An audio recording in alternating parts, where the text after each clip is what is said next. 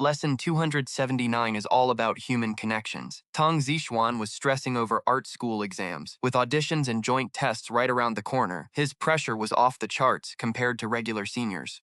Go with the flow. Stop worrying so much. I tried to reassure him. Easy for me to say. What if I fail to get into Peking University? Tang Zixuan gave me a long look. I shook my head and said firmly, no way. You are totally making it to Peking University. You're so confident, huh? Tang Zixuan shot me a suspicious glance, then muttered, fine. I will trust you this time, since you are my hubby anyway. Through the rest of February and all of March, besides grinding for regular college entrance exams, Tang Zixuan had cram school on weekends and after every single class. After a few mock exams, the teachers couldn't stop praising his hidden talent. Starting his art prep in the final year, he had already cleared the key score baseline. But clearing the bare minimum baseline meant nothing to Tang Zixuan. He needed way more than that. He needed Peking University standards. Curious, he checked the historical score gaps between Peking U and regular key universities. Seeing the massive chasm almost made him faint right on the spot.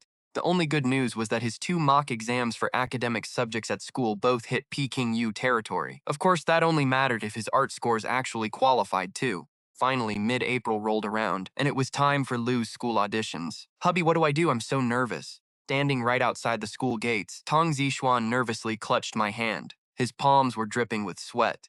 Just an audition. If you want Peking University, the joint exam is what actually counts, I told him calmly. But what if I fail the school audition itself? Tang Zixuan was still sweating bullets. No chance, I shook my head. It's your own school's evaluation anyway. Unless you made total enemies with the faculty, they aren't going to fail you on a school audition. Guess that makes sense. Tang Zixuan finally calmed down. It was just like back in my own college days. Getting a 60% passing grade on an exam had very little to do with how many questions you got right. As long as you hit the right emotional notes with the grader, you'd never fail.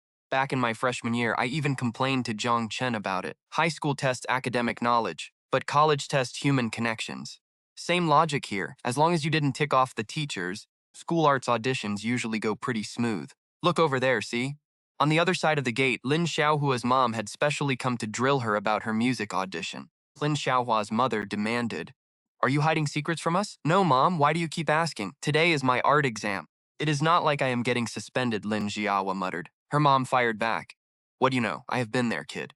"Exam tests your reputation," Lin Xiaohua sighed. "Mom, know why Dad never comes home?" Her mother frowned, clearly trying to think. "Because your nagging is exhausting," Lin Xiaohua smirked. "You little brat," her mom snapped. I watched them, thoroughly amused by the drama.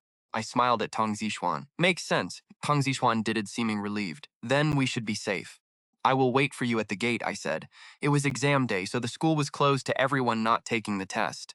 "Wait for my good news." Tang Zixuan pumped her fist at me. "I will definitely pass." I smiled and nodded. Tang Zixuan walked in. Suddenly, someone slapped my shoulder. "Hey, Jiang, you are here? Aren't you going home to study?" Turned around. It was Zhongfen wearing a sly grin. He pointed at Lin Xiaohua's back. "Well, Xiaohua has her exam today, right?"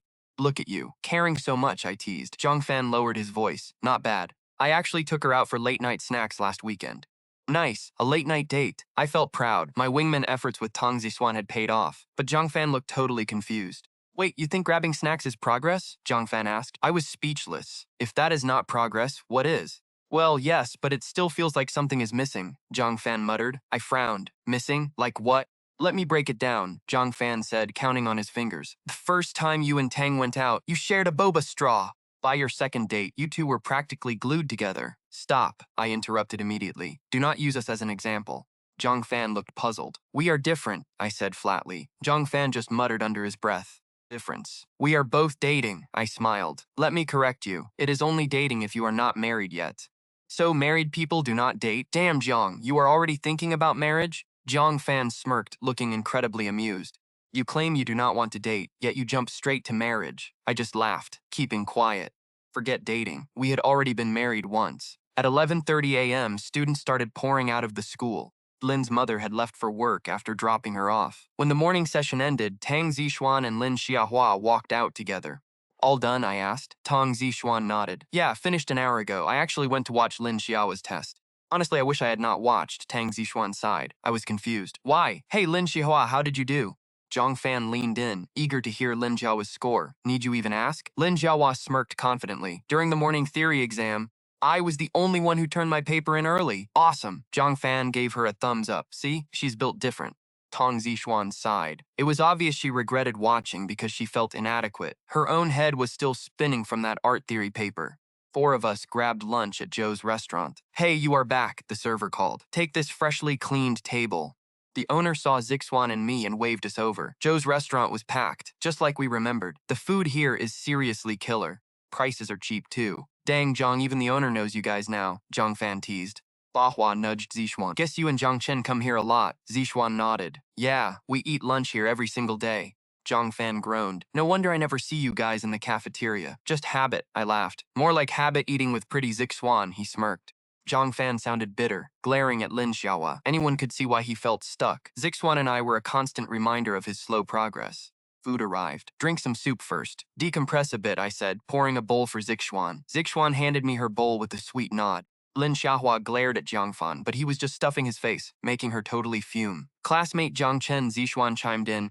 "You eat more too. You waited so long for me at the gate." Zixuan put food in my bowl. Jiang Fan looked up and saw this.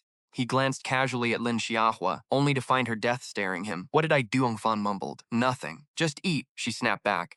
Lin Xiaohua aggressively shoved food in her mouth like she was chewing Jiang Fan alive. From what I could tell, some wire in her brain had shorted. Jiang Fan scratched his head, staring jealously as Zixuan put food in my bowl. Finally, he whispered to Lin Xiaohua, "Maybe we should..."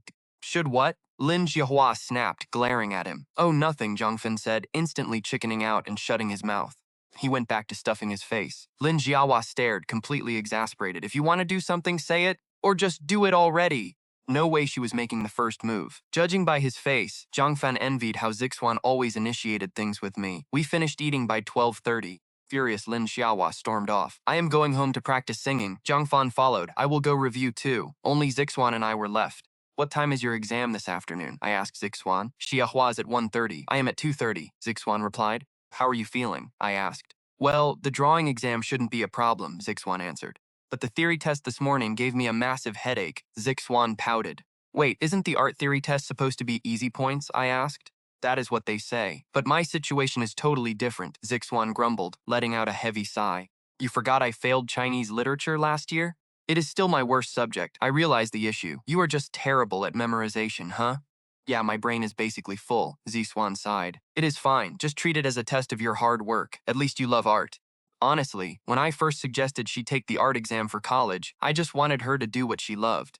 For you to say, "If I fail this, it will ruin everything," Zixuan mumbled, resting her chin in her hands, looking completely depressed.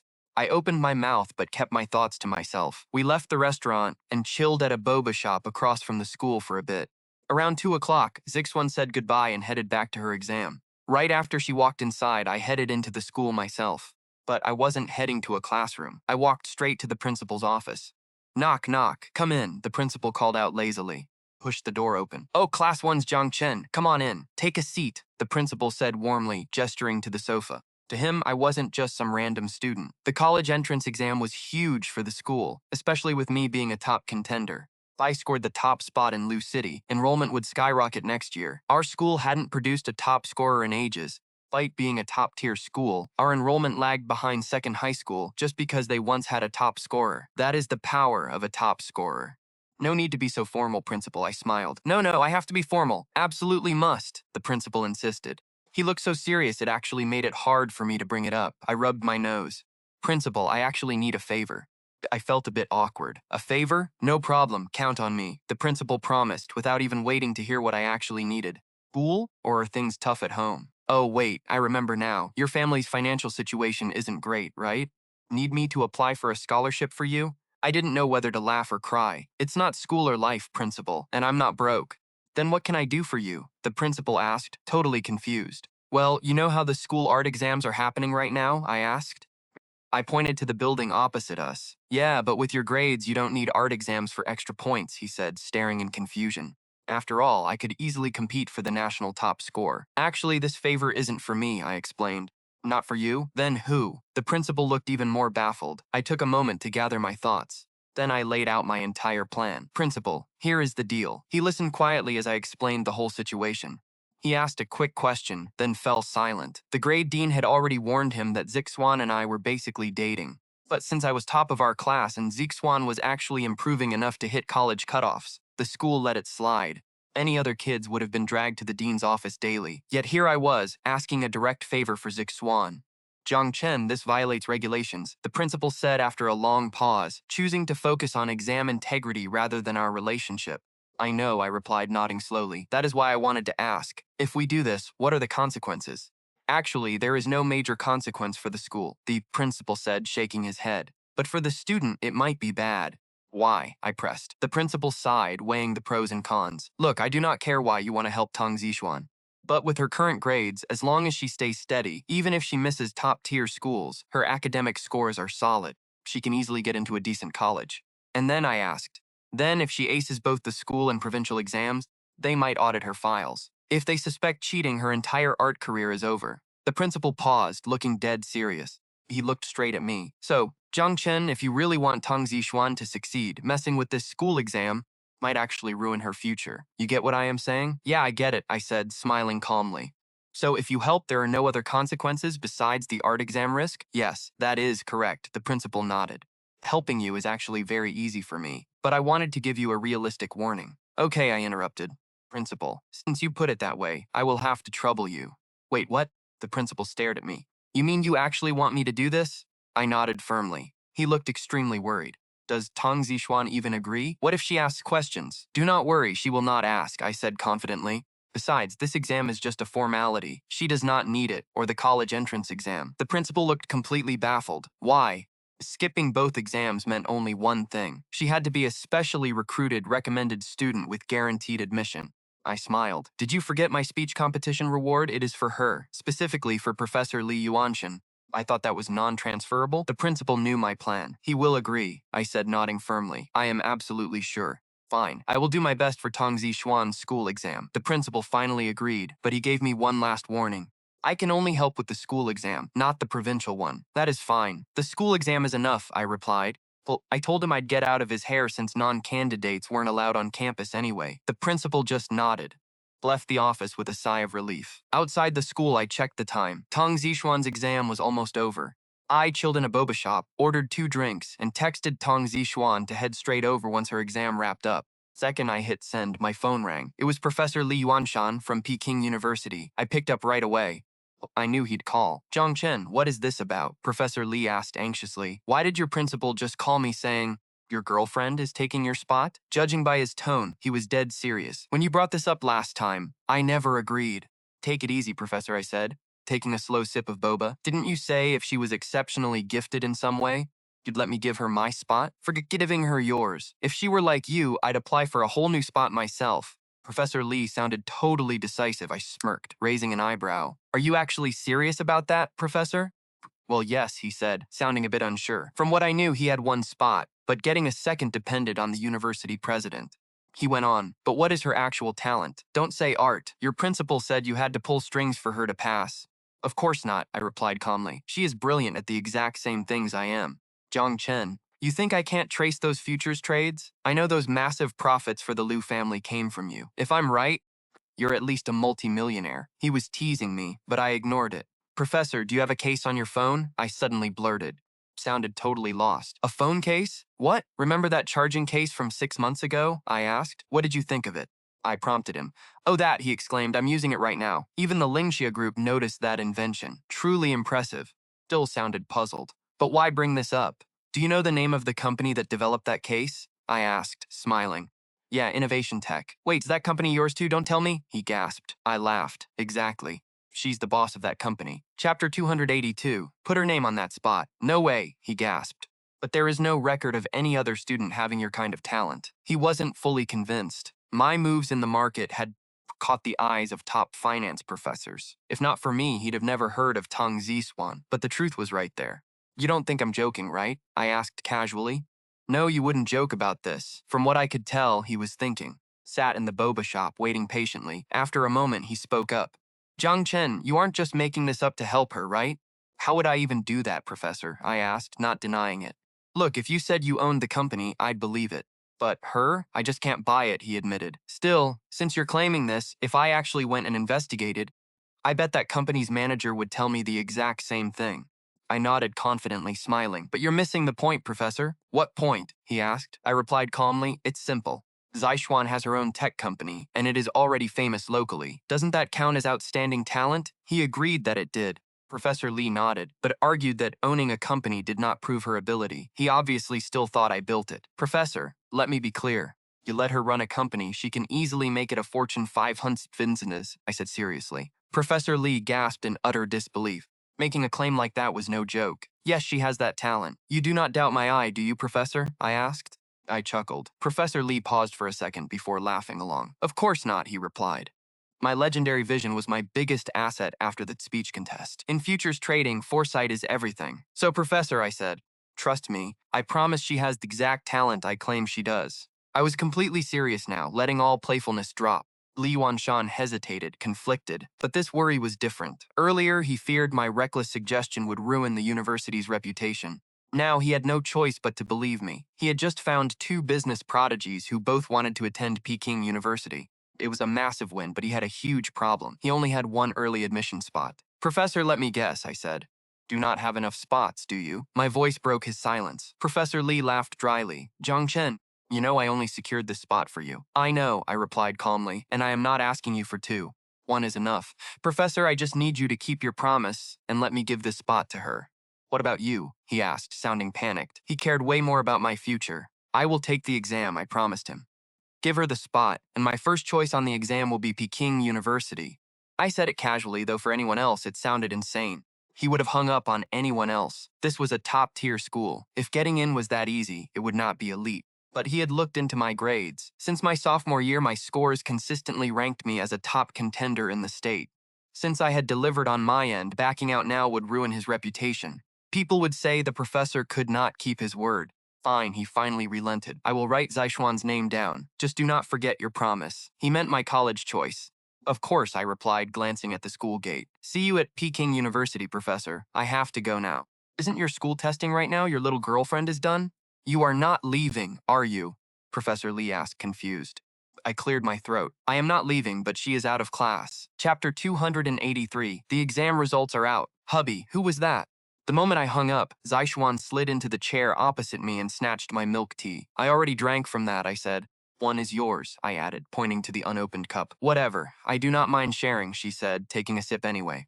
She really did not care. Up to you, they are the same flavor anyway. I shrugged. Hey, hubby. She suddenly pouted, staring at me with mock suspicion. What? I asked. You still haven't answered me. Who were you on the phone with?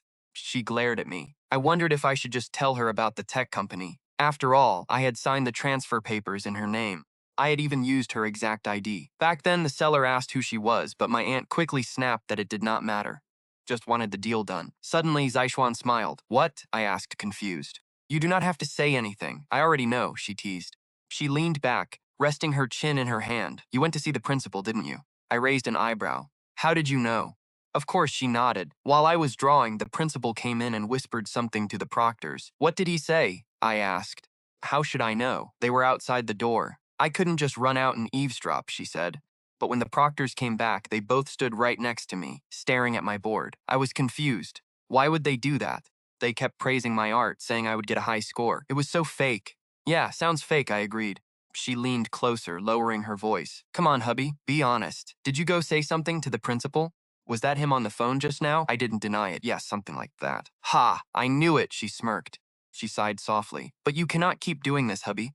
Doing what? I asked. For school exams, sure, you can pull strings. But what about the national exam? A school like Peking University looks at national scores. Pouted. The local test is only for Beijing kids. I still need real scores. If you keep interfering, how will I ever know my actual talent? I finally understood what she was getting at. I just smiled. Are you only doing art for the grades? Not entirely. I genuinely love it, but I still need to pass to get in, she said. You will get in, I said flatly. Why are you so sure? She asked, curious. My practice scores in prep class are still way below the line. No excuses, I shrugged. I said you will get in. So you definitely will. Zixuan gave me a suspicious look but decided not to push it any further. Fine, I will take that as encouragement. She looked down, playing with her straw. Right now, enjoying her milk tea was her only priority. Results came out a week later. Just as I expected, Tang Zixuan ranked in the top 3. Lin Xiahua, who also took it, was impressed. You always said you were barely passing those prep class exams. You totally lied to me, Lin Xiahua complained to Tang Zixuan. Well, it wasn't exactly a lie, Tang Zixuan mumbled. Oh, come on, yes it was, Lin Xiahua shot back. your test scores, you can basically choose between Tsinghua or Peking University. Lin Xiaohua rolled her eyes. This really isn't my real strength. Jiang Chen, explain it to her. Tang Zixuan glared at me. It was obvious she blamed me for pulling strings to get this score. Nodded slowly. Some students are just like that. They mess up prep tests but crush the actual important exams. I guess that makes sense, Lin Xiaohua agreed. Alright, whatever. Why are you acting so bitter toward me anyway? It's not like I didn't see your music scores, Tang Zixuan smirked. Wait, teacher's coming. I'm going back to my seat. Lin Xiaohua glanced at the door and dashed to her desk. So what did she get? I asked, pointing toward her. Tang Zixuan shrugged. She's played since she was a kid. Top of the class isn't that hard. Suddenly, Teacher Zhang Shuli called from the hallway. Yes, Teacher Jiang? Tang Zixuan stood up, deliberately stepping away from me. Under our teacher's watchful eyes, we had to keep our distance. Come to my office, the teacher commanded before walking off. Tang Zixuan whispered to me, Babe, did I do something wrong recently? Instead of following immediately, she muttered the question. Doubt it, I whispered back. Everyone has been totally focused on studying for college exams. Tang Zixuan was no exception. Then why does she want me, she asked. Honestly, I have no idea. I shook my head. Well, guess I'll go find out, she said, finally heading out of the room. She followed the teacher to the office. She didn't come back for the entire evening study session, even after the sun had fully set. It was past dismissal, and most of our classmates were gone before she finally showed up. But judging by her face, she looked miserable. She seemed totally down. Chapter 284. What did the teacher say? I asked, walking over to her. He wants me to take the early admission track, Tang Zixuan snapped. Peking University? I blurted out. If everything went smoothly with Director Li, it made sense. Bot should have been locked in by now. I wish it was Peking University, Tang Zixuan groaned. Teacher Zhang is pushing me toward Liuxi Art Academy. Liuxi is basically just a medical school, Tang Zixuan huffed. Sounds pretty good to me, I teased. Good? Are you serious? Tang Zixuan glared at me. Babe, be honest. Are you trying to dump me at that art school just so you can run off and live your best life? That is not what I meant, I said, sighing. I just meant from Teacher Jiang's perspective, getting into Liuxi is actually a pretty sweet deal. But I want Peking University, Tang Zixuan pouted. Anyway, you must have told Teacher Jiang your choice. Why were you in her office for so long? That was exactly what I was wondering. It is all your fault, Tang Zixuan rolled her eyes. The principal already briefed the teachers about the art exam scores. Our teacher knows too. She says my provincial score won't top my school exam. If I skip early admission, who knows if I will get anywhere better? Tang Zixuan grumbled. And what about mine? I pointed at myself. Whatever, forget it. I know you just want me happy, Tang Zixuan waved it off. But hearing Teacher Jiang say that really ruined my mood. What did she say? I asked. She said wanting Peking University is just a daydream you put in my head. Tang Zixuan sighed. We will prove her wrong, I said, patting her head. Easy for you to say. I honestly do not have much confidence for the provincial exam, Tang Zixuan admitted, looking worried. Just do your best, I replied. I said. I guess that is all I can do, Tang Zixuan sighed. I looked at her. Continued, you always say your drawing is improving fast. Why the sudden panic? Maybe I am just nervous, Tang Zixuan muttered, unsure of herself. B. Hey, can you look at these? Tang Zixuan pulled out some sketches from her bag. They were her art class assignments. Babe, do you think I have improved? Tang Zixuan handed me the sheets. A lot, I nodded. How much? Well, when I saw you drawing in the office before, I thought it was doodling. Now, at least I can tell it is art. School exam's over. The provincial unified art exam was next. There was less than a month left. About 3 weeks to prepare. During this time, Tang Zixuan studied like crazy at her art class. Every single day after class, she would grill me, asking if her latest piece showed any improvement, and exactly what made it better than yesterday's. Put me in a tough spot. I had never studied art, so how would I know any of the technical terms? Still, watching her, anyone could see she was not just studying for an exam. She was pouring her heart into her passion. With 3 days left before the provincial exam, during the last evening study session, Teacher Jiang called Tang Zixuan to the office again. Tang Zixuan sighed heavily, guessing she would get lectured about early admission. After all, the early admission list was finalized tomorrow, right before the big exam. But even 30 minutes after the final bell, she still was not back. Only some students on cleanup duty and I were left in the classroom. Zhang Fan walked over, patting my shoulder. Still here, Zhang? Waiting for Zixuan. I nodded. But school ended ages ago. What is the old witch doing keeping her in the office this long? Zhang Fan muttered.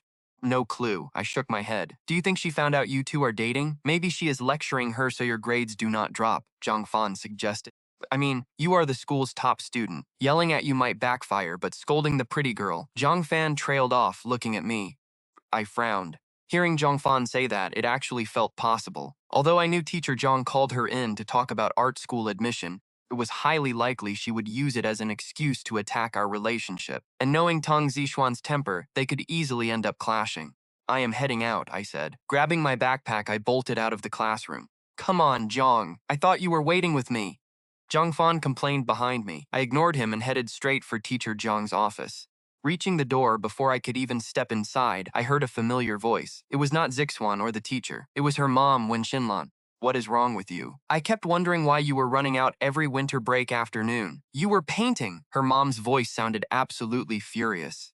Your grades are good enough for a top university. Why art? Why not just take the regular college exam? You kept me in the dark for so long. Tang, teacher Jiang tried to calm her down. I had no idea either. I did not think you were completely unaware of her taking the art exam. Judging by her face, it was not just an excuse. The teacher truly had not expected a student to prep at an outside studio for so long without her parents ever finding out. Honestly, the issue is not the painting itself. Passing the school exam does make getting into college easier, teacher Zhang added. Liuxi Art Academy has offered her admission. Liuxi Art Academy? Well, that is not bad. From what I could tell, Wen Jinlan's anger seemed to cool. She was mad about the secret, but early admission was great. But right then, Tang Zixuan spoke up defiantly. I am not going to Liuxi. The only school is Peking University. Her daughter finally had a goal to study for. Hearing her insist on Peking University, Wen Xinlan looked totally stunned, while teacher Jiang stood there looking completely helpless. Mrs. Tang, that is exactly the problem. To the teacher, the art exam itself was not the issue. Tang Zixuan's overall grades had actually been steadily improving anyway. The art bonus points did more good than harm. Keeping secrets was wrong, but the teacher likely knew any mother should be thrilled about an early admission offer. Most kids would die for early admission to skip the grueling final exams, but Zixuan was obsessed. She insisted on taking the provincial exam to fight for Peking University, even though from her teacher's perspective she was far from ready. Tang Zixuan insisted on taking the joint exam to get into Peking University. Honestly, our teacher Zhang Shuli knew her real grades better than anyone. Sure, she made progress after transferring, but her grades have stabilized now. Stepping it up again? That's not as easy as it sounds. Is there a problem with me wanting a better school? Zixuan snapped. It was obvious she didn't care about sparing teacher Zhang's feelings right now. She knew early admission at Luz meant we couldn't go to Peking University together. I figured it was time to finally tell them the truth. I took a deep breath outside the office, ready to knock. But before I could, Wen Jinlan's voice cut through the door. Froze, my hand hovering. I think we should let Xiao Rou try, Wen Xinlan told teacher Jiang. Just let her try. Teacher Jiang looked totally baffled. Wen Jinlan nodded firmly. Sure, she hid her art classes from me, which pissed me off. But hearing her aim for Peking University, I'm not even that angry anymore. That got my attention. I stared at Aunt Wen while Zixuan looked at her mother in sheer disbelief. Wen Xinlan sighed. After all, this is her first real academic goal. This girl has always been a wild child, just playing around. Totally reckless. In freshman year, she literally kicked a boy in the crotch. His parents came storming into the school over it. Mom, why are you bringing that up? Zixuan blushed. Anyone could see she was dying of embarrassment far more than any normal teenager would be. Knowing she was a reborn adult, I got it. Since she is finally taking school seriously, why not let her try? Her mom asked teacher Jiang. But Mrs. Tang, teacher Jiang insisted, clearly trying to talk sense into her. With her current grades, she can easily get into Peking University academically. But she's been painting for less than a year. Didn't she ace the school art exam? Wen Xinlan countered. Teacher Jiang explained those grades were internal, based on effort. Her score was generous but you just said she made massive progress, Wen Xinlan interrupted. If she can do that academically, why not with art? Teacher Jiang was completely speechless. Judging by the look on Zixuan's face, she couldn't believe her mother's sudden support. Mom, you really trust me? Wen Jinlen flicked her forehead. You're actually studying and aiming for a top school. As your mother, of course, I'll back you up. Swan smiled. It was obvious she was relieved. She probably realized she'd been overthinking things. Meanwhile, I stood outside the door. I rubbed my nose awkwardly. I'd expected her mom to force her into Lu's Art Academy, so I'd already texted my partner to send our company files. I was ready to reveal her co-owning my startup and her early admission. Turns out, I didn't need to. Well, teacher Jiang sighed since you say so. As her teacher, I won't argue. Teacher Jiang finally gave in. Though I still think Luz is safer, if you two want to fight for Peking, I'll support you. But remember, when you fill out your applications, your top choice will be Peking University, correct? Teacher Jiang looked at Zixuan. She nodded without hesitation. Then your backup choice must match your average grades. You always need a safety net, Teacher Jiang advised. I know, Zixuan agreed with a nod. All right, it's getting late, the teacher added, looking at the clock. Hang, sorry for pulling you away from your job. Teacher Jiang stood up, packing her lesson plans. I know you only want what's best for her, Wen Jinlan said politely. Let's not keep her from her books any longer. Some rest tonight. The daytime classes are brutal. Will do. With that, the three of them walked out of the office. Seeing me standing by the door, Teacher Jiang raised an eyebrow but kept quiet. Zixuan looked a little surprised to see me there too. It was obvious she figured I'd come looking for her. After all, school had ended ages ago and she hadn't come back to class yet. Only Wen Xinlan looked confused. Jiang Chen, what are you doing here? Oh, I'm waiting for Zixuan, I replied smoothly. I pointed to Zixuan. Waiting for her? Her mother asked, looking back and forth between us with suspicion. I nodded calmly. Yeah, she had some questions about yesterday's exam, so I promised to help her after school. Ah, I see, Wen Jinlan nodded. From what I could tell, she truly believed we only ever hung out to study. All right, I'm heading home. Study hard, her mother told Zixuan before leaving. Don't worry, Mom, I got this. Zixuan nodded. Make sure you review, Teacher Jiang added as she walked off. We all walked out together. The adults split up, and Zixuan and I headed back to our apartment. But she didn't go to her roommate's place. She followed me straight to my room instead. Hubby, did you see everything? She asked, face planting onto my bed. Yeah, saw it all, I replied. I can't believe my mom actually supported me. Last time I brought up Peking University, she practically lost her mind. Judging by her dazed expression, she still felt like she was dreaming. Makes sense, I teased.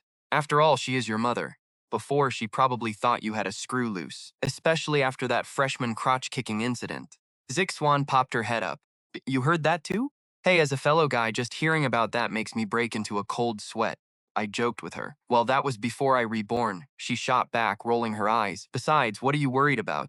Ruining you won't do me any favors anyway. Zixuan pouted. But seriously, why did she suddenly switch sides? She looked up at me. Before you just talked. This time you actually put in the work. I shrugged.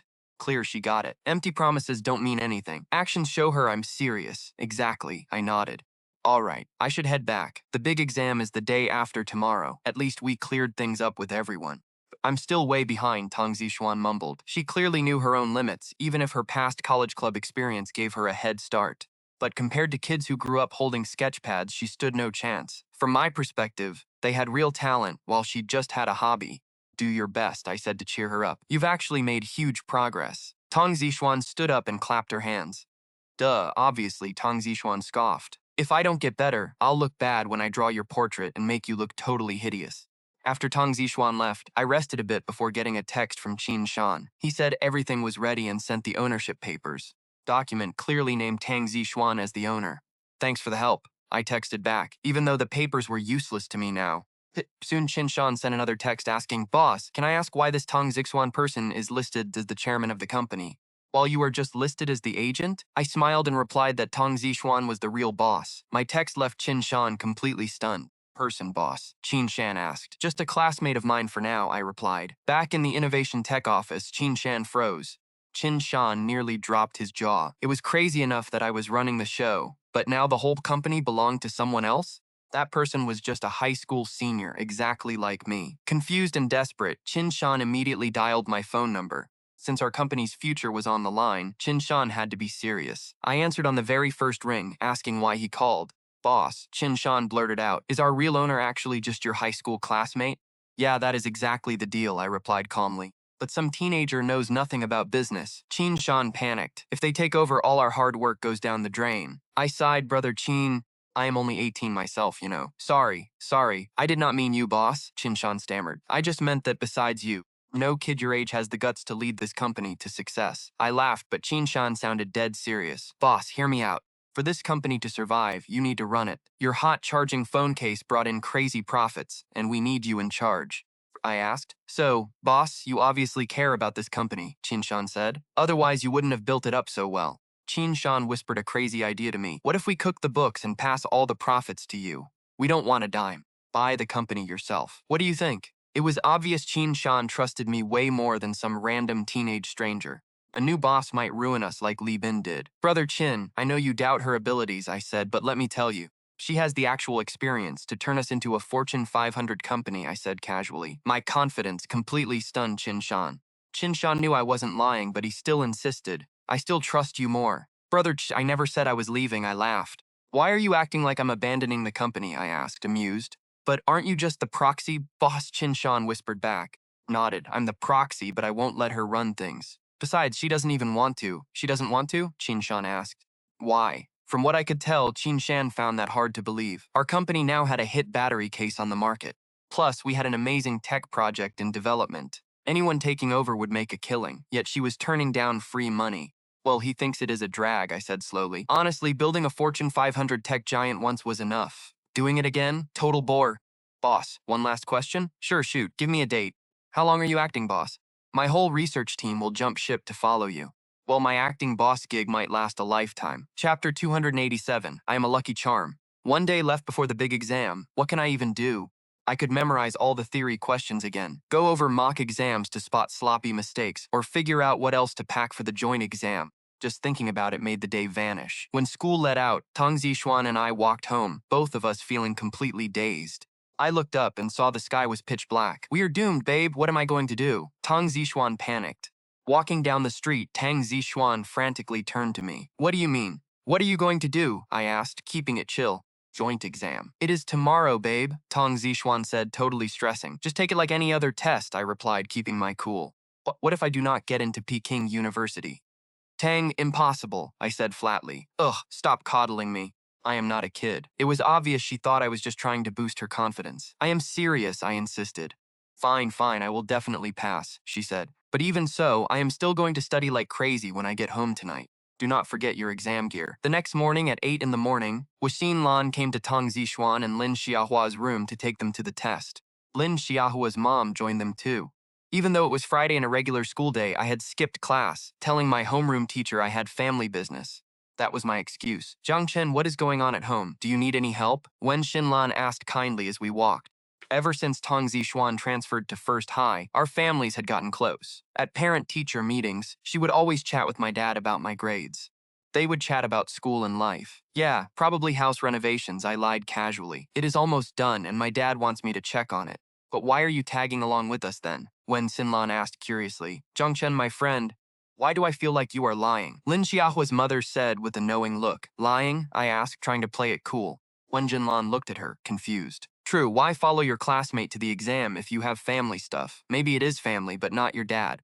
Lin Xiaohua's mother giggled, covering her mouth. Mom, shh. Lin Xiaohua quickly motioned for her mother to shut up. Lin Xiaohua had heard her dad say that Tang Zixuan and I were extremely close, like closer than normal high school couples. But her crazy mom just blurted out, I get it.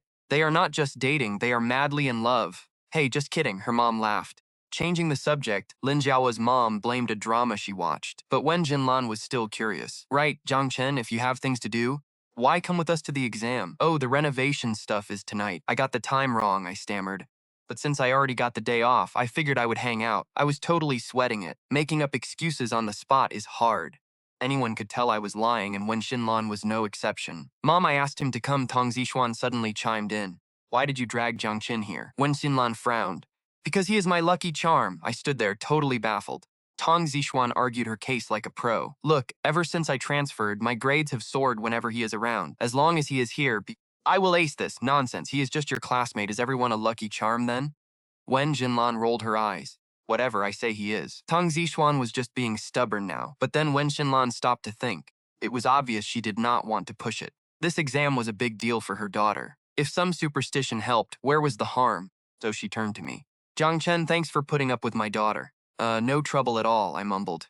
I was sweating bullets inside. I could not believe she bought that. Tang Zixuan must have been playing her mom for years. Anyway, their exam was at number 8 high. It was another top school. When it was time to enter, the girls disappeared into the crowd. Outside, parents like Wen Xinlan and Lin Xiaohua's mom waited anxiously. After the morning theory exam, the girls came out in high spirits. Over lunch, even Tang Zixuan, who had been a nervous wreck, was back to her usual bright self. She even winked at me right in front of her mom. Jiang Chen, you really are my lucky charm. I actually aced my worst subject, theory. Chapter 288. Playing it safe means failing. The exams continued in the afternoon. Usually, after the written theories come the practicals. For Lin Xiaohua, a music major, she had to sing. For Tang Zixuan, an art major, she had to face sketching and painting. Round. Students did not stream out nearly as fast as they did in the morning. First batch finished around 4 in the afternoon. Lin Xiaohua finally emerged at 5. Mom, I am done. How did it go? Her mother asked. Lin Xiaohua gave her mom a huge thumbs up. Piece of cake. Kyoto Music Academy is definitely happening. I recalled Tang Zixuan telling me that was where Lin Xiaohua ended up anyway. All right, her mother sighed. Guess there is no convincing you to try for Tsinghua. Mom, why are you so obsessed with Tsinghua? Lin Xia and I went there. We know the campus, so we would feel better. Mom, do you really think Tsinghua is that easy to get into? Lin Xiaohua complained. Why not? Her mother said, deadpan. Back in our day. Okay, Mom, please spare me the history lesson. So sick of hearing this, Lin Xiaohua groaned, covering her ears. She asked Auntie Wen if Zixuan was out yet. Auntie Wen sighed, not yet. Auntie Wen nodded, scanning the campus gates. We waited for about 10 minutes until she suddenly gasped, Look, there they are! Lin Xiaohua spotted Tang Zixuan walking out of the school gates and waved. Tang Zixuan froze for a second before offering a weak smile. Auntie Wen leaned in, whispering to me, Jiang Chen, look at Zixuan, she looks so calm. Do you think she did well or what? I don't know, I said, shaking my head. But I noticed it too. Zixuan didn't look nearly as excited as she did this morning. Mom, I'm done, Zixuan said, walking up to us with a forced smile. Auntie Wen immediately asked, well, how did it go? Auntie Wen looked anxious. Zixuan shrugged and finally muttered, how do I put this? I guess I just played to my usual level. That means you killed it, Lin Xiaohua chimed in. Zixuan let out a soft laugh. Yeah, sure. Something like that. Let's grab a massive dinner to celebrate finishing our art exams, Lin Xiaohua suggested eagerly. Both of our moms agreed instantly. Actually, I should head back to the apartment near school, Zixuan said after a pause. Lin Xiaohua looked confused. Wait, you're not coming? Bixuan rolled her eyes at her. Xiaohua, I'm not a prodigy like you. Your music skills are insane, so you don't have to worry. My art skills are barely a year old, so my academic scores need to be perfect, and Peking University's cutoff is brutally high. Auntie Wen agreed. Yeah, I checked it. It's crazy high. Zixuan nodded. So, Mom, I'm going back. Finals are in a month. Study, Zixuan added. Lin Xiaohua's mom sighed. All right, Xiaohua, let's head home too. Let's see if your dad's back. Lin Xiaohua nodded, then pumped her fist at Zixuan to cheer her up. Best friends forever, obviously. As everyone split up, Zixuan started walking back to the residential area near the school. Naturally, I followed right beside her. Zixuan turned to me. I thought you had to check on the apartment renovations? I smiled. Just an excuse. Didn't actually buy that, did you? I shrugged. Zixuan pouted. Please, of course I didn't. The usual level means it went badly, I asked. Zixuan let out a heavy sigh. Yeah, to Xiaohua, a normal day means a top score. But for me, even my absolute best might not be enough to get in. She lowered her head. From what I could tell, she'd really hoped the art exam would be her shortcut there. After all, she loved drawing. But reality is brutal. She hadn't touched a brush in years. Her daily life was always about business, not art. Starting over was easy, but keeping up with actual artists seemed tough. She looked incredibly stressed. No need to be so gloomy, I said. Squeezed her soft hand. Art is just your hobby. The exam is just a progress check. You've improved and that's what matters, she sighed. I know, but I'm still probably going to fail the Peking University cutoff, Zixuan muttered. Suddenly, she stepped in front of me and spun around, looking deadly serious. I blinked. What? I'm applying to a Tier 2 college in Kyoto instead, she declared. Zixuan, don't. I know you want us to stay together, but Peking University is your dream. Trust me. I started, but she cut me off. I sighed. Of course I trust you, she continued. So even if we end up at different colleges, you have to visit me the second you get free time. Why the face? Planning to flirt with other girls the second my back is turned. She jabbed a finger at my chest, trying to look threatening. No way, I said, gently pushing her hand down. What if our campuses are miles apart? That's going to be a hassle, she gasped. A hassle? You're buying me boba right now to apologize. Or I will never forgive you, she fumed. I chuckled. Boba is on me. But you completely missed my point. Then what did you mean? She asked suspiciously. I thought for a moment. How about this? Let me show you something. Chapter 289. He is your real boss. Go where? She asked, tilting her head. You'll see when we get there. I hailed a taxi. As we got in, she kept nagging me. Babe, seriously, where are we going? Dying of curiosity. I'm selling you, I teased. She immediately smirked. You love me too much to do that. I shrugged. Well, there you go. Just trust me. She hopped into the cab right after me. But when I gave the driver an unfamiliar address, Zixuan shot me a suspicious look. Okay, now I seriously think you're kidnapping me. Soon she recognized the scenery outside. Wait, is this Lou's Tech Park? I nodded. Yeah, it's still under construction, but it's getting there. But this whole area is just tech offices, she said, looking totally baffled. What are we even doing here?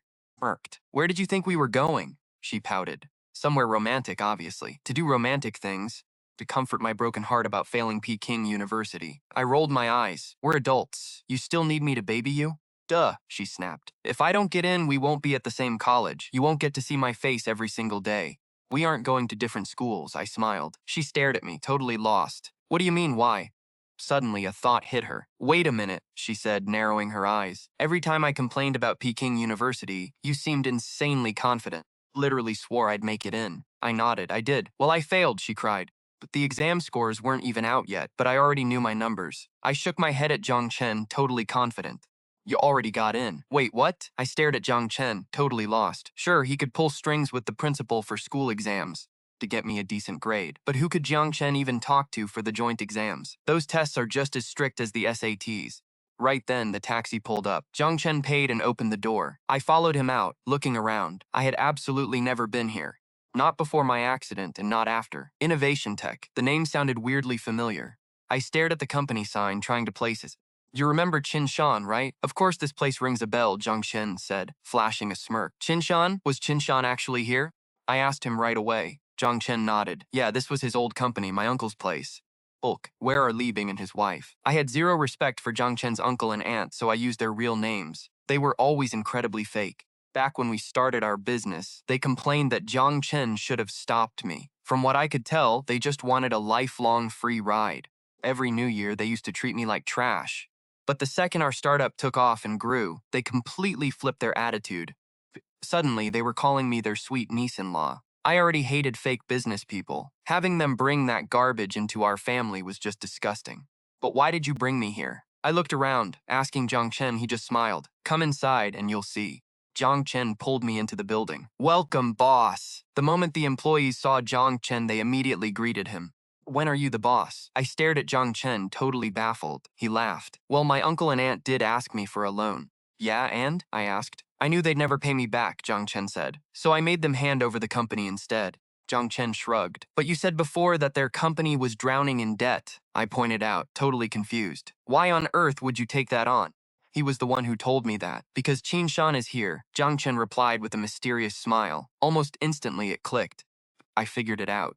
Qinshan had the charging phone case project, but Li Bing's drama delayed the launch and made them miss the prime market window. So you bought this company just for Qinshan's project. That means the recent viral launch of those charging cases was all you. Pretty much, Jiang Chen nodded, leading me upstairs. We reached the general manager's office, and a voice called out, Boss! The moment Jiang Chen pushed the door open, Qinshan rushed to greet us. I stared at Qinshan. He looked surprisingly young back then. Qinshan stared at me, totally caught off guard. You know me? He asked. Oh, no, I don't, I stammered, shaking my head. Shook my head quickly. Knowing him was from my past life, before my rebirth. Qinshan turned to Jiang Chen. Boss, who is she? Jiang Chen smiled. She's the real boss. Qinshan stared at me, clearly trying to process what Jiang Chen just said. Judging by his face, he probably thought I was just some teenager. Sure, I dressed well, but I lacked Jiang Chen's insane, cool confidence. It was obvious that he doubted if a young girl could run things. Is everything ready? Jiang Chen suddenly asked. Qinshan nodded. Yes, all set. Snapping out of it, Qinshan gestured toward his desk. Come take a look. Jiang Chen pulled me over to the table. Only one document sat there. I grabbed it without hesitation. It was a business certificate, and printed right there under company owner was my own name. I was the boss. Even though Jiang Chen mentioned buying the company from Li Bing, I had no idea. He never said he bought it for me. Wait, I demanded, looking up at him. When on earth did you steal my ID card? You need IDs to transfer a company. Jiang Chen shrugged. Well, you always make me carry your bag, so I just grabbed it. I went dead silent. The company was officially under my name. And with how crazy those charging cases were selling, even with their debts, owning this place was going to make me filthy rich. How much did you spend? I asked, frowning. 3 million, Jiang Chen said casually.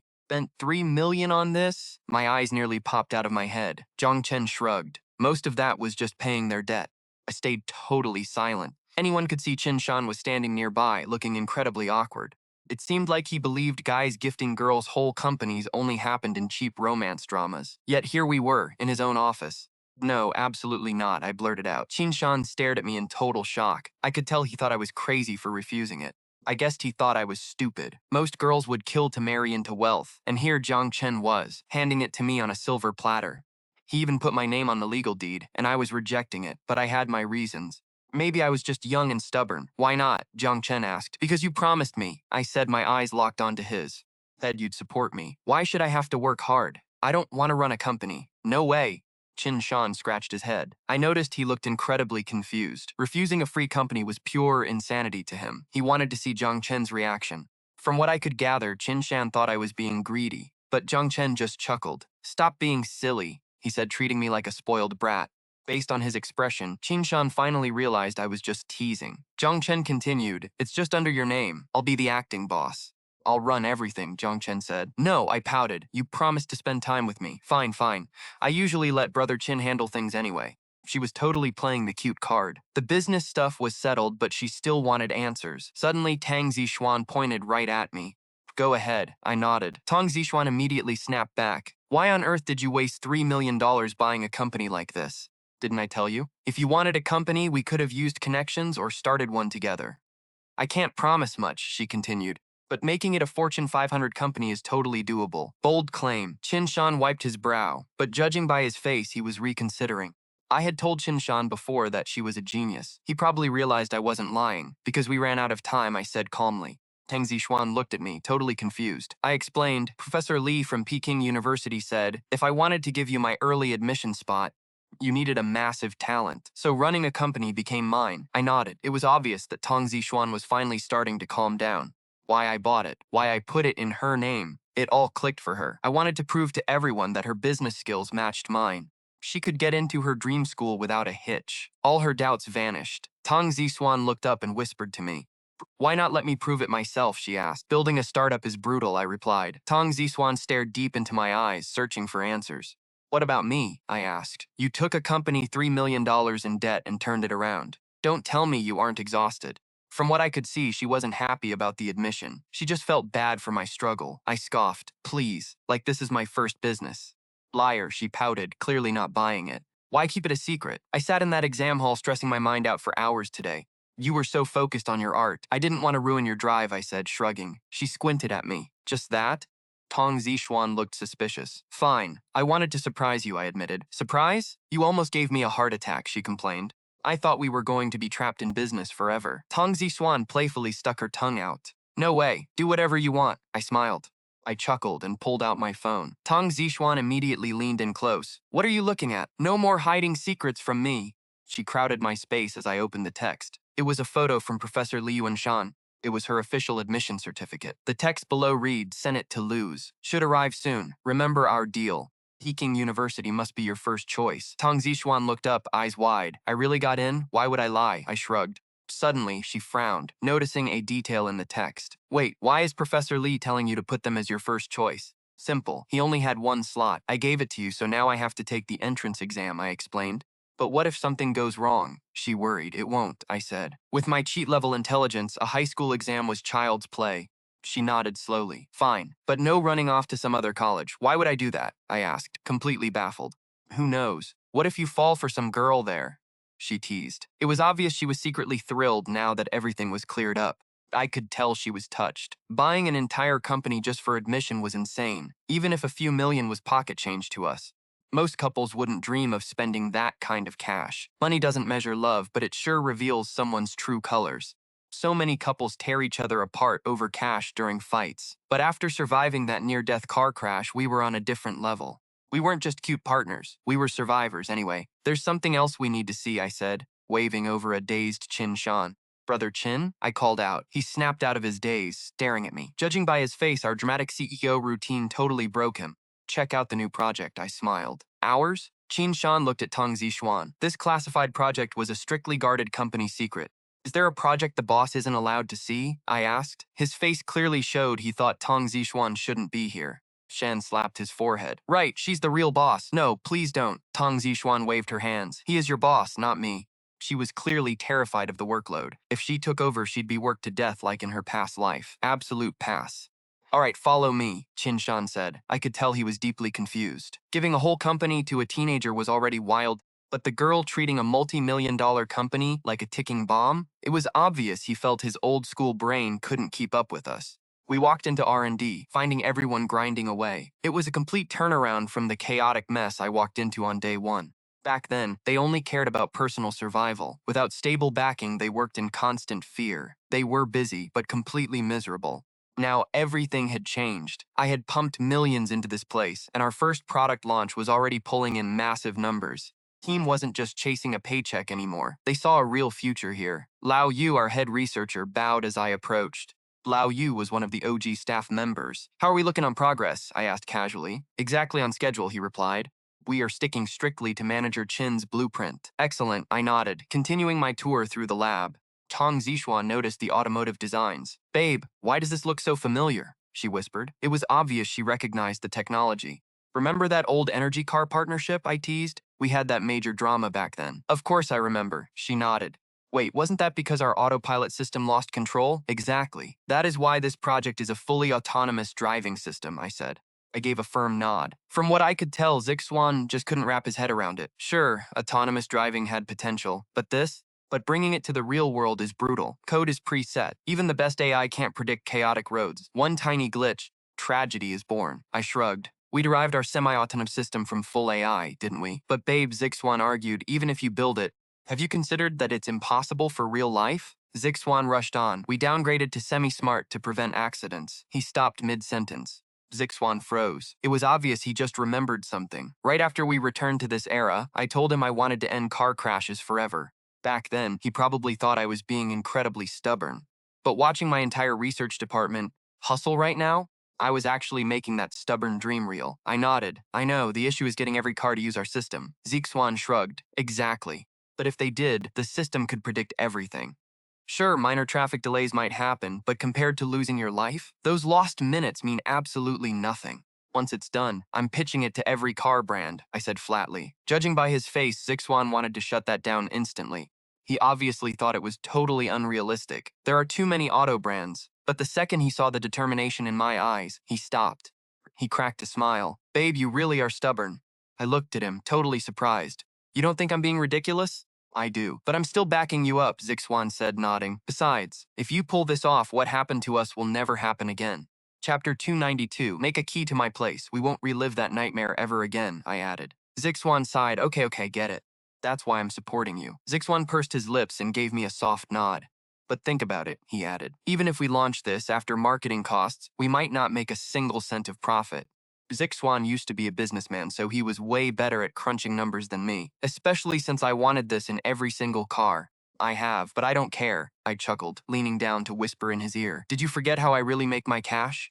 "Oh, right," Zixuan nodded. "Honestly, as long as the futures market existed, I never had to worry about our tech startup losing money. So even if we bleed cash, I'm keeping this company alive," I sighed. Zixuan smiled. "Hey, there's absolutely nothing wrong with that."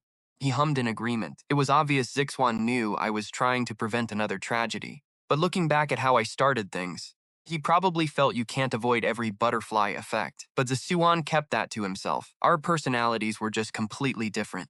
From what I could tell, Zixuan saw me as an overplanner who calculated every worst-case scenario. It sounds smart, always having a backup plan. But it made me hesitate and overthink. At first, I actually tried pushing Zixuan away. He, on the other hand, just lived in the moment. He only cared about the here and now. When we got sent back in time, our reactions were polar opposites. I wanted to avoid him. Juan desperately wanted us together. Two different minds. I doubt he thought he was right and I was wrong. He hated the thought of me running, but he knew I was just trying to protect him. To be fair, my obsession can get intense. From my rebirth choices to this tech project, it's all part of my obsession. But Zixuan always promised to keep me grounded when I go too far. Otherwise, he stays right by my side, like supporting this crazy project. It's unrealistic, but it'll save lives. After touring the lab, Bond stretched, pulling my arm. "Come on, babe. Let's head home." Qinshan watched us. "Boss, aren't you showing him the other offices?" Judging by his question, Qinshan assumed I was giving a tour. Zixuan shook his head. "No way. Offices give me a major headache. I just need to know what he's up to." We left and headed back to our apartment near campus. Zixuan sighed. "I can't believe it. I got my Peking University acceptance letter like this." He was practically glowing. I chuckled. "Don't get ahead of yourself. It's still in the mail." "Whatever. It's mine anyway," he smirked. Without the pressure of college entrance exams, life felt 100 times lighter this time around. "So what's next?" I asked. "Still going to art class?" I knew he didn't just paint for exams. He genuinely loved it. "Probably not," he mused. "It's just a hobby. I've got enough to practice for now, and it's not like I need a degree in it." "True," I nodded. Since we bypassed the college entrance exam drama, what did he want to do next? Asking that question Made me think of the checklist in my nightstand drawer. I've been crossing things off, wondering what happens when it's finished. Any ideas? Let me think. Zixuan rested his chin in his hand, eyes darting around. Oh, got it! He suddenly stepped right in front of me. Pulled out his hand. Keys, please. Keys? Yeah, the apartment keys. Chop, chop! I didn't argue and just handed them over. Juan grinned and marched straight to a locksmith stand. Hey, uncle, need a copy of this. Sure, 5 yuan, the old man said. Juan handed over a 5 yuan bill. I watched him, totally confused. If you want to come over, why not just knock? Why get a key? Xuan smirked. Secret, he refused to tell me. The locksmith glanced up at us, a knowing look on his face. You two dating? He asked. A sweetheart wanting your keys is totally normal. I just stared at him. Chuckled, clamping the metal onto his machine. I didn't know whether to laugh or cry. You're an expert on romance, uncle? Please, I've been around the block, he bragged. Back in the day, before my wife and I tied the knot, we lived in the factory dorms. When Tang Zixuan first asked to copy my dorm key, I thought it was pointless too. But then she started checking up on me. The locksmith stopped working and gestured for me to lean in. I bent down while Tang Zixuan stood nearby, looking completely annoyed. Why can't you say it to my face? Tang Zixuan snapped. Go on, girl, don't butt into men's business. The locksmith waved her off. Then he whispered to me, Kid, once your girlfriend has your key, you better not have any other girls over at your place. Not even sexy magazines or DVDs. My wife found one cheap magazine and accused me of cheating. See what a mess that makes? Explaining all that is such a pain. If it's a pain, why are you still making her a key? No, that's different. Advice is free, but business is business, he grumbled, finishing the key. Chapter 293, her excuse was failing the test. You're not actually going to spy on me, right? I asked Tang Zixuan suspiciously on the way home. Why are you scared? She smirked. Not really, I replied, shaking my head. I just think having a spare key is completely unnecessary. How is it unnecessary? Look at the locksmith's wife, Tang Zixuan smiled, pursing her lips. Besides, you already know how I am. I rolled my eyes at her. Fine, I'm not gonna spy on you anyway. Just give me the key. Tang Zixuan slipped the key into her bag. I didn't say another word, and we soon reached my door. When Xiaohua gets back, are you going to tell her the news? I asked while unlocking the door. Of course, she is my best friend after all. We couldn't meet in Kyoto in our past life, but we can now, Tang Zixuan nodded. How are you going to tell her? I'll just say my test scores were bad, but a Peking University professors discovered my hidden talent, Tang Zixuan suggested. Good excuse, I agreed. I nodded. Right? Honestly, it's just getting into college. For people like us who already lived through it, really no big deal, right? Tang Zixuan patted my shoulder calmly. Fair point, I agreed. All right, I'll go get some rest. We even had to run over to that tech startup. Zixuan mumbled about being exhausted, unlocking the door next door as I walked into my own apartment. Right after I shut the door, I heard Tang Zixuan next door. Xiaohua, you're back already. Awesome news. We'll be seeing each other in Kyoto. I shrugged. No big deal for someone who's been through this before. I washed up, crashed, and before I knew it, morning arrived. Another school day. But before my alarm even buzzed, I was wide awake. I heard something moving around in my apartment. She here? I stared at the door. I was half asleep, but I definitely remembered giving Tang Zixuan a spare key yesterday. Threw on clothes and ran right into Tang Zixuan. Hubby, you're up so early? Tang Zixuan gasped, staring at me in shock. I frowned back. Why are you here at dawn? Want to know? Tang Zixuan winked, looking incredibly mysterious. I nodded. Come here then. Tang Zixuan dragged me into the living room and pointed to the dining table with a dramatic ta-da. Surprised? Shocked? I stared at the porridge and buns. You made this? Yep, Tang Zixuan nodded proudly. Started the corn porridge at 5. Bought the buns 10 minutes ago. Great, right? You actually know how to cook? I asked, highly skeptical. How hard can it be? I Googled it. Making porridge is a joke. It definitely won't end in a disaster like those potatoes last time. Tang Zixuan grinned, oozing confidence. I nodded. True, you can't really mess up corn porridge. It doesn't even need seasoning. I sat down. I took a bite. A bit thick, but totally edible. Honestly, just like Tang Zixuan said, if you follow a recipe online, it's hard to mess up. Well, is it good? Tang Zixuan stared at me, practically begging for a compliment. I nodded and set my spoon down. Yeah, it's fine. But why the sudden breakfast prep? Duh, it's totally normal. Tang Zixuan started lecturing me. Look, I got auto-admitted, but you still have to take the college entrance exam. That test is brutal. Been there. So, hubby, I'm taking over your breakfast from now on. No more skipping milk and just eating dry bread. Honestly, it was sweet of Tang Zixuan to wake up early and cook for me. But I had to ask, did you forget something? Like what? Tang Zixuan looked around totally lost. I shrugged. Sure, the exam is exhausting. But it's not exhausting for me, is it? Tang Zixuan froze. Honestly, my grades were a total cheat code from the moment I time traveled back here. I never had to study to ace tests, so why would I be tired? Tang Zixuan pouted. I don't care. I'm making you breakfast every day, and you're eating it. Fine, fine, I laughed, taking another bite. 2 days later, during evening study, since Tang Zixuan was already admitted, she was totally checked out. Her only purpose in coming to school now was rest her chin in her hands and stare at me. Tang Zixuan, our teacher Jiang Shuli, suddenly barked from the hallway. Watch your attitude. You promised your parents and me you'd work hard for Peking University. Jiang Shuli sounded pissed. Anyone could see why. From what I could tell, she knew Tang Zixuan's actual grades were mediocre, and the principal had covered for her. Her real scores were nowhere near the cutoff. The girl stood zero chance of getting in. That's why Jiang Shuli kept spying on her. Oh, right! Tang Zixuan squeaked, finally noticing her.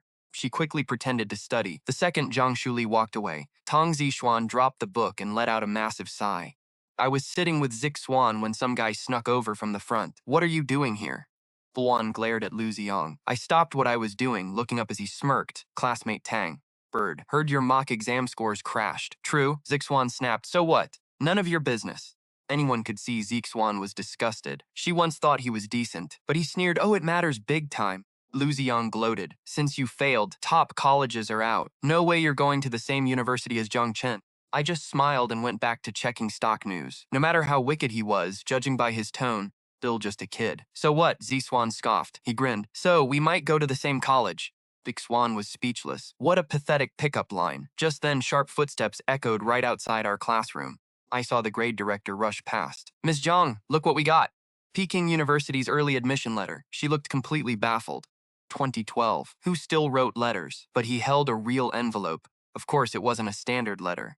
From what I could tell, the director read her mind. He teased, guess where? Ms. Zhang shook her head. Peking University. He handed it over, thrilled. Ms. Zhang, you hit the jackpot. Holding the letter, she looked totally lost. Why give this to me? It's not mine, is it? She flipped the envelope over and froze, seeing the recipient's name. How could it be him? Ms. Zhang gasped. The director. Of course not. Pre-exam letters are usually admission offers. Smiled warmly. Congrats. Now your class has 2 students heading to Beijing, too. Even though there was only 1 letter, Zhang easily got it. With my grades, going to Beijing was entirely up to my mood. If I pulled off another insane score, any university would let me in. I was obviously 1 student. The other was Zixuan. Lu Ziyang suddenly asked, Jiang Chen, where are you applying? Zixuan ignored him. He targeted me instead. Peking University, I replied without a second thought. Oh, nice. He nodded, glancing at Zixuan, but it was obvious he expected a bigger reaction. Normally, it was clear she adored me. He sneered, so, classmate Tang, you won't be going with Jiang Chen then?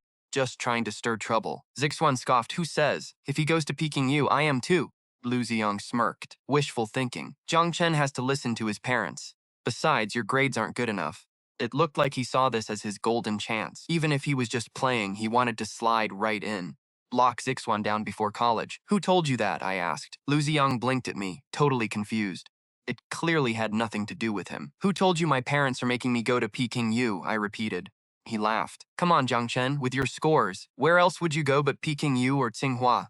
Don't tell me you'd settle for a worse school. Apparently, he'd snooped around my ordinary working-class background. We even lived in a rundown late 90s apartment. First, I don't settle, I scoffed. Second, she is making me go. Her? He whipped his head towards Zixuan. You want him to go to Peking U? Duh, I told him 1,000,000 times. Peking U is the best fit for him, Zixuan nodded. Judging by his blank stare, Lu Ziyang was completely lost. Why push me to a school she could never reach? Perhaps he thought she liked someone else and wanted me gone. That didn't make sense since we arrived together today. Zixuan cleared her throat. Ahem, classmate Jiang Chen.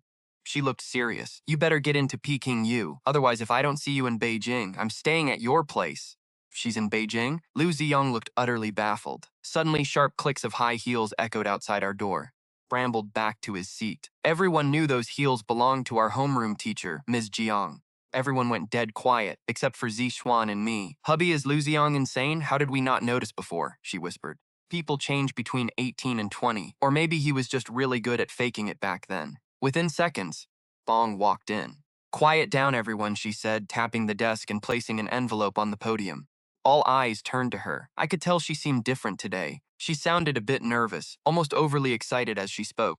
I have great news to share, Ms. Jing said, scanning the room before locking her eyes on Zixuan. Zixuan gasped. She quickly pulled her arm back from my desk and sat up straight. But with that letter already in hand, Jiang didn't care about our slacking. Ignoring us, she announced, one of our students has been early admitted to Peking University. The class erupted in applause, everyone looking our way, but clearly they were looking at me, not Zixuan. After all, only my grades qualified. They'd heard about my public speaking wins and early offers. Peking U was just my final choice. Let's congratulate Tang Zixuan. Ms. Jiang held up the letter. The class went completely wild. The early admit wasn't me. Jiang Shuli called out, Tang Zixuan, what's this? It was an envelope. Tang Zixuan smirked. Looks like my admission letter is finally here. Tang Zixuan looked at me. Go get it, I nodded. She walked up to the podium and took the envelope from Jiang Shuli. She ripped it open in front of everyone. It was just a simple piece of paper, but those bold letters read, Peking University. That changed everything. Thank you, Ms. Jiang, Tang Zixuan bowed. Jiang Shuli looked completely baffled. Why thank me? Jiang Shuli laughed awkwardly. Honestly, she had no clue how Tang Zixuan got recommended. She probably got scouted during the joint exams. That was the only explanation. And thanks to my classmates, too. Tang Zixuan turned and bowed again. But this time, she was looking straight at me. She winked and gave me a smug little grin. Lin Xiaohua saw it and snorted. What's so funny? Jiang Shuli barked. Tang Zixuan worked hard for this. You all need to follow her example and study, so you can get into a top university. Can I sit down now, Ms. Jiang? Tang Zixuan asked. Jiang Shuli waved her off. Jiang Shuli smiled warmly. It was obvious that having a student get early admission was a massive win for her reputation. For the rest of the night, everyone whispered about Tang Zixuan. Skipping the brutal entrance exam, literally everyone was green with envy. Meanwhile, Liu Ziyang looked completely devastated. He probably thought Tang Zixuan would never make the cut, but now, she was already in. Why did she push me to apply to a school everyone thought she could never reach? She was already waiting for me there. Liu Ziyang burst into tears. Judging by his face, he thought my college plans would tear us apart. Instead, he realized he was the one left behind. He could never reach our level. School ended and we headed out. We walked home as usual, with Lin Xiao and Zhang Fan trailing us. Holy crap, Tang, Peking University, seriously? Zhang Fan gasped.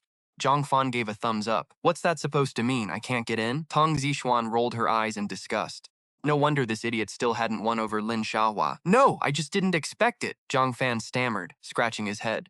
We were classmates, so everyone knew who scored what. Based on her usual grades, it was hard to imagine her getting early admission to Peking University. How on earth did you get accepted early without telling us, Sais? Zhang Fan asked. Right then, she just smiled. Lin Xiaohua rushed over and grabbed Zixuan's hand. Congrats, you only told me a few days ago, and now the acceptance letter is already here. Zhang Fan froze. Lin Xiaohua knew about Zixuan's early admission, too. Out of the four of us, I obviously knew everything about Zixuan. Lin Xiaohua knew too. Zhang Fan was the only one left in the dark. Zixuan just smiled and said, See you in Kyoto, Xiaohua. From what she told me, she lost touch with her best friend after high school because they went to different colleges. They only hung out occasionally. But since Zixuan was heading to Kyoto now, that would not happen. I have total confidence in myself, Xiaohua chirped. Lin Xiaohua puffed out her chest. I will definitely get into the Kyoto Conservatory. You got this, Zixuan cheered. Soon we headed back to our apartment near school. Zixuan did not go to her shared room with Xiaohua. Instead, she boldly followed me next door, arguing there was no point studying since she was already accepted. Why watch Xiaohua cram when I can hang out with you? She teased. I laughed and said, Did Xiaohua mention you might distract me? I shut the door, smiling. She did, but I know I won't. Zixuan smirked. I teased her, what if I mess up my exams because of you? Xuan immediately got serious. No way. Hubby, if you don't get into Peking University, I will absolutely assume you did it on purpose. But maybe I should leave? Now I'm actually worried, Zixuan whispered. No need, I said, shaking my head. I led her into the bedroom. Since you're already here, I want to show you something. What is it? She asked. Curiously, Zixuan followed me to the bed. I gestured for her to sit. Looking at the neat sheets, she seemed to misinterpret my intentions. Since we behaved like an old married couple, she did not reject my invitation. But judging by her face, she had some questions first. Juan leaned in. Did you buy protection? Protection? I asked, bending down to open a drawer. Well, yeah, we have to be safe. Stared at me, suspicious. Bold as she was, she knew teens shouldn't mess around without protection. Seeing her intense gaze, I finally got it. Burst out laughing. Where is your mind going? Why would we need protection for this? Then why did you make me sit here? She pouted. Just a casual suggestion. I couldn't let you stand there, I said, rolling my eyes. I pulled a document out of the drawer. I wanted you to look at this. Chapter 296. The college entrance exams begin. What's this? Juan tilted her head, staring at the blank cover. Is it a company document? No, just open it and see, I replied. I opened the folder. Zixuan's eyes went wide instantly. Anyone could see she recognized the handwriting on the very first page. It was the exact text from her old phone memos. She gasped. Hubby, I'm so touched. I can't believe you remembered all of this. She looked at me with teary eyes, seemingly about to cry. I quickly interrupted her. Whoa, stop, don't get emotional just yet. I didn't write this. You didn't? Her face twisted in confusion. But you're the only one who knows my passcode. No one else could have seen it. I'm just as baffled, I said with a shrug. It arrived in an anonymous package. There was no sender name. Tang Zixuan shot the question right at me. I shook my head. At first I thought you sent it on purpose, but looking back, there's no way. No way it was me. She stuck her tongue out. I'd never remember anyway. Honestly, she had a point. I nodded. Plus, this notebook has a crazy feature. She looked at me, completely lost. Like what? Flipped through the pages, curious. Go to the third to last page, I said. She did, and froze, spotting a check mark next to our breakfast order. Wait, she saw it before I could even point it out. We actually did this. But did you check this off? She looked over at me. I shook my head. Remember when I had to wear your clothes? She let out a massive sigh. Such a waste. You chose the most normal outfit. Why not the skirt or the low-cut top? I wiped sweat from my forehead. Was testing a theory. I nodded as she stared blankly, like maybe completed items checked themselves off automatically. Appeared? She pinched the thin paper. No way there's a chip inside, exactly. That's my point. Shrugged, completely baffled. It was wild. From what I could tell, she was deeply intrigued. So, what's the plan? I gave her a look. If we get a chance, we should totally finish the whole list, she suggested. Dying to see what happens when it's done. What if it's something bad, I teased. She waved it off. No way. My old lists were always positive. Why would this be bad? Honestly, I've wanted to do these things forever. Actually kind of exciting. I nodded, but she suddenly got dead serious. Wait, we can't do this yet. Then what? She grabbed my backpack, mimicking my dad's voice. Chen, your job is studying. The college exams are next. Get to work. Once April ended, May brought the final countdown. Every student in the city, hell, the whole country, was in absolute sprint mode. Nobody slacked. Parents and teachers were on edge, and even I started digging through my old high school textbooks to prep. I had to see what was left in my brain. Even though she already got into Peking University early, she was still stressed. It was obvious she wasn't stressed for herself. She was stressed for me. She literally showed up at my place every morning with breakfast. On weekends, she even sneaked out to buy me summer clothes. Her pampering was next level. Honestly, it felt a bit much. Totally, she pouted. I realized something. Even if I'm at Peking University, I have to make sure you aren't flirting with other girls. Why the look? What if you threw me to Peking University on purpose? Late May, art exam results dropped. Lin Xiahua crushed it. She ranked top 5 in the city, getting a shout-out at assembly. Meanwhile, Tang Zixuan's scores were pretty average. It was enough for a decent college, but not Peking University. Not that she cared. She already had her acceptance letter locked in. June hit, turning our city into a total furnace. Summer was brutal, and the exams were officially right around the corner. We went with the class to check out the exam venue at High School 12. Normally, leaving campus during class would be exciting. But this was different. Next week's exam was a life-altering battlefield. Even the class clowns were dead quiet. Everyone behaved. Honestly, only she and I looked relaxed. Babe, since you've done this before, she whispered. You aren't nervous, right? She asked as we walked out. I just smiled. What do you think? How should I know? Pouted. Fine, I'll wait at the gates with your dad. I nodded, since she was already admitted she didn't need to test. What excuse? I squeezed her hand. High school is literally over. We still hiding this from our parents? She nodded. Good point. Time to tell them. June 9th, day 1 of the exam. Early morning, my dad started yelling for me. I'd stayed home the night before. Anyone could see my dad needed to watch me walk in there to actually breathe. Dad, we still have 30 minutes, I yawned, heading into the living room. This is the big one, he snapped. Take it seriously. Double-check everything. He practically shoved my backpack into my hands. Zero room for error today. Dad, it's packed, I sighed. Check it again. I checked twice yesterday. Once more won't kill you. I quickly ate some breakfast and washed up.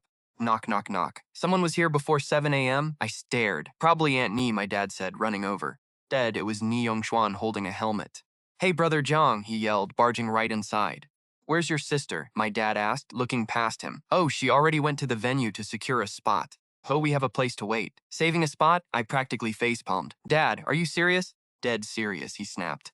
This is your future. We're doing this right. Exactly, Ni grinned. We're family now. Obviously, we're going to support you today. Oh, wait. Judging by his face, he just remembered something major. Wait, Brother Jiang, you need to head over now. Why?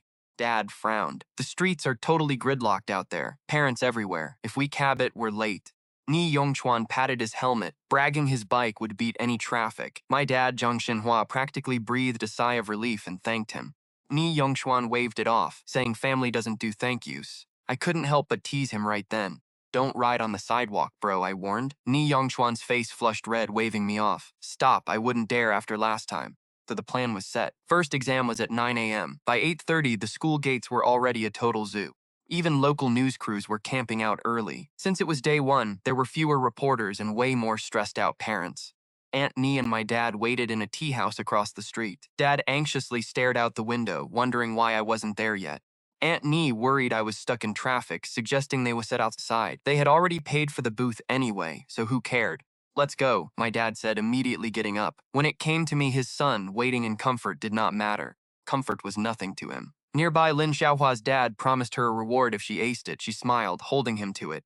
Outside, my dad spotted a familiar face. Lin Xiaohua was walking with a middle-aged man, laughing as she held him to his promise. Isn't that the girl from when we bought the house? Aunt Nee whispered to my dad. Dad nodded, easily remembering her. Good luck, Xiaohua, a familiar voice shouted from behind. Lin Xiaohua waved from the school gate, promising to do her best. After that quick shout-out, my girlfriend, Tang Zixuan, watched her friend head inside. My dad turned around and spotted her. Hey, uncle, you're here too? Tang Zixuan greeted him with a grin. Yeah, since Chen is testing today, my dad started. Then my dad stopped, looking totally confused. Wait, Zixuan, why aren't you testing? I got early admission to Peking University, she smiled. My dad was genuinely impressed. Wow, that's amazing. You have got a seriously bright future ahead of you. Her mom, Wen Jinlan, was there too. It is all thanks to Chen's tutoring. She never would have made it otherwise. No way, do not say that, my dad said, waving his hands modestly. Zixuan worked incredibly hard on her own. She was always studying with me. By the way, where is Chen? Did he already head inside? Wen Xinlan asked. Wen Xinlan scanned the crowd and Zixuan looked around too, but they couldn't see me anywhere. Probably still on his way. My dad checked his watch, panic setting in. It was 8:40. Should we call him? Aunt Nee whispered. Dad grabbed his phone, but I tapped his shoulder from behind. Don't bother, Dad. I am right here. Dad jumped, then gave me a quick smack on the head. You almost missed it, kid. Get in there and crush it. On it, I grinned, grabbing my bag. As I passed Zixuan, she leaned in and whispered, Good luck, babe. She gave me a secret thumbs up. I just laughed. Not my first rodeo. With that, I slipped inside. Wait, Zixuan, aren't you testing? Ni Yongchuan asked, finally noticing her. Aunt Nee chimed in. She got early admission to Peking. Ni Yongchuan scratched his head. Oh, got it. But wait, that still doesn't make sense. If you're already in, why hang out here? Zixuan's ignored him, turned away with Xiaohua's dad. Hey, uncle. Xiaohua's gonna ace this, right? Her dad gave her a knowing look. Definitely. But Chen will probably score higher. Swore she was just supporting her best friend. Uncle, Xiaohua's going to crush it, right? Her dad gave her that same knowing look. Definitely. But Chen will do better. Zixuan just laughed nervously. Well, Chen's always been a genius, she babbled. From what I could tell, she knew her secret was totally out. Zixuan, you staying the whole time, my dad asked. Anyone could see he approved of us, even if he played dumb. He knew we weren't just classmates anymore. Zixuan turned to her mom. Mom, let's wait with Chen's dad. Wen Xinlan agreed instantly. Judging by her face, though, she was way more interested in Xiaohua's wealthy father. Lin, care to chat? Wen Jinlan asked. He shut her down immediately. Sure, but zero business talk. Running the massive Lingxia group, he was used to people kissing up. Wen Jinlan laughed dryly. Oh, come on.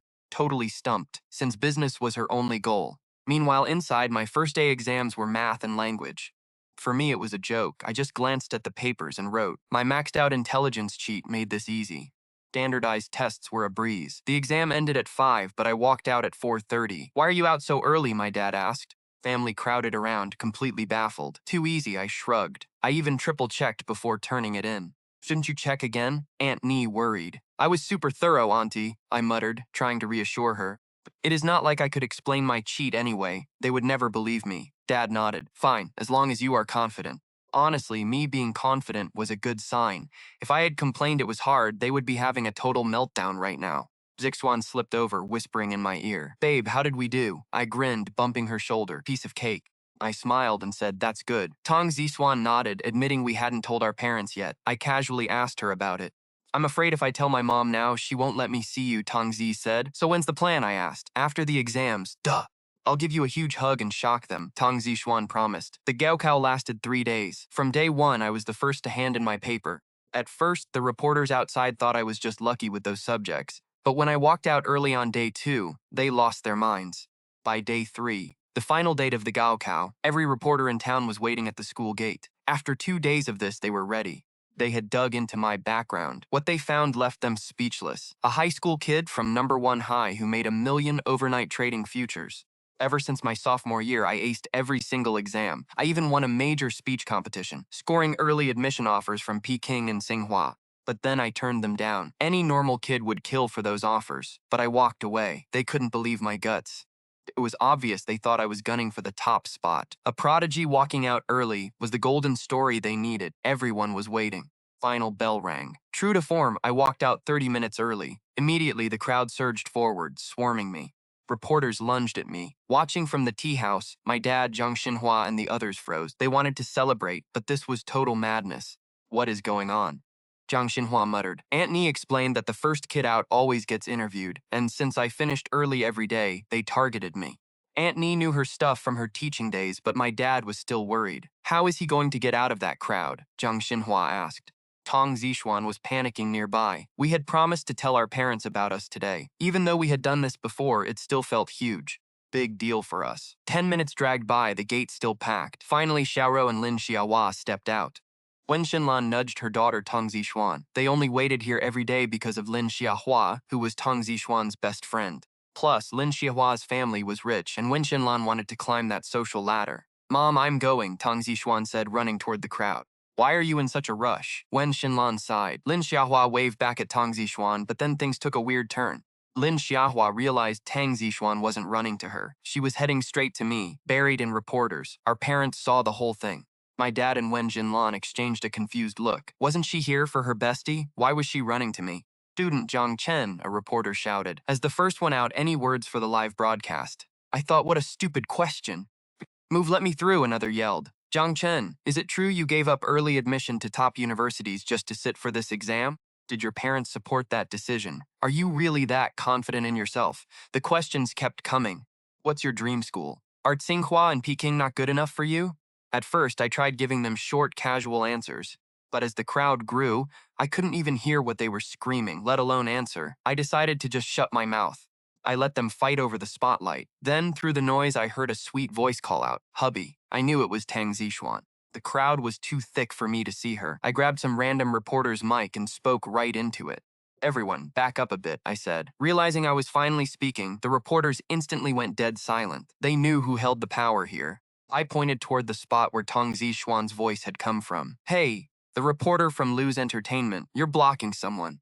The guy looked around, confused. He had the best spot in the house and didn't want to move an inch. But the other reporters weren't going to play nice with their competition. Move it, dude. There's a girl right behind you, someone yelled. Yeah. Hey, kid, why are you squeezing in here? Are you here for Jiang Chen? Do you guys know each other? The crowd parted. There was Tang Zixuan, squeezing through while my dad, Aunt Ni, and Wen Xinlan watched from the edge of the crowd. What do you think? Tang Zixuan snapped at him. We were supposed to confess to our parents today, and these reporters were ruining everything. Of course, the media immediately sensed a juicy story. A pretty girl looking for the genius examinee? That was pure gold for June. Add a little high school romance to the Gao Cow hype, and you've got a front-page headline. They were practically salivating.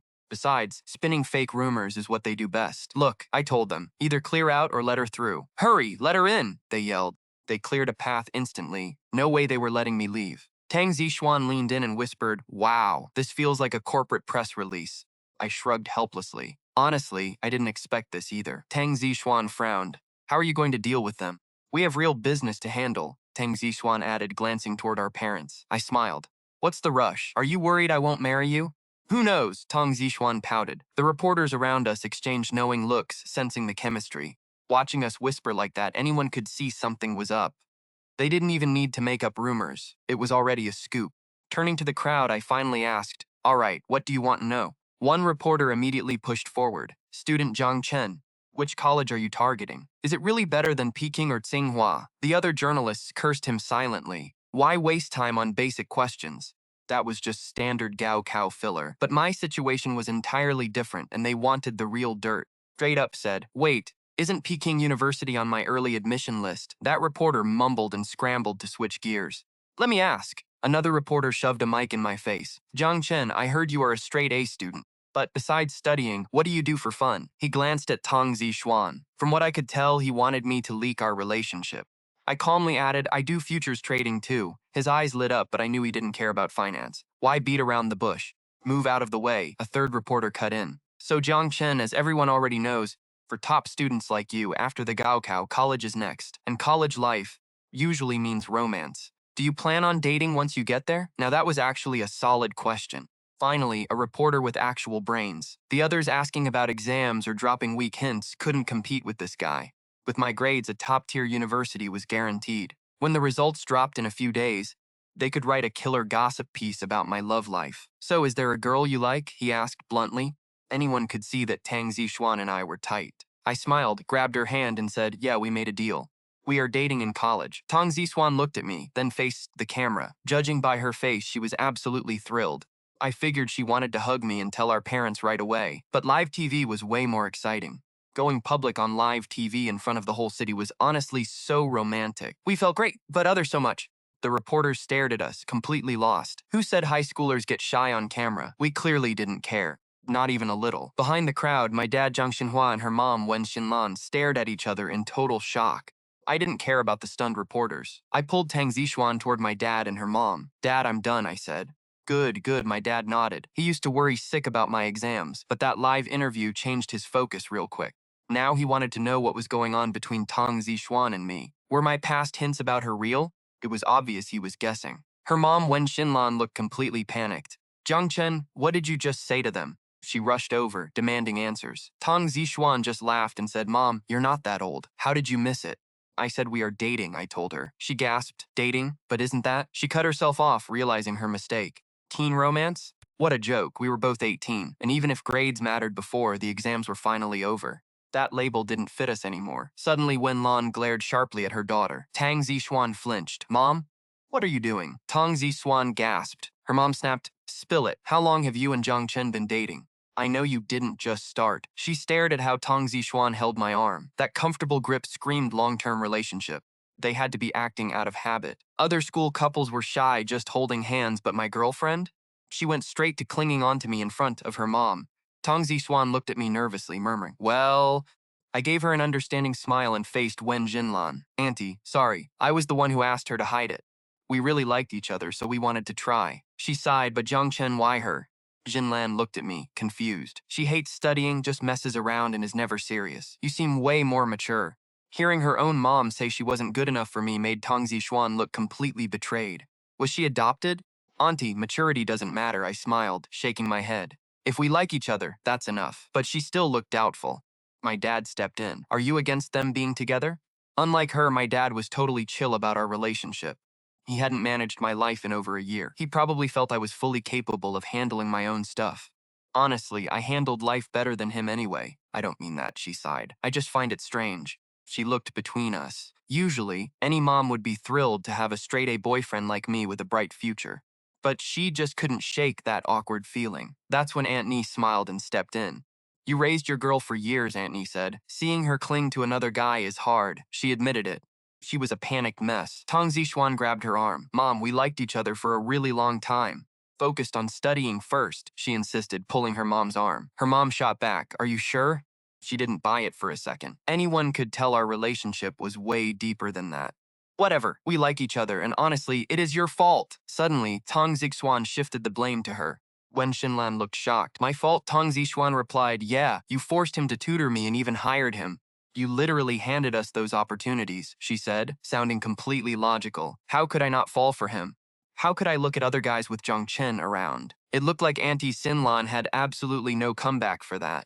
Then Zixuan was begging her mom to chill. I had to step up, so I walked over and apologized for keeping us a secret. But I promise I will treat her right. I bowed to Auntie Xinlan and she immediately rushed to pull me back up.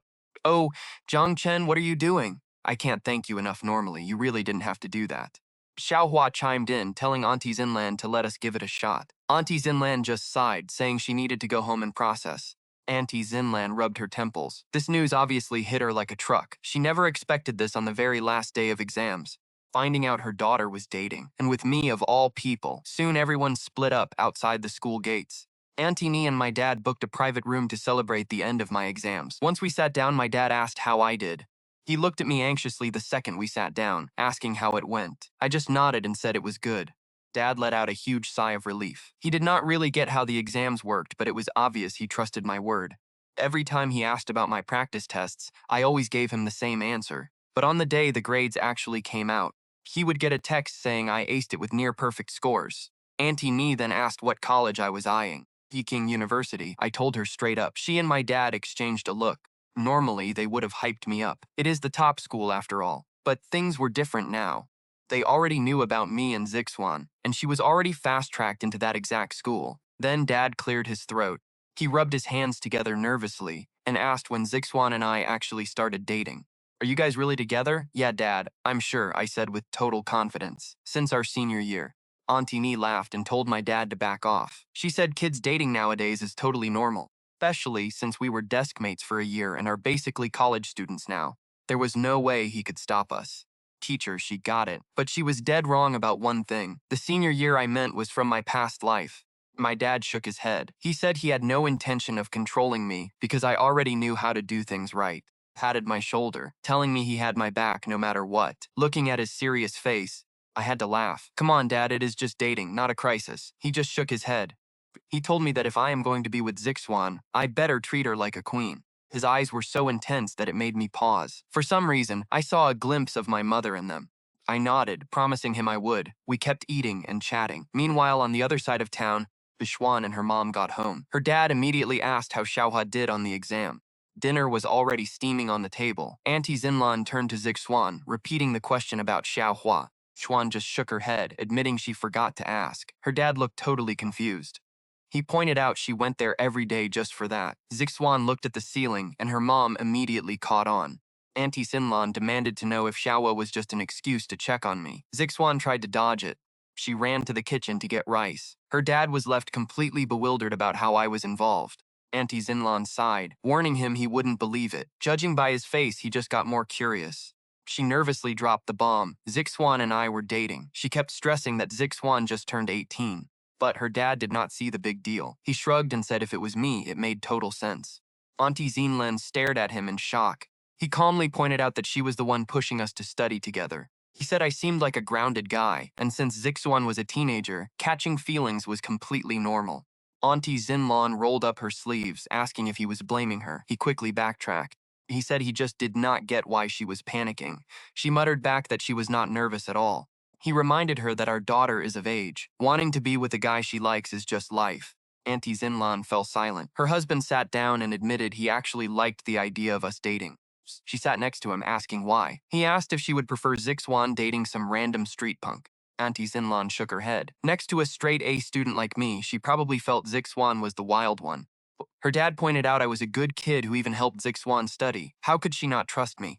Seemed like she realized he had a point. If Zixuan had ended up with anyone else, it would be way worse. I was the one who should be worried. But Dad shook his head, saying we still had to worry about Jiang Chen. Worry about what? Mom snapped. She reminded him that I was already accepted to Peking University, while Jiang Chen's future was still totally up in the air. Mom looked like she finally got it. From what I could tell, that explained why she had been acting so incredibly anxious lately. She probably thought I would suffer through a long-distance relationship. But I cut her off. Mom, you seriously do not need to worry. Jiang Chen is going to Peking University, too. I walked out of the kitchen with 2 bowls of rice, having clearly overheard their entire conversation. How do you even know that? Mom asked. I just shrugged and told her not to worry about it. I gave a smug little smirk. He is definitely going there. Judging by his smile, Dad realized we had made a pact long ago. Chapter 302. Checking Jiang Chen's results. Mom glared at me, demanding to know how many more secrets I was keeping about him. I quickly put a rib in her bowl. Mom, you spent 3 days waiting for me at the exam site. You are exhausted. Eat up. And look, your favorite bamboo shoots. Try Dad's cooking. I piled more food onto her plate to keep her from lecturing me. Xiao Ru, those are my chopsticks, Dad said. Oops, I forgot my own bowl and chopsticks, so I quickly bolted back to the kitchen. Mom shook her head. Anyone could see she was secretly amused. Dad teased her, asking if she was really going to ban me from dating. Dad just laughed, saying he never banned us. Mom rolled her eyes and muttered that she was just a little uneasy about it. She worried my attitude would drive him away. Dad told her everyone is different and that she should just let us handle our own relationship. Finally dropped it and ate. Fast forward to 10 p.m. on the last exam night. I sent Jiang Chen a text right before bed. I texted him, hubby, how is the battle on your end? He asked what battle, so I replied that I meant his dad's attitude. I shot back immediately. I could picture him smiling as he replied, reminding me he had already prepped his dad, who was totally fine. And your mom? I texted, adding a smirk emoji. I figured her cold attitude at the school gate meant she would need days to think. But I already laid the groundwork, I replied. He texted back, obviously dying of curiosity to know what I had actually done. You already told them? He asked. I confirmed it, though I specified that I had confessed to Dad first, not Mom. He asked what I said. Smiling, I typed out that I used my early admission to Peking University as leverage. Under my blanket, I typed that ever since he showed me his tech company, I told Dad I would only date if I got admitted. If I got accepted, Dad had to let us date. A moment later, I sent another message. Hubby, does this feel different from the first time we told them? Of course, he texted back. We were already in college back then. I sighed over how different high school was. Back then, Mom would never even consider it. He teased, asking if I remembered her reaction. I pouted, texting back that Mom had actually complained at dinner today, saying he might get tired of my dramatic personality. I quickly followed up, demanding to know if he actually liked me or not. He immediately replied that of course he did. He did not hesitate at all. I nodded happily, though he quickly added that my ideas were occasionally a little bit weird. I snapped back that they were genius ideas. He laughed, saying he loved them anyway, but then I got serious. Hubby, if you ever hate something about me, I will change. We might even get married twice, so please be honest with me. It was obvious he took me seriously. He told me to never change, saying he loved my quirks, just like I tolerated his Taurus traits. I teased back that we were basically an old married couple, and that I was just completely used to having him in my life. I told him to just never ignore me again. He promised he wouldn't. By late June, waiting for our exam results bored me to death. Even though high school was over, slipping out to see Jiang Chen became impossible since my parents now knew exactly what we were up to. Every excuse I made, Mom saw right through. On June 21st, after dinner, I sat there totally depressed, playing with my chopsticks. Dad suddenly looked up and asked if I was going to check. Confused, I asked him what he was talking about. Shrugged and stood up. I turned to Mom, asking what his deal was. Mom just rolled her eyes at me. She told me Dad wanted me to check Jiang Chen's exam scores. I instantly lit up, making her complain about my sudden drama. I cautiously asked if I could go. She agreed but warned me to make sure I got home safe after seeing the grades. She insisted Jiang Chen walk me back. I stared at her in shock, unable to believe she was actually acting like a normal parent. She snapped that results came out at midnight. Since it was so late, she expected my boyfriend to keep me safe. I giggled and promised he would. I threw on my slippers and bolted out, hearing Mom wonder if he would actually get into Peking. She muttered that anything could happen on exam day, even for a genius like him, but I knew he would crush it. I knocked on his door around 8:30. He opened it, looking completely unsurprised to see me standing on his porch. I greeted his dad, then paused. The whole room was packed with people, including Auntie Ni and Ni Yongshuan. It was a full house. Zixuan whispered in my ear, complaining that everyone just wanted to see our test scores tonight. I shrugged. What about you? Any confidence? Zixuan asked, looking totally anxious. Then came the bribe. If we both actually make it into Peking, late night snacks are on me. And if I say no, then I'll eat you. My dad was already hyped to welcome his future daughter-in-law. Down, please. Dad welcomed her with crazy enthusiasm. I could tell he thought dating this young was weird, but he was looking on the bright side. Our family finally had a future daughter-in-law. That was a win. Uncle, I brought some fruit, Zixuan said, handing the bag over to my dad. Oh, sweetie, you didn't have to buy anything. Just sit down, sit. Dad grabbed the bag and ushered Zixuan onto the sofa. Then Zhang Xinhua headed to the kitchen to wash the fruit for everyone. Are you here for his test scores? Aunt Ni asked. Yeah, Zixuan replied confidently. He promised we would go to Peking University together. No backing out. I can't let him back out. Everyone laughed, but Aunt Ni pointed out that the scores wouldn't actually be released until midnight. Can't you just call him then? It's too dangerous so late. Dad brought out the washed fruit, looking genuinely worried about Zixuan. Fine.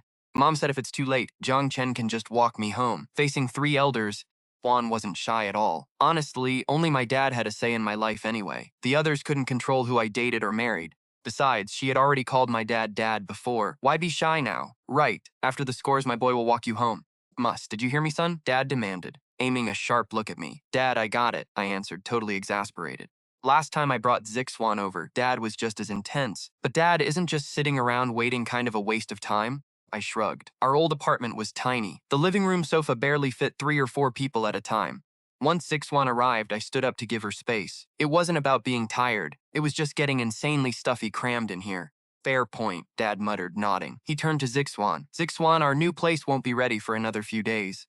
Bit cramped. Zixuan shook her head. No worries. Worst case, I'll just squeeze into bed with Jiang Chen. Wait, what? Everyone froze. Are you thinking of the old days? I whispered in her ear. Back then, Dad had made the exact same complaint. And that was exactly her excuse back then. But being barely 18 is way different from being 20. Back then, adults practically pushed us together. Now, it was way too early. Oh, I mean, I'm just super tired, Zixuan stammered. Can Jiang Chen wake me up when the scores drop? She quickly backpedaled. Everyone let out a collective sigh of relief. Okay, much better. Chen, take her to your room, Aunt Nee suggested. There are too many of us here. She's probably just feeling shy. Sure, sounds good. I nodded. Threw Zixuan a look. Sorry, Uncle, she apologized, looking sheepish. I don't know why I'm suddenly so exhausted. Jiswan gave Dad a polite nod. Dad just waved it off. Don't worry about it. Treat this place like your own home. No need to be formal. As we walked to my bedroom, I could tell Dad was deep in thought. His son was officially dating. But anyone could see this tiny apartment wouldn't cut it anymore. Especially if we ended up having kids down the road. Buying a new place early was definitely the right call. Should I go give him some advice on how to treat girls? Dad asked Aunt Nee. Let them handle it, Aunt Nee said, shaking her head. If we hover, they'll just get tense. It's like my students back at school. The second they see a teacher, they freeze up. Dad agreed. Once inside my bedroom, Zixuan immediately threw her arms around my neck. We collapsed onto the mattress together. Babe, I'm so happy right now, Zixuan whispered, her eyes shining as she looked up at me. It felt exactly the same way. It was total validation. Zixuan nodded, but I could tell her mind was already wandering somewhere else. What's on your mind? I asked. If dating makes us this happy, imagine if we told them we were actually married, she joked. Aunt Nee would kill you. We aren't even legal yet. Oh, right. We're literally too young to get married, she said, nodding. Let's watch a movie. Since my computer was back at school, our phones were the only entertainment. Yes, I found a classic yesterday. Zixuan smiled. She handed me one of her earbuds. I popped it in. What genre? Please don't tell me it's some cheesy teen romance. Historical drama. Not bad. What's the title? The Ming Dynasty Tyrant Falls for me, she giggled. Boffed. The whole domineering CEO trope had officially infected history. Just bear with it. It passes the time, Zixuan shrugged. While we watched the movie, Dad was pacing the living room like a nervous wreck. It was my first time bringing a girl home. Go look, the door's open, Uncle Nee teased as Dad kept peeking. No, that's a bad look, Dad insisted. Dad shook his head. Just pretend to use the bathroom and take a quick glance, Aunt Nee suggested. Great plan. Dad stood up immediately. He staged a whole bathroom run just to spy on us, then finally strolled back. Dad nodded, looking pleased. So what are they doing in there, Uncle Nee asked. Honestly, it's better than I thought, Dad replied. What exactly are they doing? Aunt Nee pressed. Just huddled together, watching a movie on their phones, Dad whispered. Zixuan and I shared a pair of earbuds. My dad immediately blabbed about what he saw, bragging that I knew how to handle girls. Auntie Nee grinned, saying Zixuan and I weren't strangers. Judging by her smirk, she figured we'd been secret for months. My dad actually agreed. My dad scratched his head, seemingly accepting I had more game than him. Around 11, Zixuan was watching a movie when her head suddenly drooped. Tired? I asked, looking over. Zixuan looked totally drained, muttering, a little. I told her to crash and promised to wake her when the scores dropped. No way, Zixuan insisted, taking a deep breath. Only 1 hour left. I am going to splash some cold water on my face. Stood up and headed out. On her way to the bathroom, she noticed my family staring. My dad blurted, Are you hungry, Zixuan? Or thirsty? I can run out and buy you something. My dad offered eagerly. Zixuan quickly shook her head, saying it was fine. I am just washing my face, Uncle. My dad rushed to get her a new towel, saying, Use this whenever you stay over. She washed up. The cold water did the trick. Back in my room, Zixuan shook my shoulder, whispering, Babe, your dad is so intense. He just gave me a hint. Hinted what? I asked. She giggled. I just wanted to wash my face, and your dad literally bought me a new towel. Said it is mine for when I stay over. My dad was definitely rushing things. He is practically begging us for grandbabies at this point. But I am only 18. Is not that a bit early? Finally, at 11:50, my dad, Auntie Nee, and Yongchuan hovered outside my door. We had planned to check my scores together, but with Zixuan here, they obviously felt like they were crashing our private time. Dad, just come in if you want to see, I called out, laughing. The three of them shuffled inside, looking almost embarrassed. So, Chen, do you remember the website? My dad asked. I waved my phone. Already open, let's wait. My dad nodded. Suddenly, 5 people were staring at my phone screen in dead silence. It was boring, but the tension was absolutely unreal. Babe, you are not going to fail, right? Zixuan whispered. I shrugged. Honestly, I have no idea. The grader was having a bad day, we are doomed. She glared. Then I will hunt them down. The clock kept ticking. Midnight struck on June 22nd. I typed in my ID and logged in. Everyone leaned in, but Yongchuan gasped. What is this? Stared at the screen, totally blank. The page read, Student score blocked. I wondered if the server had crashed. This is the national exam. How did they mess this up? Zixuan groaned, looking ready to lose it after waiting all night. We just wanted to see my final score, and now this. Suddenly, Antony squinted at the screen. Wait, I think I get it. With your usual grades, Chen, this actually makes sense. I frowned. Is there another reason besides the site being down, Auntie? She nodded. Exactly. Lately, the media and school took up the top scorers. It is a massive circus. Stop the hype. They blocked the scores of the top 50 students. I raised an eyebrow. So I am in the top 50? I was not shocked. I literally had a cheat system helping me. But without the score, things were about to get messy. How do you apply without a score? Zixuan asked, sounding frantic. Honestly, my exact score did not matter. Only Peking University did. Right on cue, my phone started buzzing. Everyone stared at the caller ID on my screen. Professor Li Yuanshan. Peking University professor? Zixuan whispered. I nodded. Perfect. I will just ask him directly. Stood up and swiped accept. The second I put the phone to my ear, Professor Li boomed, Congratulations, Jiang Chen. Professor, what is this for? I laughed, playing dumb. Inside, I already knew exactly what this was about. It had to be my exam scores. Others might be in the dark, maybe even you, the professor teased, but I know. Paused dramatically before dropping the bomb. Congratulations, Chen. You are the national top scorer. I could not help but grin. Professor, I said, chuckling. But you did not call just to say congrats, did you? Of course not, he coughed, sounding a bit guilty. Do you still remember our little deal, Chen? Your girl got her early admission letter to Peking. So, what about your application? I decided to play hard to get. Two can play that game. Hey, we had a deal, the professor pleaded, his voice instantly getting frantic. Gave your spot to your girlfriend. You have to choose us now. Oh, that? I hummed, pretending to think it over. Well, he pushed. Sure, I will consider it when applications open, I said, hanging up. I could practically hear him crying. My dad looked at me, totally curious. Who was that, Chen? Zixuan was staring, her eyes practically shining with hope. I smirked at her. That was Peking University. They said I am the national champion, and they are begging me to join. National champion. Those words froze the room. Usually, even a local top scorer feels like an absolute legend. But I just effortlessly took the crown for the entire country. Every parent in the room looked completely shell-shocked. Blue top, my dad stammered, his voice shaking. Even quiet Auntie Nee was nodding furiously, whispering, Congratulations, Chen. I am so proud of you, Zixuan squealed, throwing her arms around me. Judging by her huge smile, she was ecstatic. She looked like she was about to cry happy tears. Even in front of Dad and Aunt Nee, nobody minded. I was officially the top scorer. Everyone was thrilled. But the moment Zixuan threw her arms around me, she whispered in my ear, Hubby, what did you tell Professor Li? I told him I would think about it when we submit our preferences, I said. Suddenly, Zixuan pulled back, looking annoyed. I am already going to Peking University. What is there to think about? I laughed. I was just teasing him. He had the nerve to brag that only he knew my score. Zixuan stared at me. So are you going to Peking University or not? Do you know why Professor Li did not call back after I said that? I countered. Zixuan shook her head. Honestly, no clue. I slid my phone over to Zixuan. On the screen, a sent text read, Professor Li, see you at the Beijing campus of Peking University. You were seriously playing with me? Zixuan lightly punched my chest. I laughed. Hey, I was not teasing you. You asked what I told Professor Li, not what I would tell you. Zixuan pouted. No way. You teased me and made me mad. I want payback. I quickly gave in. Fine, later, okay? Deal. She was clearly thrilled to have successfully scammed a reward out of me. It actually felt pretty good. My family celebrated my results in our tiny apartment. Even if we did not know the exact score, it did not matter anymore. Being the top scorer said it all. Who cares about the exact number? It is just a digital flex at this point. Even the Peking University professor called me personally. If I passed on them, other elite schools would practically beg me to join. We celebrated until 1 a.m. Swan checked the time and said she had to go. I walked her out. So, where is my payback? She asked as we hit the stairs. Swan stopped on the last step, giving me a playful, angry look. All right, let us do this, I said, already stepping below her. I leaned over slightly, and Zixuan jumped onto my back, wrapping her arms around my neck. Don't you dare tease me again. Hey, I told you I was teasing the professor, I corrected her. Well, you still should not have played me like that. You actually go to a different school, you're dead, Zixuan threatened, waving a small fist. I shrugged. No way. I am not stupid. With a perfect girl like you, how could I leave you alone at Peking University? That is more like it.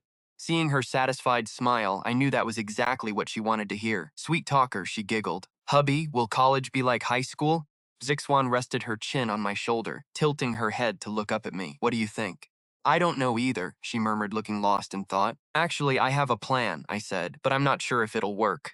I continued as we walked. Zixuan looked at me with pure curiosity. What plan? Never mind that yet. Let me guess what you were just thinking. I paused. You're plotting where we should travel during college, right?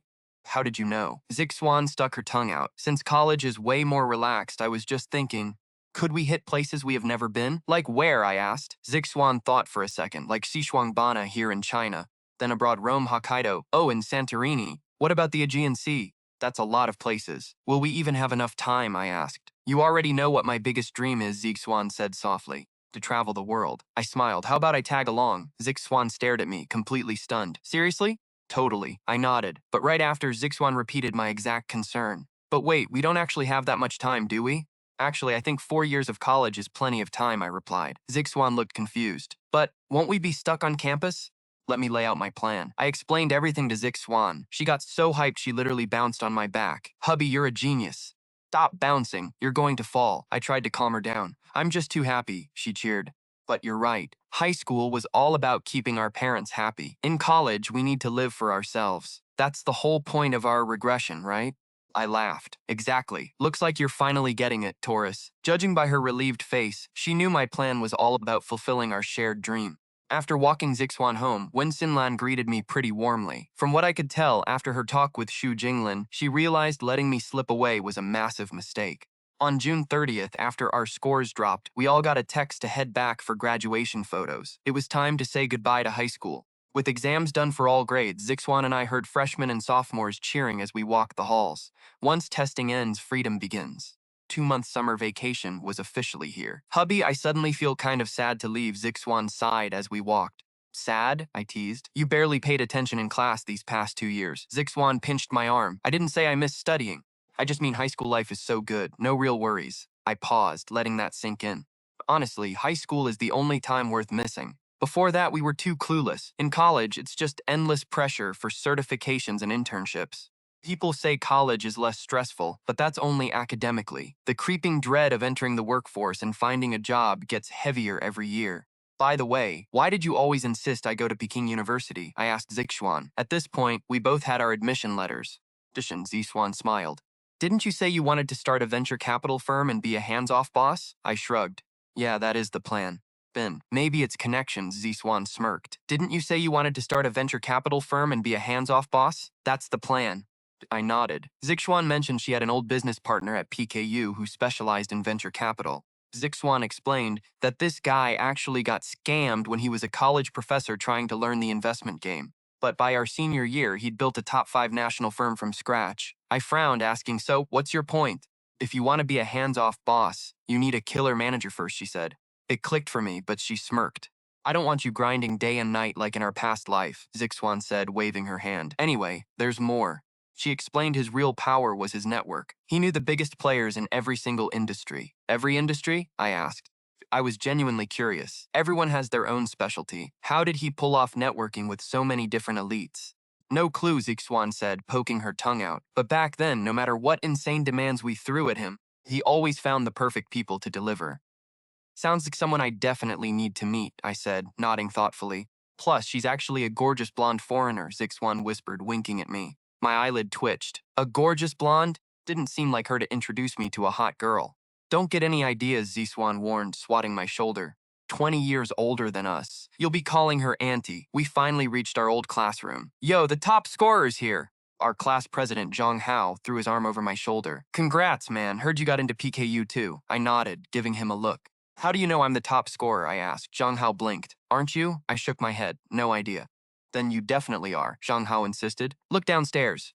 The principal hung a giant banner congratulating you. Zixuan leaned over the railing to check. Probably guessing. I sighed. I didn't even know my actual score yet. The only reason I knew was because Principal Li told me. Either way, the rumor mill was working overtime. Walking inside, Zixuan and I claimed our usual seats. Everyone waved as they passed. We were the class power couple, especially after the news went crazy about us getting into PKU together.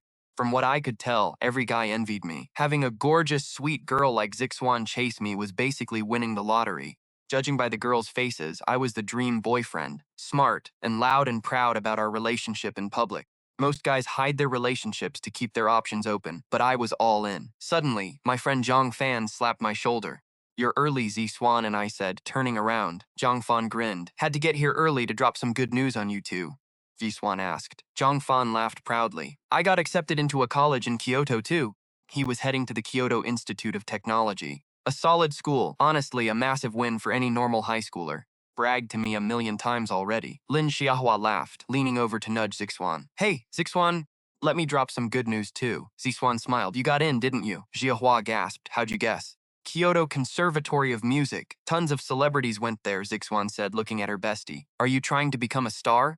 Xiahua shook her head. No way. I just want to be a music teacher like my mom after I graduate. That's awesome, Zixuan said, nodding, but Xiahua waved it off. Honestly, the school itself doesn't even matter. The point is, we're all in Kyoto, Zhang Fan chimed in. We can hang out for the next 4 years. Zixuan and I exchanged a look. Don't count on it, Zixuan teased. Xiahua looked at her, totally confused. Wait, why not? Because we have our own plans, Zixuan said, boldly wrapping her arm around mine. Now that exams were over, she didn't care about hiding us. Zhang Fan squinted at us. Wait, your big plans? Don't tell me you guys are going on a honeymoon. Shut up, Zhang Fan, Xiahua snapped. They have 4 years of college first. Besides, Kyoto is too busy for a proper honeymoon. Not romantic. My mom always said a real honeymoon has to be just the two of you. Somewhere completely peaceful. Zhang Fan nodded, deep in thought. Then he looked up. Hey, where's Shen Qing? Juan turned to Xiahua. Yeah, Xiahua nodded. Yes, but not in Kyoto. Still a top-tier school, though. Zixuan sighed in relief. It was obvious she was glad our time travel slip-up hadn't ruined our friends' lives. Oh, what's the plan for summer break? Zhang Fan asked eagerly. Xiahua hopped up. Oh, we should totally go on another trip. Xiahua was obsessed with traveling, just like Zixuan. No wonder they were inseparable best friends. I wish, Zixuan said, glancing over at me. But I don't think we'll be traveling anywhere this summer. Why not? Zhang Fan started winking at me like crazy, hoping for another group trip to help him score points with Xiahua. Stop winking at my husband, Zixuan snapped at Zhang Fan. If you want to win Xiahua over, do it yourself without our help. Bend. Zhang Fan's jaw dropped. Xiahua stared at Zixuan with the exact same shocked expression. Babe, you slipped up and called me husband again, I whispered in her ear. She grinned. So what? You are my husband. Zixuan declared proudly. We're getting married sooner or later anyway. Let me tell you, I don't just call him hubby in private. He calls me wifey too, okay? Lin Xiahua and Zhang Fan both rubbed their cheeks in unison. What's wrong with you guys? Zixuan asked. Xiahua looked physically cringed. Zhang Fan groaned. You guys are brutal to us single dogs. Suddenly, a loud cough echoed from behind us.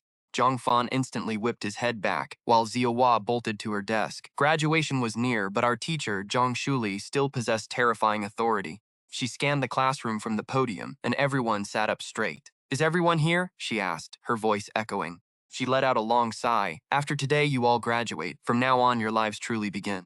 You will go your separate ways, chasing your own futures. With those words, the entire classroom fell into dead silence. Sadness filled the room. Saying goodbye is never easy. But while others looked miserable, Zixuan leaned in and whispered, Hubby, why does everyone look ready to cry? Did you forget your own graduation? You sobbed like crazy, I reminded her. Really? Then who was the girl crying on my shoulder all night? Definitely me. No other girl would dare touch you after meeting me, she smirked. After our teacher finished her emotional farewell speech, she offered us her final blessing for a bright future. Just then, the grade director called out, Class 1, time for graduation photos. She led our class of 40 students to the sports field. Standing on the steps with our best friends, we smiled as the camera flashed. Our youthful smiles were captured forever. Don't leave yet, she called out. The principal is speaking soon, then you're free to go.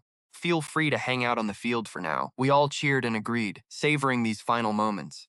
From what I could tell, everyone shared Zixuan's nostalgia for our high school days. Even after disbanding, Zixuan and I stayed glued together. Our teacher walked straight toward us. Jiang Chen, Zixuan, congratulations on getting into Peking University. Thank you, teacher. Zixuan beamed. I got early admission. Teach said she had no clue how a girl like me pulled it off, but she definitely noticed my insane progress. Jiang sounded relieved. Zixuan smiled and said we owed it to her, then joked about how she was the one who got me to tutor her. Ms. Jiang rolled her eyes at Zixuan. With our school's news spreading everywhere, there was no way our homeroom teacher hadn't heard about it.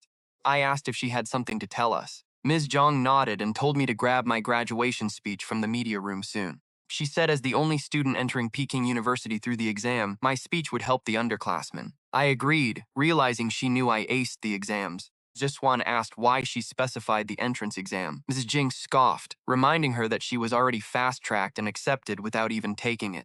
She told us she had suspected we were secretly dating for a while. Zixuan gasped, totally shocked that our teacher had actually figured it out. Jiang rolled her eyes, telling Zixuan to think about how we acted. She told us to get ready and walked off to talk to others. Are we really that obvious? Zixuan asked. I thought about it for a second and nodded. Yeah, we could not have been more obvious. By 11 a.m., all the seniors gathered on the field. As the principal began his graduation speech, a random thought hit me. Is remarrying the same person boring? But the real highlight was my speech. I walked up to the stage without a hint of fear, starting with a classic line about the clear, sunny day. I talked about the warm summer bringing high school to a close. It was a standard intro, followed by the typical speech about prioritizing our studies. As my speech got going, Lin Xiahua nudged Zixuan in the crowd, whispering to see if she had noticed something about me. Xuan asked what. Xiahua swooned, saying I had this incredibly mature vibe, recalling how her mom always told her that mature guys are the best. She ranted about how maturity makes guys attractive, but stopped when she noticed Zixuan glaring at her with total suspicion. Xiahua asked what was wrong, and Zixuan defensively asked if she was trying to steal me. Xiahua quickly waved her hands, denying it. Xiahua claimed she was just making conversation, rolling her eyes because she was literally just complimenting me, her best friend's guy. She asked if it was really that serious. Zixuan glared fiercely. Best friends are great, but when it comes to me, she does not play. Zixuan warned she would turn on her. Xiahua laughed it off, promising to never praise me again and letting Zixuan have the sole rights. That seemed to satisfy Zixuan. I wrapped up my 20-minute speech to loud applause, feeling relieved as I walked off. Principal officially declared us graduated. Suddenly, Shenqing squeezed into our line, asking Zixuan and Xiahua if they had plans. Both shook their heads. Then Shenqing turned to me, teasingly asking if Zixuan's boyfriend had any plans for the afternoon. I shook my head. Shenqing immediately suggested we go shopping and throw a celebration dinner tonight to mark the end of our exams. Xiahua agreed instantly and Zixuan was down too. Then she looked at me, insisting that I had to come along. I invited Jiang Fan to join us. He froze for a second before quickly agreeing, knowing that shopping with girls was a rare opportunity. After a quick lunch, the 5 of us hit the mall. The 3 girls immediately started hunting for clothes they liked. Shenqing joked that since we got into good colleges, our parents' reward money was well-deserved. Xiahua, being loaded, did not care. With the girls shopping, Jiang Fan and I became the official bag holders. While we waited outside the store, he looked around. Jiang Fan asked why there were so many miserable-looking guys waiting outside. I smirked and told him to follow me. I dragged Jiang Fan over to hang with the guys. He forgot his smokes, but this chill older dude offered us some. He talked like a seasoned survivor. Shopping with the girls, huh? Pro tip, pack extra smokes next time. You'll need them to kill time. Who knows how long they'll be? I laughed and politely turned him down. Thanks, but we don't smoke. Whispered to Zhongfen. See what I mean? He nodded slowly, like he finally got it. He is not wrong, Zhongfen muttered. Shopping is torture for us. That guy's a veteran. I just stayed quiet. Honestly, I was a veteran too. From 1 to 6 p.m., Tang Zixuan and the other girls got more hyped, hitting every store in the mall. Proof was in our hands. The shopping bags Jiang Fan and I carried kept piling up. We must be done, right? I asked. Shenqing stood on her toes, scanning the mall. One last store. But honestly, I don't think we can go in there. Why? Tired already, Xiahua? Shenqing asked. No, Lin Xiahua muttered. It is just that they sell wedding dresses over there. Oh, then we definitely can't go, Shenqing teased, locking eyes with me. But maybe Tang Zixuan should check it out? Let's skip it. It is getting late, Tang Zixuan said, shaking her head. Shenqing agreed. All right, let's go grab some dinner then. Stopping after a whole afternoon of walking made me realize how exhausted I was. But as we left, I saw Tang Zixuan glance back. Want to go look at the dresses, I asked. No, Tang Zixuan said, shaking her head. I just remembered a saying.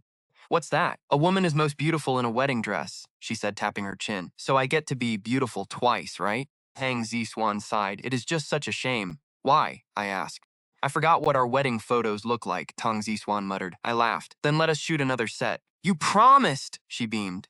I smiled back, amused, like I would back out now. Tang Zixuan smirked. Well, who knows, you might get bored. What if marrying the same girl twice is boring? Planning a wedding is exhausting, I said seriously, but marrying anyone else would be the real bore. Aw, you are sweet today, hubby. Tang Zixuan kissed my cheek. I shrugged and gestured forward with my eyes. Tang Zixuan turned. Shenqing, Lin Xiahua, and Jiang Fan were all staring at us with the weirdest looks. What is wrong with them? Jiang Fan shook his head. Nothing. Lin Xiahua shrugged. As long as you guys are happy.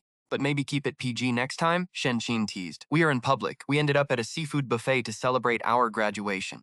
Let us get wasted tonight. Shenqing ordered a whole case of beer and popped a bottle for everyone. I figured a few drinks wouldn't hurt. I nodded, but Shenqing pouted. Hey, what do you mean by a few drinks?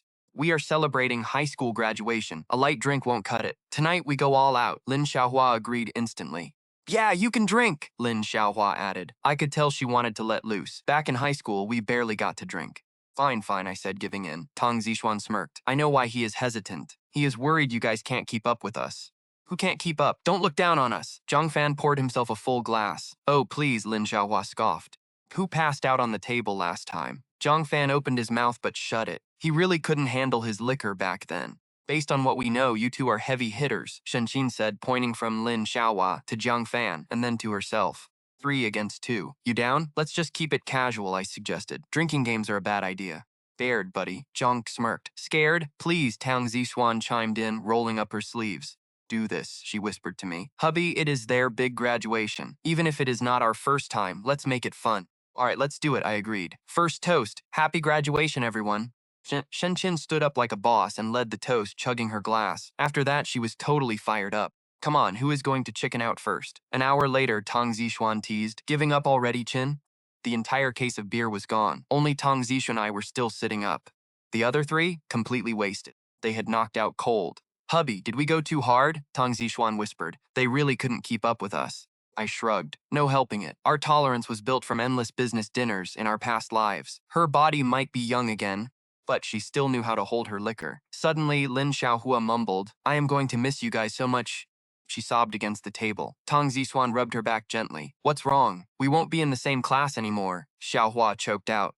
Even Shen Qin started tearing up. I am going to miss being roommates. That graduation sadness was finally hitting them. I totally got it. Having already lived through college once, we knew that after graduation, people actually drift apart. Contact becomes rare. Tang Zixuan tried to comfort them, saying, hey, we still have our group chat. We can stay in touch. But I am still going to miss you. Lin Xiaohua cried, burying her face in Tang Zixuan's shoulder. My wife gave me a helpless look.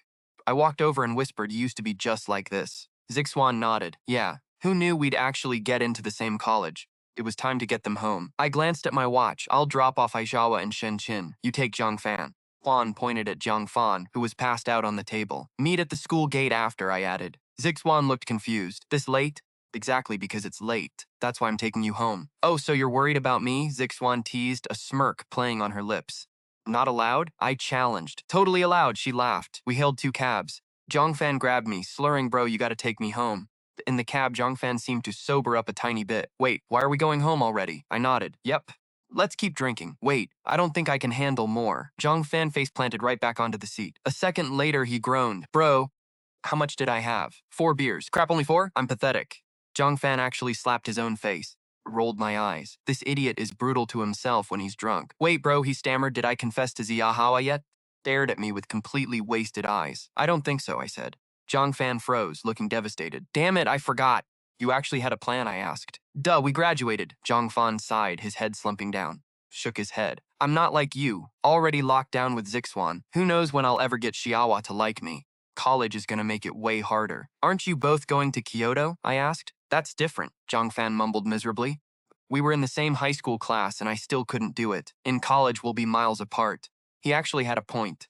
I nodded, but Jiang Fan snapped. Bro, you're seriously agreeing with me? Then what the hell am I supposed to do?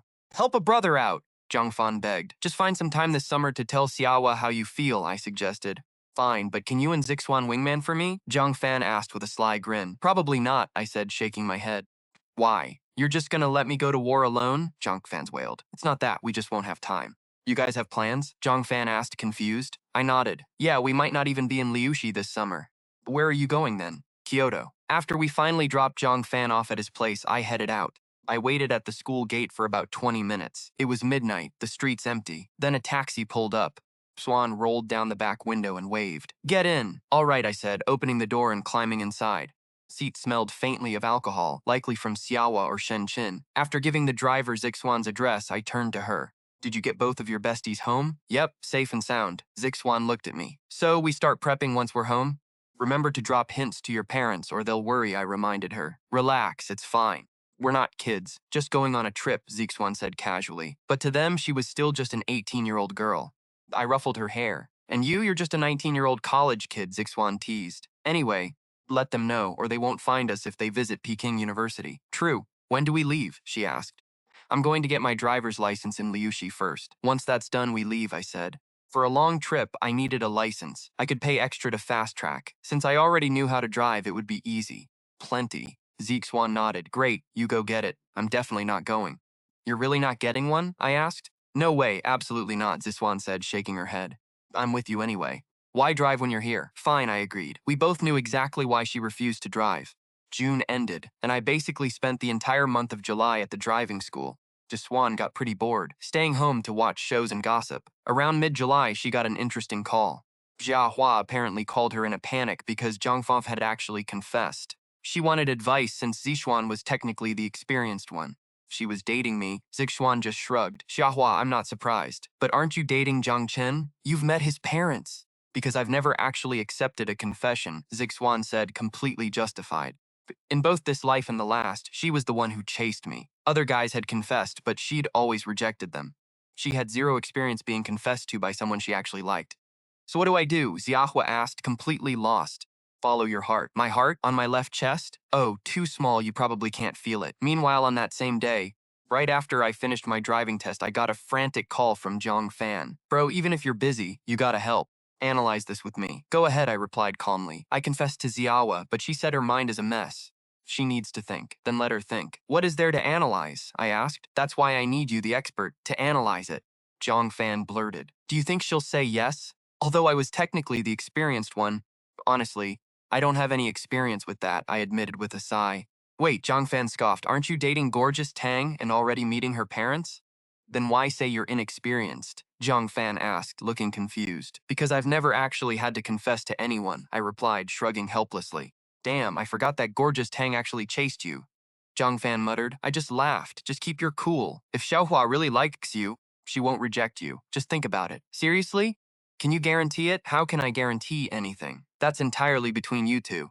What am I supposed to do? I asked, throwing my hands up. In this lifetime, pushing Zhang Fan to finally confess his crush to Lin Xiaohua was the only help I could offer as his best friend. Whether they'd make it depended on them. But luckily, the moment of truth arrived. On July 30th, the day I got my driver's license, Zhang Fan sent me a frantic text. Bro, you gotta check out my social page right now. What the big deal? I asked, opening his page on my phone. Just look, man, hurry up. Zhang Fan urged, practically bouncing off the walls. I opened it to see he'd set up a couple's profile. I cringed. Announcing Lin Xiaohua's yes like this felt way too cheesy. But honestly, it made sense. To people like Tang Zixuan and me who'd traveled back from the future, everything in this era looked incredibly tacky. I mean, scene hair and emo styles were still clinging to life. Even 10 years later, some rich heir would still use cheesy lines to flirt. Pretty awesome, right, bro? Zhang Fan bragged. Yeah, totally awesome, I answered, totally blowing him off with a half-hearted grin. Still, I was genuinely happy for them. Zhang Fan was my best friend, and Lin Xiaohua was Zixuan's closest bestie. If they made it work, it would mean the world to both Zixuan and me. Heh, yeah, it's pretty great, Zhang Fan giggled on the other end. Sounding incredibly pleased with himself, Zhang Fan added, Old Jiang Xiaohua and I want to take you and gorgeous Tang out for a celebratory dinner. How's that sound? I'm afraid we can't make it, I said, shaking my head. What? Zhang Fan gasped. But Xiaohua already went to find Tang. You're seriously not coming? She can't make it either, I replied. Why not? Zhang Fan's confusion only deepened. I explained, because we bought tickets to fly to Kyoto tomorrow. Silence hung on the line before he yelled, Damn, no wonder you've been busy. You're eloping with gorgeous Tang. Fast forward to the morning of July 31st. Our families gathered at the airport, preparing to send us off. Out on the airport plaza, everyone was double-checking our luggage. My dad, Jiang Shenhua, looked pretty relaxed, trusting me to handle myself.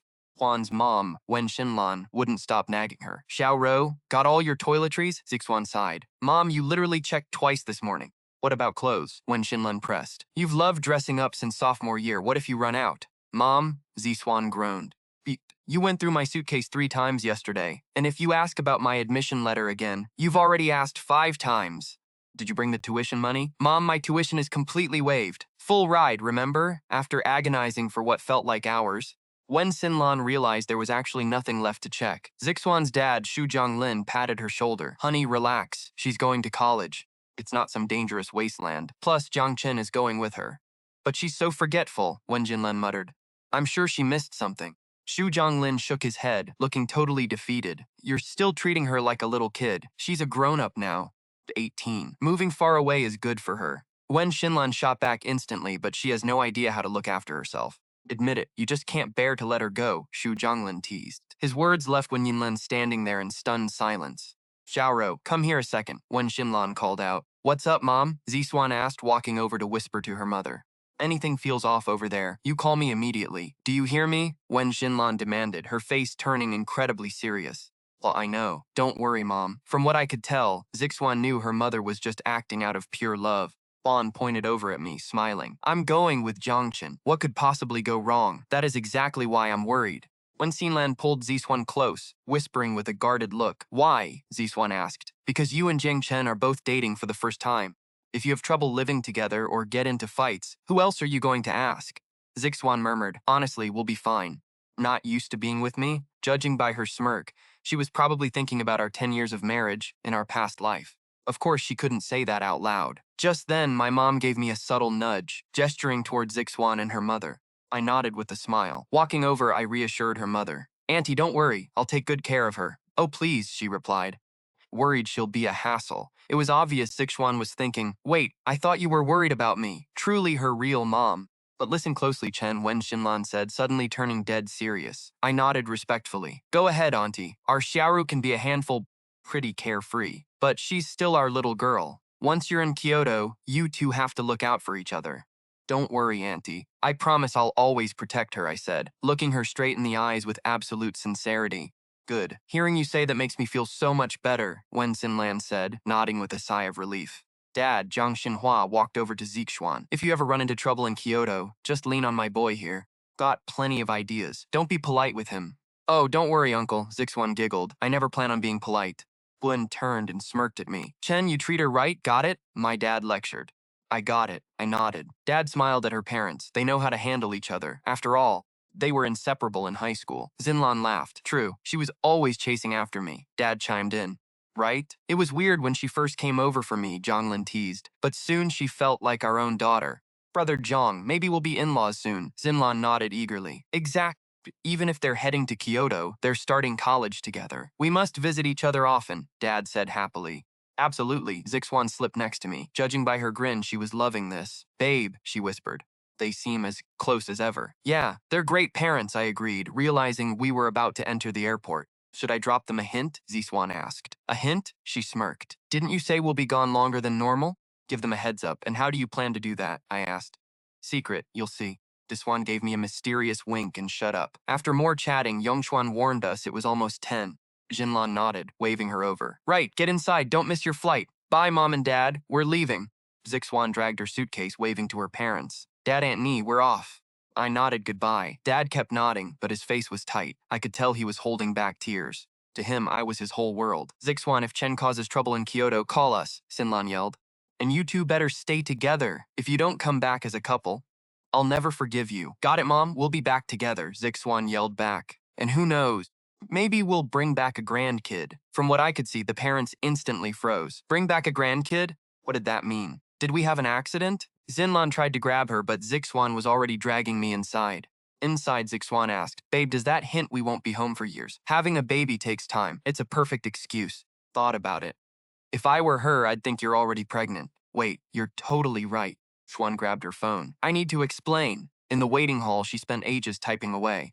I assumed she was explaining things to Xinlan. A moment later, my phone buzzed with a text from Dad. Chen, you won't be home. Tell me if you need anything. I'll do whatever I can. Reading this, I turned to her. What did you tell your mom? I just said we might not be home at all during our 4 years of college. She smiled.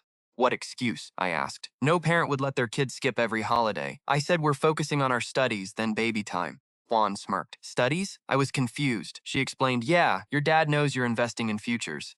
It's normal for a professor to keep you for research. And you? I asked. If you're studying, I'm staying to support you. Look what my mom replied. Zixuan showed me the screen. True, you guys are newly dating. Spend time together. But daughter, let me tell you, guys like Jiang Chen are popular in college. Keep an eye on him. See, your mother-in-law wants me to watch you. No flirting with other girls. Got it? Zixuan patted my shoulder. I was speechless. She really is something.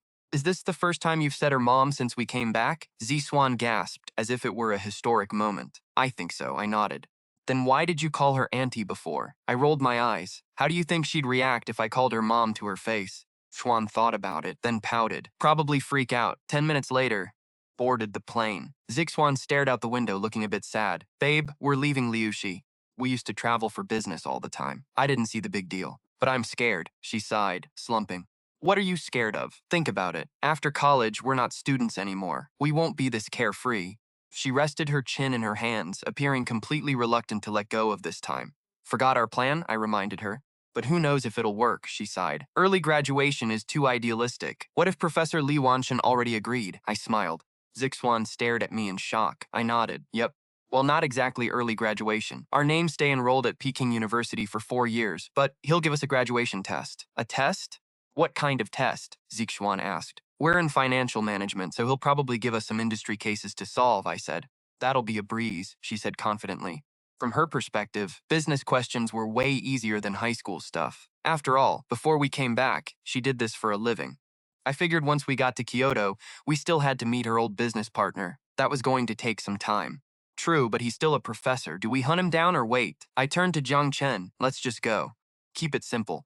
Jiang Chen agreed. I grinned. But once we hit Beijing, we're definitely playing first and eating everything in sight.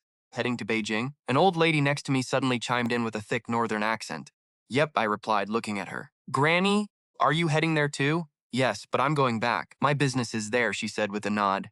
Business? That got me curious. Granny, what kind of business do you run in Beijing at your age? Oh, it's massive, she bragged.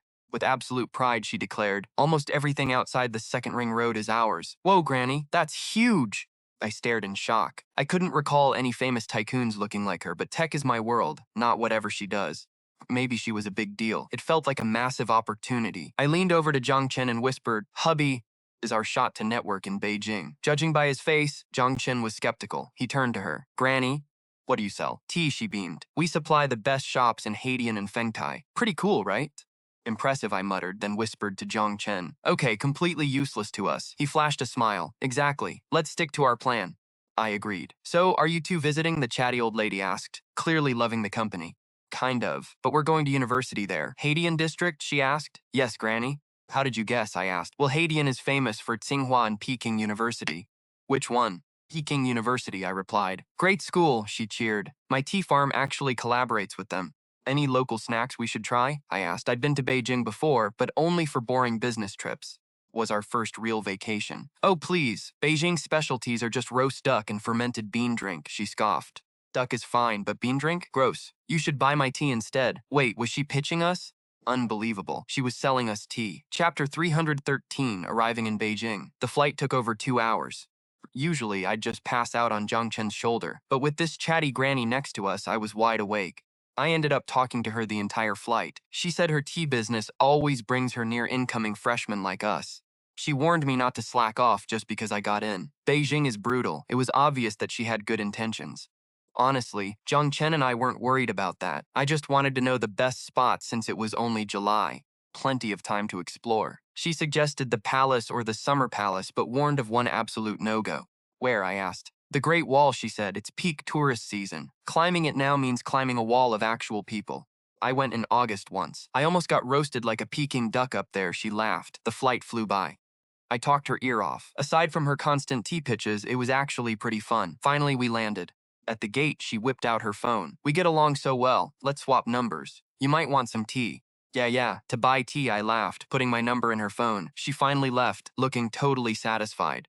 Jiang Chen and I boarded the bus to Haidian. Leaning on his shoulder, I watched the city. Hubby, we've never actually lived somewhere new. A week at most, Jiang Chen agreed. Can we change our plan then? Just stay in a city until we get bored? Stared at him with hope. Until we get sick of it, then leave. From what I could tell, he got my excitement. Sure, Jiang Chen smiled. But we're stuck in Beijing for now, right?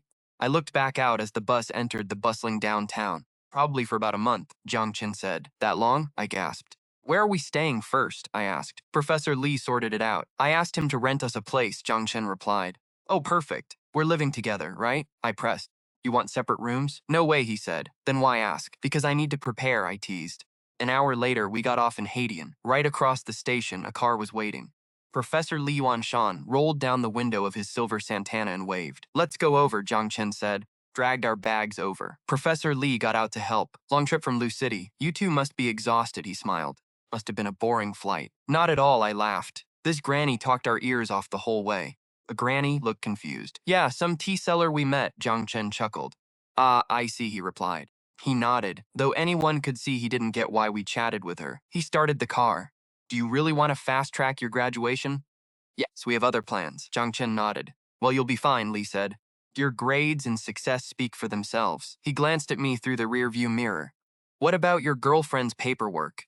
Zixuan leaned forward, looking at Professor Li. Didn't Jiang Chen say you had a test for me? Like an exam? We'll find out when I take it.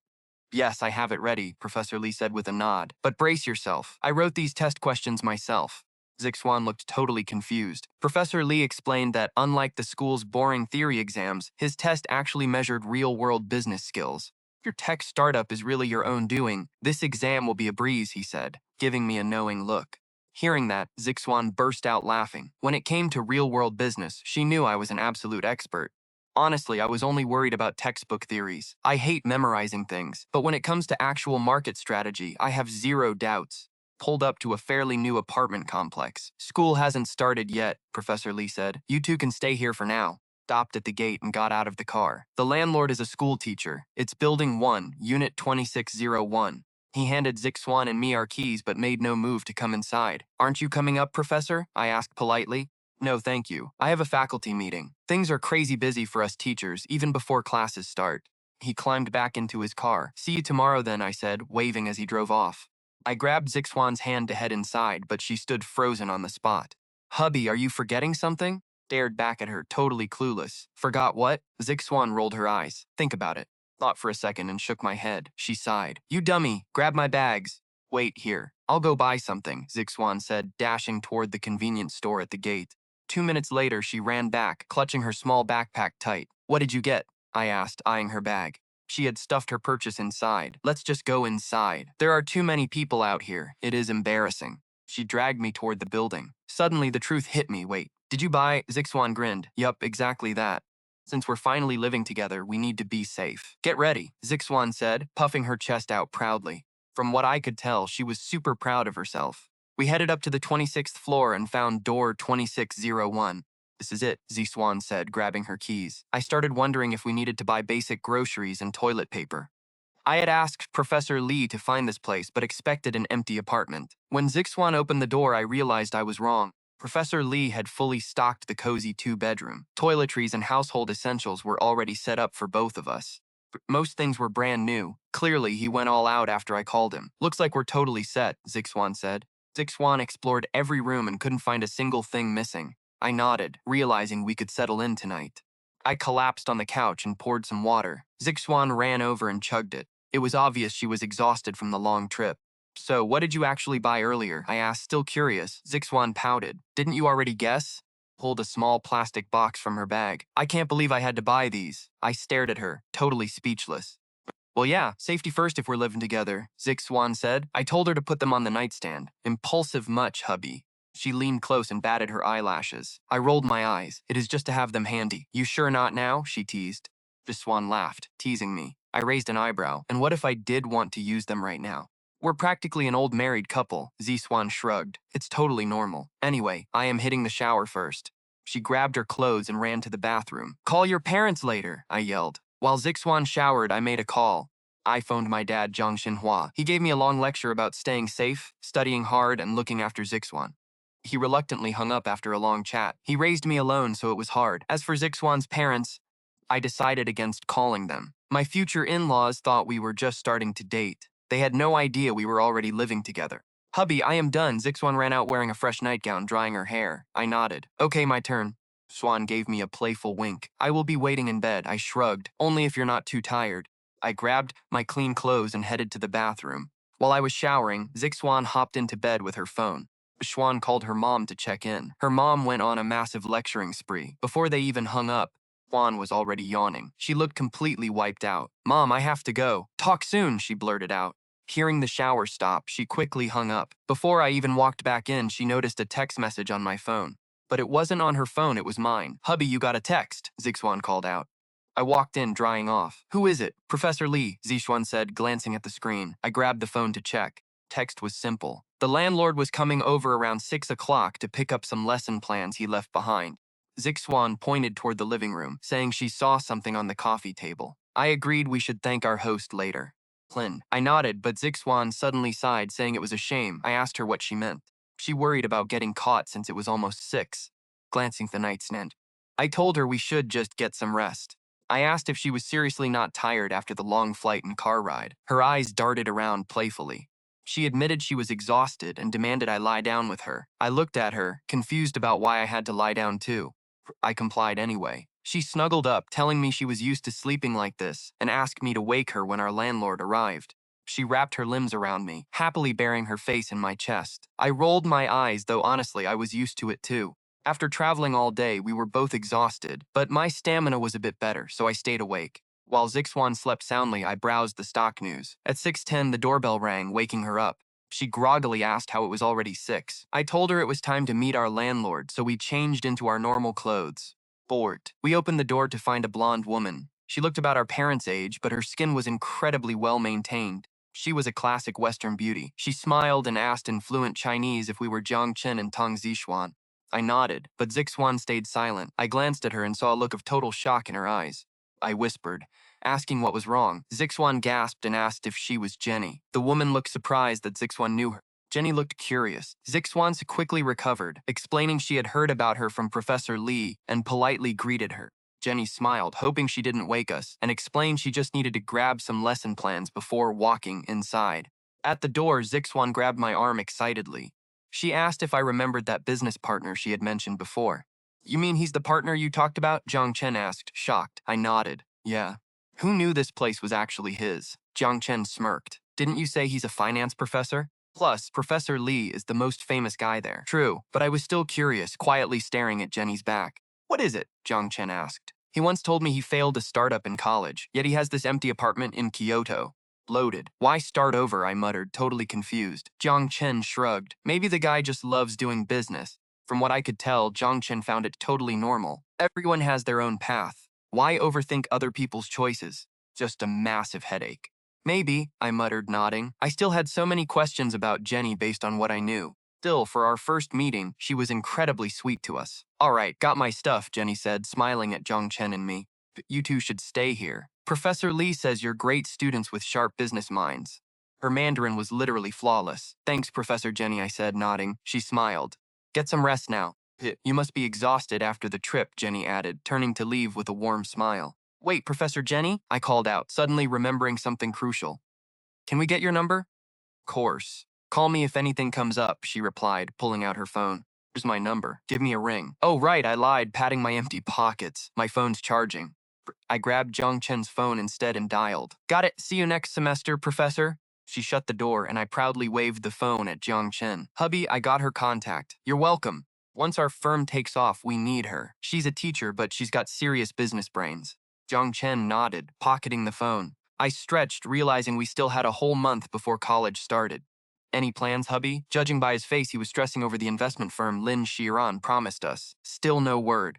School starts and the firm is still not ready. Are we staying here in Kyoto? I asked, looking at Jiang Chen. Seems like it, Jiang Chen sighed. Hey, what's with that face, hubby? I teased. Kyoto's amazing, I said, wrapping my arms around his neck. No rules, no parents, we're practically college kids. Exactly. No one can accuse us of puppy love anymore. Jiang Chen smirked, raising an eyebrow. Oh? So what do you want? Take a guess, I whispered, winking. We pulled each other close, locking lips, and then of course his phone rang. Who is it? I groaned, totally annoyed. Talk about a mood killer. Jiang Chen checked the screen. It was Xiao's dad. I instantly sobered up. Answer it. He's too important to ignore. Anyone could see I changed moods in a heartbeat. Jiang Chen picked up politely. Uncle Lin, is everything okay? Lin Shiran answered in a calm voice. Xiaohua says you and Tong are in Kyoto. Yes, we just arrived, Jiang Chen replied, nodding. Need me to set you up with a place? I have connections, Lin Jiran offered. As the Lingjia Group chairman, he definitely did, especially in a city like Kyoto. Still, Jiang Chen kept it polite. Thanks, but Professor Lee already took care of us. Are you free right now? Lin Shiran pivoted. Right now, Jiang Chen blinked, surprised. Yes, I'm in Kyoto. I want to talk about the investment firm. Where? Jiang Chen asked. Near Tsinghua Haidian district. On my way. Send me the address. I'll head over. See you soon. Jiang Chen hung up. Jiang Chen shrugged. I have to head out. Xiaohua's dad is here. I nodded, having overheard most of it anyway. Why'd he come all this way? To wait for us? Jiang Chen muttered, looking puzzled. Probably not, I said. Maybe he's picking up Xiaohua's brother. She mentioned he loves coming here on school breaks. She has a brother? Jiang Chen asked. Yeah, I grumbled, feeling a wave of jealousy. Xiaohua told me her mom had him out of nowhere. Must be nice to just casually have another kid. So frustrating. Hey, they don't know our situation, Jiang Chen comforted. Kids had always been my sore spot. Jiang Chen and I had everything planned, but doctors said my body was too weak. A C-section wasn't even an option. I know it's not on purpose, I mumbled, biting my lip. I'm just incredibly jealous. Making up my mind, I squeezed my fists. Hubby, promise me one thing. What is it? Jiang Chen looked confused. We couldn't do it in our past life, but we're making it happen now. Xiaohua's mom had 2? I want 3. Better be triplets. I smacked Jiang Chen's shoulder. Why the long face? I'm just supporting our country's population policy. Not right now, obviously. Jiang Chen was speechless. You're a real patriot. Chapter 316, Taking Over the Venture Firm. Zixuan and I hailed a cab to the address. It was a luxury villa estate, but honestly, neither of us was surprised. Chairman of the country's top conglomerate. Multiple properties? Honestly, even Zixuan and I used to have our own spots all over. But we barely got to visit. I found the villa using my phone's GPS, rang the bell, and Lin Shiren opened the door, looking sharp in a suit. Zixuan looked into the garden, pointing out a doghouse. Lin Shiren nodded, mentioning it was for the dog he used to raise with Xiaohua's mom. Died, Lin Shiren said. Zixuan sighed, looking genuinely bummed out. I figured it's just the natural cycle of life. Nothing lasts forever. Lin Shiren gave us a faint smile and invited us inside for some fresh fruit. I just nodded and followed him. Zixuan and I followed him inside. The place was massive. Zixuan scanned the entry, but Lin Shiren just shrugged, calling it an old property. Lin Shiren smiled, saying he kept it for Xiaohua's college years in Kyoto, but then he looked at us and offered it up. You can grab 2 rooms here, Lin Shiren offered. Zixuan waved his hands immediately, declining the offer and insisting our current place was perfect. Judging by his face, Zixuan was probably thinking 1 room was plenty. Sharing a bed with me is way better than having a third wheel around. Uncle Lin, you didn't drag me here just to talk real estate, right? I asked with a smirk. He chuckled, telling me of course not. We have actual business today, he said. I nodded, telling him to shoot. He pulled a sheet from a folder, preparing to interrogate us. The legal owner of innovative tech isn't you, Jiang Chen, he noted. It's Tang Zixuan. I shrugged, confirming I was still the official proxy boss. I'm fully authorized to handle projects, I added. I wanted to be upfront. He was probably looking for a loophole to dodge our investment deal. Tried to back out, he'd fail. I had all the legal paperwork locked down, but he just laughed, saying I misunderstood. Curious, Lin Shiren said, waving his hand. Which of you 2 geniuses actually built innovative tech into what it is today? It was him, not me, Zixuan said, immediately pointing right at me. He was totally done playing boss and wanted 0 part of it. Xuan was sick of the corporate grind. Yeah, it's me, I admitted. Lin Shiren laughed, calling us a highly unusual duo. He gave me a knowing look and slid a folder across the table. This target firm fits your exact criteria. Check out the details. I prepped the files myself, Lin Shiren added. I pulled the document closer, and Zixuan leaned over my shoulder to scan the pages.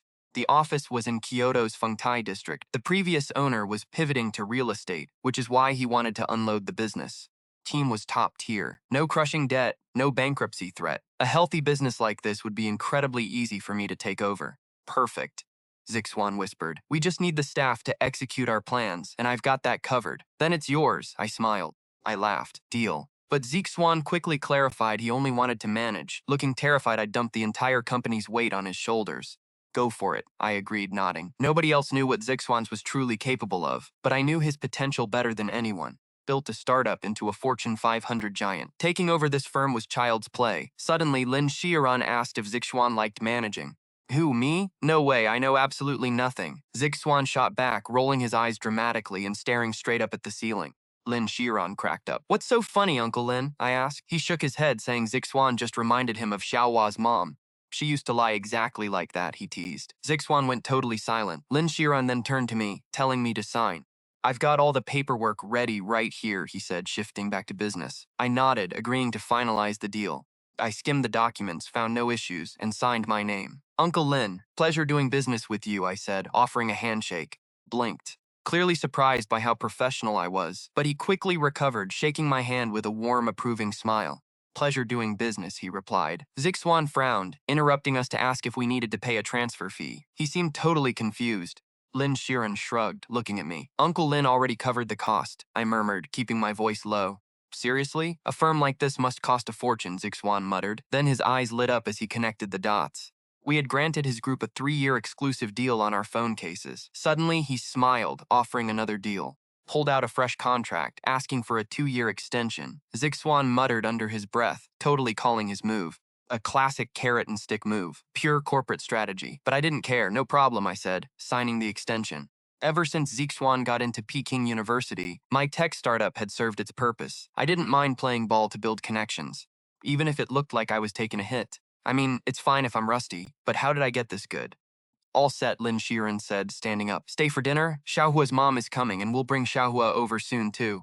Thanks. But we ate on the flight and aren't hungry, I said politely, shaking my head. We'll get out of your hair, Uncle Lin. I won't walk you out, then I need to tidy up, he said, gathering his files. Zixuan asked if he still had work to do.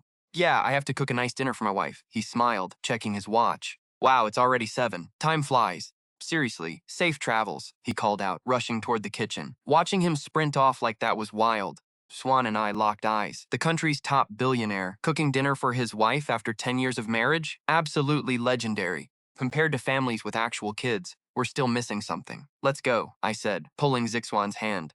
Zixuan nodded and followed me out of the villa. All the way home in the cab, he looked completely lost in thought. Once we got at Zixuan's side, it's so nice. What is? I asked. I mean, Xiaohua's family, he murmured. From the envy in his voice, Zixuan wanted that too. I can make us dinner, I teased. He shook his head. No, look at how much they love each other. And they have a kid. Even as big bosses, they make time for family. He trailed off, leaving the thought hanging. Xuan looked up at me. Hubby, why couldn't we do that before? Because we couldn't in our past life, so we're making it right this time, I smiled. I ruffled his hair. Honestly, it wasn't just him. I desperately wanted us to have a real warm family of our own someday. Zixuan rested his head on my shoulder. Start running with me tomorrow morning. We need to get in shape. Wait, exercise? I blinked. Build our stamina, right? Zixuan flashed a knowing smile. I had to admit he had a point, so I nodded. Working out is great, but can you actually stick to it? I challenged. Zixuan immediately looked up. Of course I can, and if I ever slack off, drag me out, lock the door, and don't let me back inside until I run 5 kilometers. Hubby, we are doing this for our future. Trust me, I won't slack off. From the look in Zixuan's watery eyes, anyone could see he was serious. My heart melted. Okay, start tomorrow, I promised, nodding. Suddenly, Zixuan burst out laughing. He couldn't stop giggling. What's so funny? I asked, completely confused. Zixuan wrapped his arms around me. Hubby, have you noticed something? Totally skipped a step. He locked his hands behind my neck, beaming. A step? I repeated.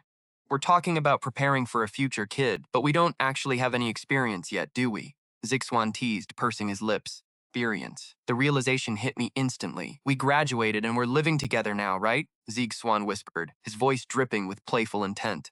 Are you sure? I asked. Zixuan nodded. Yeah, but what? We're practically an old married couple already. Don't tell me you forgot how to do it? Zixuan pouted. I rolled my eyes as if I could ever forget that. Gently tilted his chin up, taking a deep breath. Then let's do it now. Now, Zixuan whispered back, closing his eyes. I didn't hesitate. I pulled him in and kissed him. We stumbled from the living room to the bedroom, our passion completely catching fire. For 10 years, day and night, our love had burned this hot. Even after getting a second chance at life, that fire never faded. Love is never a one-way street. We both had to cherish and protect what we had to keep this flame alive. You're not rusty, right? I whispered, brushing the hair from his face as I grabbed a packet from the nightstand. Zixuan just smirked.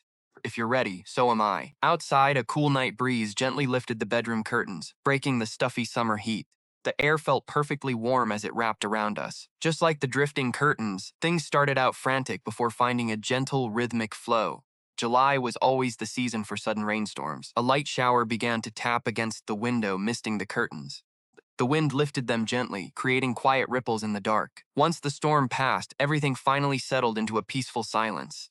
Rain stopped, curtains drifted against the glass. Hubby, I'm dead, Zixuan groaned. How do you still have this much energy? Juan rested her hands on my chest, chin on her hands, kicking her legs. I smiled, pinching her nose. So who's the one out of practice? Of course I'm rusty. I've been back for 2 years, Zixuan grumbled. But you? It's been 2 years, and this is our first time. How are you still so good? Spill it, confess, Zixuan cried. Did you forget my wish when I came back? Oh, I get it. Suddenly, she looked like she remembered something. Get what? I asked. Anyone could see she thought my body had some cheat code endurance. Nothing, I just feel bad for you, Zixuan sighed, looking deadly serious. Hubby, if you can't hold it in, don't. I'm right here. Why use that other way? What other way? I asked, a bad feeling creeping up on me. Her brain was on a totally different wavelength again. Zixuan grabbed my hand. You know, you have a wife. Why rely on your hands? Oh, hubby, these past 2 years must have been so hard on you. Chapter 318, just Zixuan and I in the room. From the quiet night until sunrise, we held each other tight. Living together felt so nostalgic. For other young couples, brings a sense of novelty. For us, it was a deeply ingrained habit, like how Zixuan always ended up draped over my chest. And I was used to opening my eyes first thing in the morning to see her wide, bright eyes staring back at me. Up so early? She'd complained about being exhausted yesterday. Our old married life resumed under the guise of dating, and her old sleep schedule returned too. Back then, she woke up early every day for work. I nodded and sat up. Perfect. Didn't you say we're going for a morning run? Instantly, Zixuan's face fell. Are you serious, hubby? Today? She swallowed hard, looking completely defeated. Didn't you say it? I countered. Yesterday, she had been so firm about it, even threatening to lock me out if I didn't run. Doesn't count. How was I supposed to know I'd be this rusty? Zixuan pouted, rubbing her sore legs. Should I lock you out then? I teased. Zixuan froze for a second, her cheeks instantly turning bright red. How do you even remember that so clearly? Doesn't count. What I said then only applied to then. Plus, today is a special exception. You have to make an exception. Yes, exactly. No way, I teased. You have to take responsibility for your own words.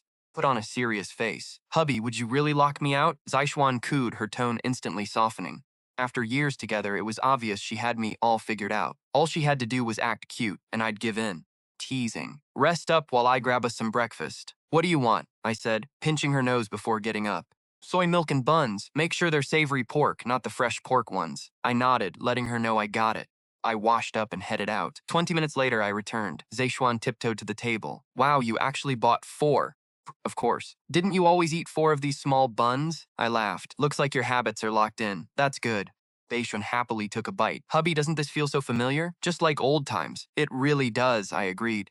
But there is one difference, Zixuan added. What is it? I asked. Back then you bought breakfast while I did my makeup.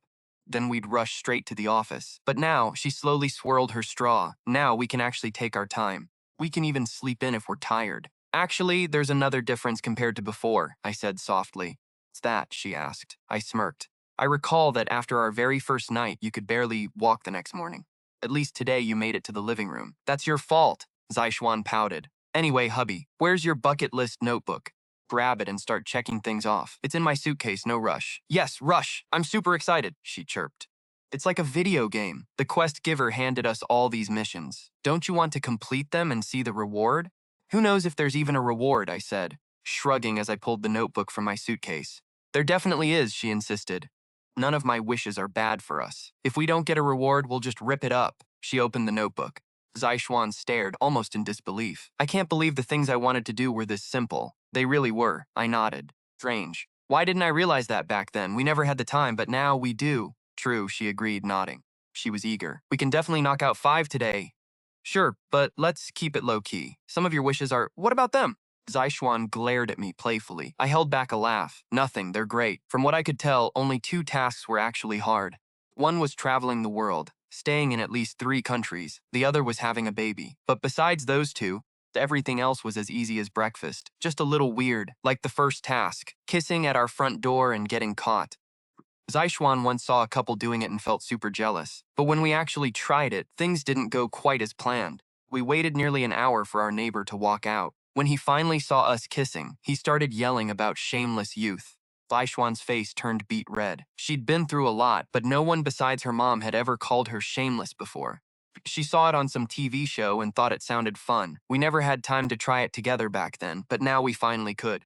We barely threw a few rounds before property management rushed over. The guard warned us to keep the noise down, even if we were having fun. He said we were playing too hard, which apparently ruins future marital bliss. Whatever. Finally, night rolled around. Zixuan and I finished those 9 things, checking each one off. I handed her the chapter 319 test. See? I told you it was easy. Aside from 2 unrealistic goals, her demands weren't even that crazy. During dinner, Zixuan was still trying to brag to me. I raised an eyebrow. What about the angry neighbors then? Zixuan just waved her hand, claiming it was all a total accident. I nodded. The rest was easy, but how do we handle the last 2? We already started planning the world tour, but what about having a baby? Zixuan stared at her belly and sighed. She figured if she worked out more, her next hospital checkup might actually turn out better. I told her I agreed, which made Zixuan smile. Suddenly, the doorbell rang. Zixuan whispered that someone was here. I walked over and opened the door. The guest asked if my girlfriend and I were settling in okay. Standing there was Professor Li Yuanshan from Peking University, holding a bag of fruit. I thanked him and said we were doing great. I nodded, stepping aside to let him in. He set the fruit on the coffee table, mentioning he just picked them up on the way. He waved to Zixuan. "Oh, you guys are eating dinner? Guess my timing is pretty bad." He rubbed his nose, looking a bit embarrassed. I smiled, telling him that since he helped us rent this place, he was always welcome. He waved it off, saying it was nothing. It was no trouble, he insisted. Still, I knew he wouldn't drop by this late unless something really important was going on. I teased him, saying it wouldn't make sense otherwise. He laughed and shook his head, admitting I had incredibly sharp eyes. Lee explained. It was about Zixuan. She looked puzzled. He rubbed his hands, reminding her about the exam needed for her early graduation. She set her chopsticks down, asking if it started now. He awkwardly replied that the department teachers scheduled it for August 20th. I pointed out that was weeks away, so why now? He shrugged, saying he was the one who authorized her admission after all. But besides her owning a tech startup, he barely knew her. He admitted that the details I gave him sounded way too exaggerated. I immediately got it. He was worried about Zixuan passing the exam, so he wanted to test her skills beforehand. I would never admit I exaggerated, though. As her husband of 10 years, I knew exactly what she was capable of. But I get why people doubt it. An 18-year-old girl running a Fortune 500 company sounds totally impossible. But I didn't blame him for being skeptical. I just told him to cut to the chase and tell us his real goal. Zixuan agreed, telling him to lay it on us. He nodded, pulling a test paper out of his briefcase. Explained he wrote these finance questions to test her, promising the actual exam would be similar. Zixuan gladly took the paper. From what I could tell, a smile crept onto her face. These weren't just textbook theories. They were real-world business principles. Unlike high school theory, college actually demands practical execution. Zixuan paused, thinking it over for a second. She grabbed a pen, set her phone down, and told us she was starting. He agreed to let her work in peace. Then, he asked me to show him around the apartment. I agreed, even though it was obvious he wanted to keep me from helping her. I didn't call him out, though. Zixuan's confident expression told me she had this completely handled. We walked from the kitchen to the bedroom. Judging by his nod, he was satisfied we were settling in fine. I thanked him for setting up the place so well. Suddenly, his tone shifted completely. Stared into our bedroom. I asked what was up, and he blurted out, asking if we slept in the same bed. Pointed at the double bedding on our mattress, contrasting with the empty guest room. I told him no, we did not. It was clear he was speechless. As a professor, he knew college kids living together was normal, but he still looked conflicted. Anyone could see he felt our vibe was way too intense, instantly moving in together like this. We did not act like high school sweethearts. We acted like an old married couple. He finally found his words. He lowered his voice, telling me he got that we were young and curious, but we needed to be careful with intimacy. He warned me to show some restraint, claiming my business talent meant I was destined for greatness. He was really targeting me. I shook my head, denying any big plans. Honestly, if I ran a company, I would probably bankrupt our competition anyway, because my startup would easily replace them. He smiled awkwardly, commenting on how much faith I had in Zixuan. I knew what he was thinking. To him, I was the real prize, and Zixuan was just a buy one, get one free deal. I did not bother explaining. Once Zixuan finished that test, he would realize I was not hyping her up for nothing.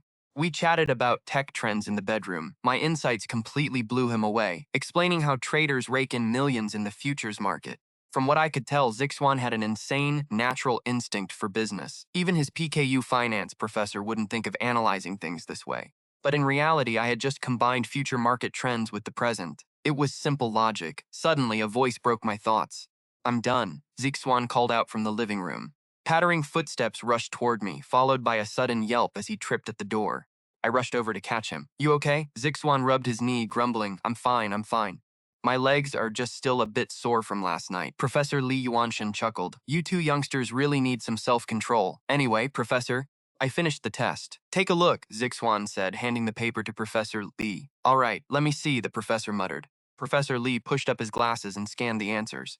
"How did you do?" I whispered to Zixuan. He gave me an okay sign. "Pretty confident, huh?" I teased. Zixuan pouted. "Come on, you know me better than anyone." "Of course I do," I smiled. At first, Professor Li graded it like any ordinary student's test. But as he read further, his expression shifted. Started nodding. Zixuan's business logic perfectly aligned with current market trends. But as the professor read on, his nodding stopped. Instead, his eyes practically popped out of his skull. Zixuan's analysis of the commercial market was more professional than an experienced marketing executive. He had even outlined a highly advanced management system. Then came his predictions for the future tech sector. Juan had filled an entire extra sheet with his theories. Professor Lee gasped, staring at him in disbelief. "So is it okay, Professor?" Zixuan smiled. Judging by the professor's face, Zixuan knew his answers had hit the mark. "Good? Kid, this is absolute genius." Professor Lee slapped his thigh, looking as thrilled as the day I accepted my PKU admission. "But tell me, Zixuan, why do you think tech startups will explode soon? What's the core market logic?" the professor asked. Zixuan smiled easily. "Oh, that's simple." Zixuan grinned. "Everyone's pushing for innovation right now. Just look at the Liu family industrial zone. New tech startups are popping up everywhere. Everyone's diving in. The tech market is bound to become a massive business empire." Tang Zixuan paused, then added, "As for the core laws of growth, look at what I wrote here, Professor Lee. My analysis is right on top." Zixuan explained carefully. Professor Lee seemed to listen with total patience. Occasionally, Professor Lee asked a few questions, but Tang Zixuan shut them down with easy answers. From what I could tell, the professor was completely blown away. So that's how it is. Standing nearby, I couldn't help but feel incredibly awkward. The whole scene looked like a teacher lecturing a student.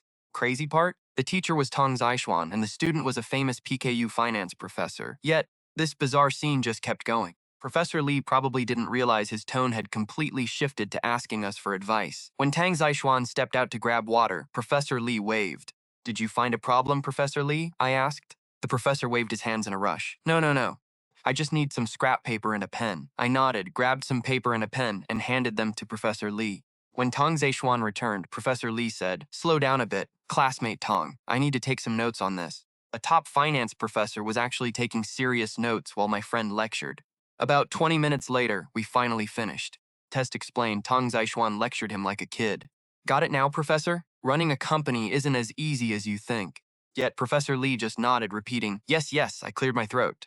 "So, Professor, how did she do on the exam?" Two of them looked at each other in realization. Right, this was supposed to be an official entrance exam. How did it turn into a kid teaching a seasoned professor how business works? Tang Zixuan blushed. "Sorry about that, Professor Lee. I just saw you had questions, so..." "No worries." Professor Lee stood up, waving it off. "This actually makes me incredibly happy." He looked incredibly excited as he told us, "Jiang Chen, Tang Zixuan, having you two at PKU is an absolute honor for our school." I smiled and waved it off. "Not sure about honor, but what about our favor? Leave it to me. With Tang Zixuan's talent, she can ace any hard question I throw at her," Professor Lee promised, patting his chest. I smirked. "So you don't doubt her now?" Holding back my laughter, I watched him glare. "Doubt? If anyone doubts classmate Tang, I will personally fight them." "Don't get worked up, Professor. We are just your students." I wiped away a cold sweat. Sharing future business tactics felt a bit illegal. Right, calm down. It was obvious that the professor realized he lost his cool. After all, he is a famous PKU finance head. Getting late. "I'll head out so you can rest." Professor Lee calmed down, saying goodbye to Tang Zixuan and me. "We'll walk you out." Tang Zixuan and I escorted Professor Lee to the door. "Let's catch up soon," the professor said as he left. Normally he would only say that to me, but now it was clear he meant both of us. Scare the poor guy? I laughed after closing the door. Tang Zixuan gave me a blank look. "Hey, it wasn't on purpose." Shared what I know. "Our global trip is on the line, so I had to go all out. Hope he stays calm." I glanced at the door. He seemed pretty calm just now. Right as I said that, his voice echoed down the hall. "Hello? Principal, I'm telling you, PKU just struck gold. Don't believe me? Let's grab a drink downstairs right now. I'll explain everything. I need to tell you all about it." The night passed silently. Early the next morning, I got a call from Jiang Fan. I didn't even check the caller ID. That sneaky voice gave him away instantly. "Hey, you in Kyoto?" "Yeah, 2 days now." Replied, waiting. "I got 2 updates for you. Which one do you want first?" Jiang Fan asked, clearly hyped. I rolled my eyes. "Just give me the first one." "Fine, I'm heading to Kyoto soon. We definitely need to get dinner." "Sure, I'll set it up." I laughed, remembering when I was his age. Gathering with close friends always meant instant dinner plans. Just what we did. "Any guess on the second piece of news?" Jiang Fan teased. "No clue," I said. He bragged. "Xiaohua and I are coming together. I'm not lagging behind you and Tang Zixuan anymore. I finally won." "Wait, seriously?" I asked. "Didn't her dad say she'd arrive in 2 days?" Tang Zixuan asked. My phone was on speaker. Jiang Fan gasped. "Tang Zixuan? Why are you with him? Where else would I be? Say another word and I'm hanging up." Tang Zixuan threatened, sounding fierce. Jiang Fan whined, "We're friends. You can't be all sweet to him and treat me like trash. That is such a double standard." I am double standard. You can't compare to Jiang Chen anyway, Tang Zixuan scoffed. Fine, but why are you there so early? Jiang Fan asked.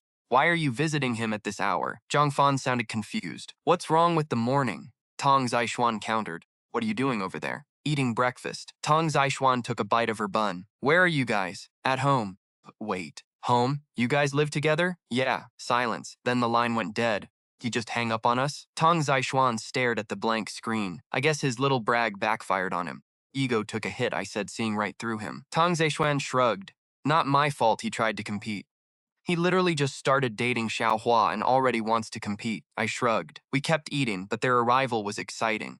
We had to pick up our two friends at the airport. Zixuan called Xiaohua for the details, and she said their flight lands tomorrow around 5 p.m. They would roll in right at dinner time. Xiaohua only came to Kyoto with Jiang Fan because his uncle Xia Kong offered to drive them. Xia Kong drove us back in Lijiang too. Since both of them are starting college in Kyoto, they just tagged along. Get enough rest today? I asked. I asked Zixuan out of nowhere. What is it? She asked, sucking down the last of her soy milk. Ready for a morning run? I teased. Juan froze, then bent over, clutching her knees. Ouch, my legs are so sore, babe. Can we please just run tomorrow instead? She whined.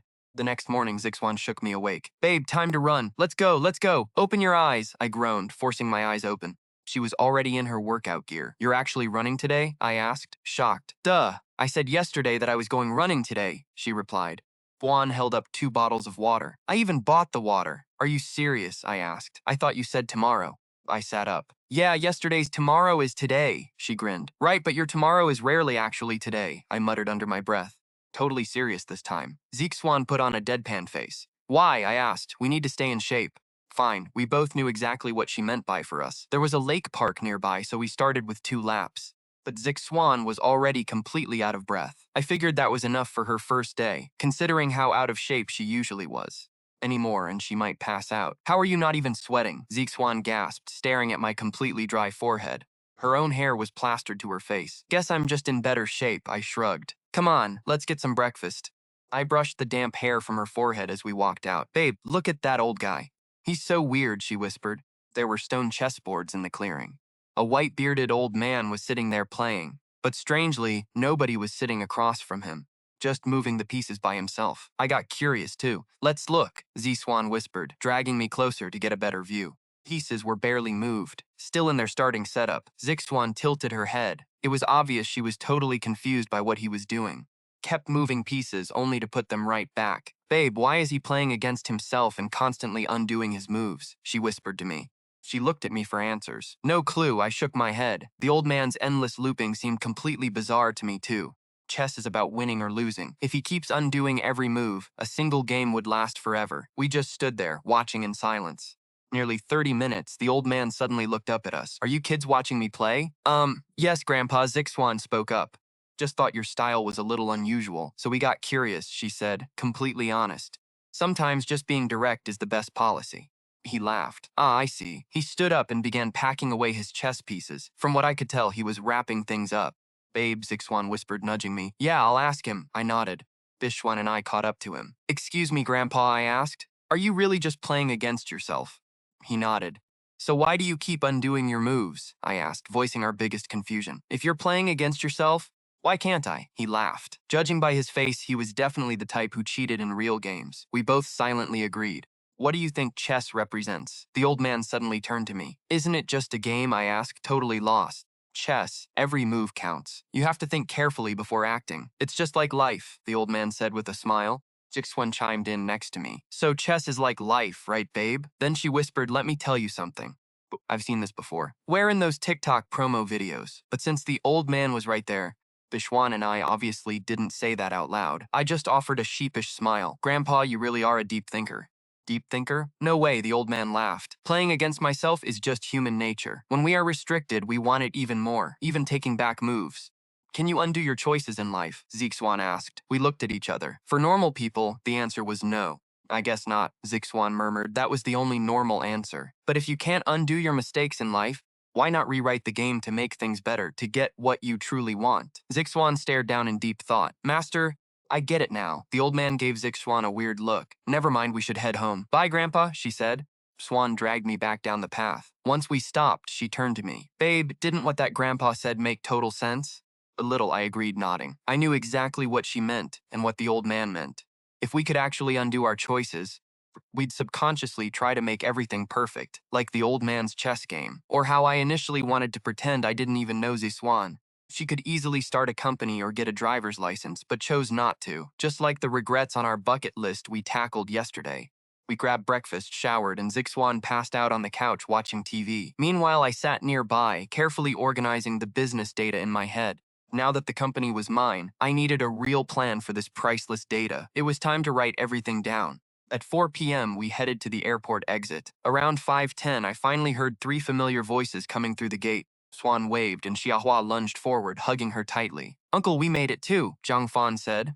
Zhang Fan walked up to me, looking hyped. "Old Zhang," I laughed. "Cringe or not, we gotta give each other a hug, right?" Two guys. Chapter 323. Friends reunite, but things feel different. "You kids," Sha Kang joked. "Barely been any time, and you're already this hyped." Sha Kang laughed. It was obvious he was either touched or remembering his own youth. He wiped his face, looking deeply nostalgic. "Let's go. I'll take you to Hadian. Our ride should be here soon." Sha Kang scanned the road. A long black sedan pulled up, and the door opened as someone waved. "Come on, I'll get you to your hotel." Sha Kang rushed the four of us along. Xiahua had a place in Beijing, but Zhang Fan didn't. As Zhang Fan's uncle, he naturally looked out for his favorite nephew. Walking to the car, he asked Xiahua, "Staying to play or going straight home?" Xiahua grinned. "I'm staying with Zixuan." Zixuan turned to me in surprise. "She's staying with us?" Shrugged. "Fine," Zixuan sighed. Just like that, our sweet alone time was officially over. Xia Kang greeted the driver, a woman wearing gold-rimmed glasses. "Teacher Sue, the kids are here." She nodded. "Get in." She nodded, and Xia Kang hopped into the passenger seat. The four of us squeezed into the back. Zhang Fan and I sat stiffly. But the girls were super clingy. "Xiahua, easy. You're crushing my legs," Zixuan complained. Xiahua giggled, squishing her. "We haven't met in ages. You're making my leg worse," or Zixuan whined. "Don't blame me then.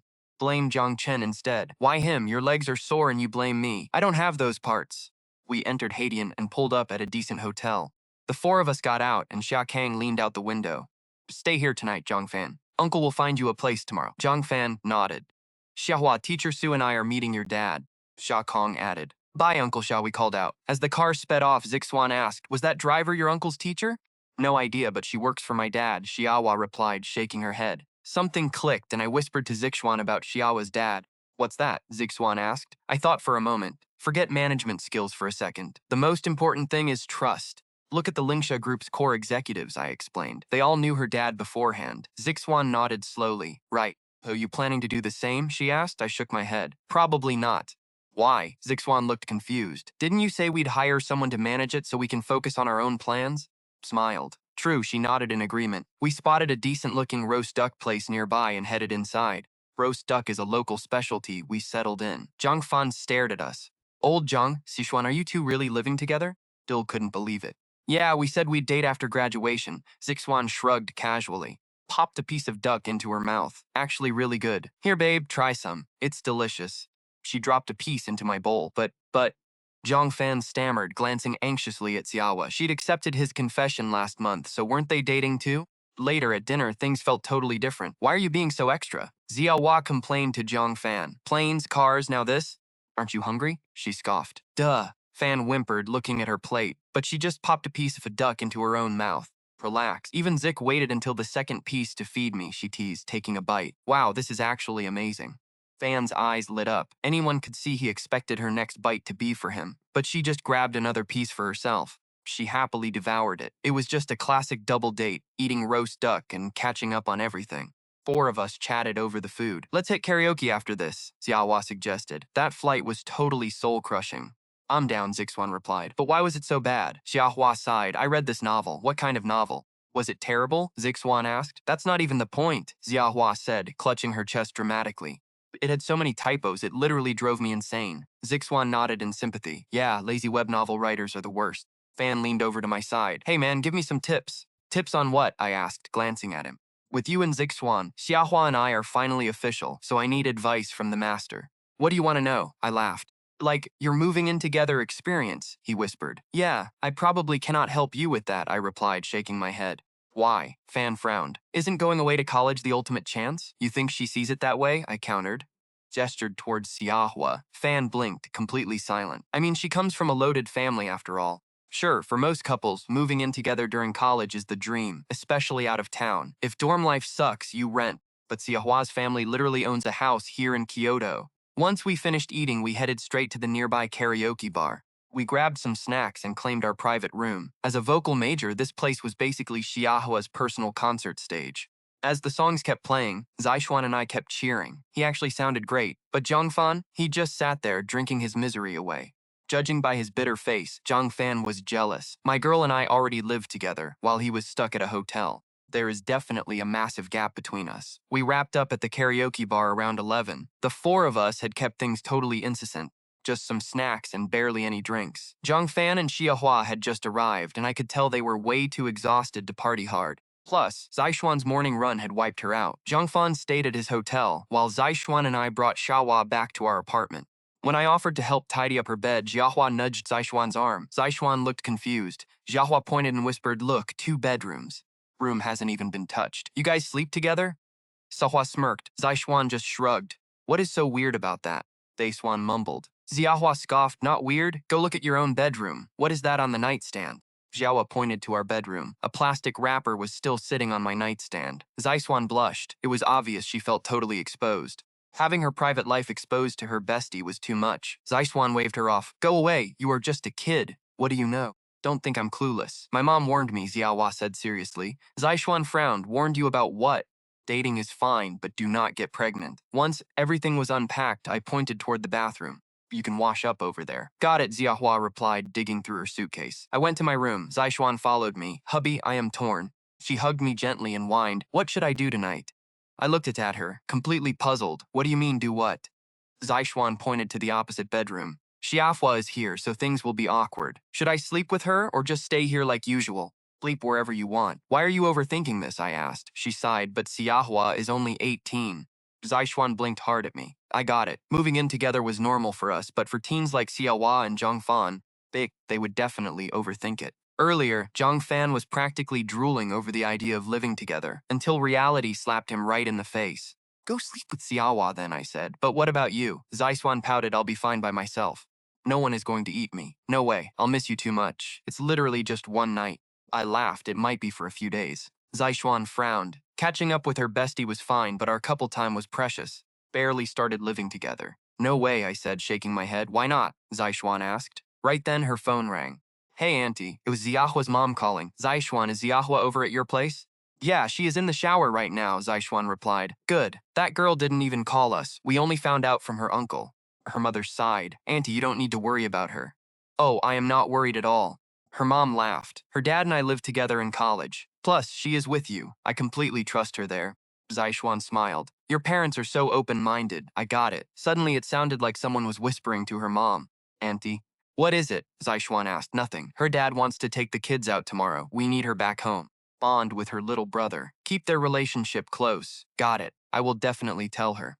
Zixuan agreed. "Since she is with you, I am relieved." "Awesome. Thanks, Auntie." "Bye." Hanging up, Zixuan breathed a sigh of relief. "Hubby, how did you guess so right?" "She really has to go back. Parents always care." I shrugged. "I have never been a mother. How would I know?"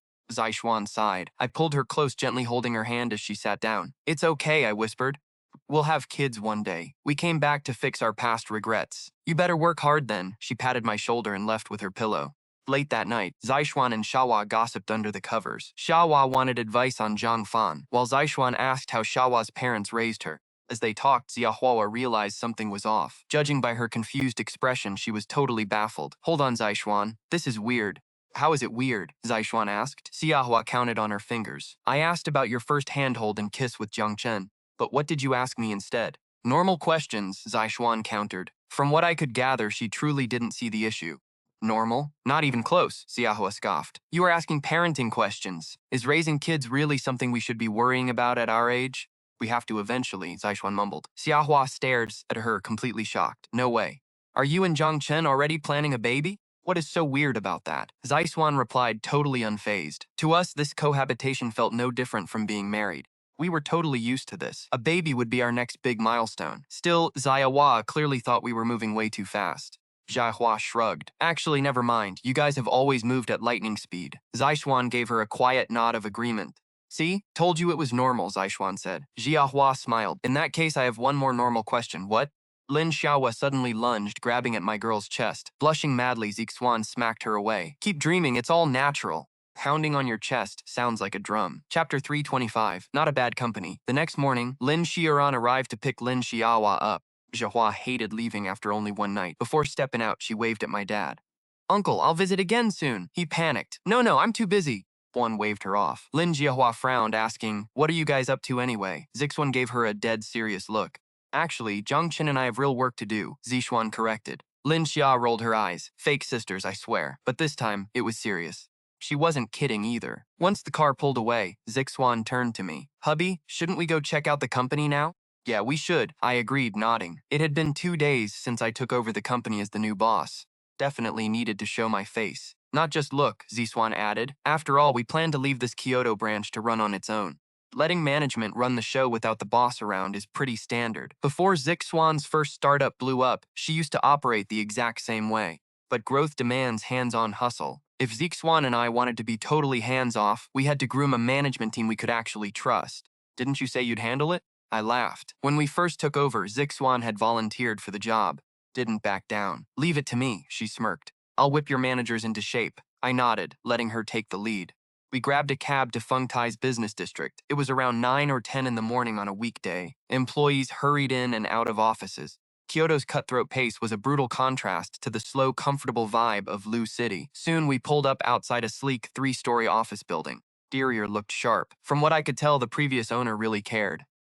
It's nice, Zixuan noted, but that name has to go. She pointed to the plaque. Tengxi Financial Investments. We need to change that first word to Jiang. Or she paused, turning to face me. Should I transfer the ownership to you? Zixuan asked. I laughed and shook my head. No way. Just changing the brand name is fine. She waved her hands, obviously terrified I'd saddle her with the whole thing. Let's go inside, she urged. We walked through the doors together. Hold on a second, please, the receptionist said politely. She pointed to her ID badge. You don't have passes. Do you have an appointment?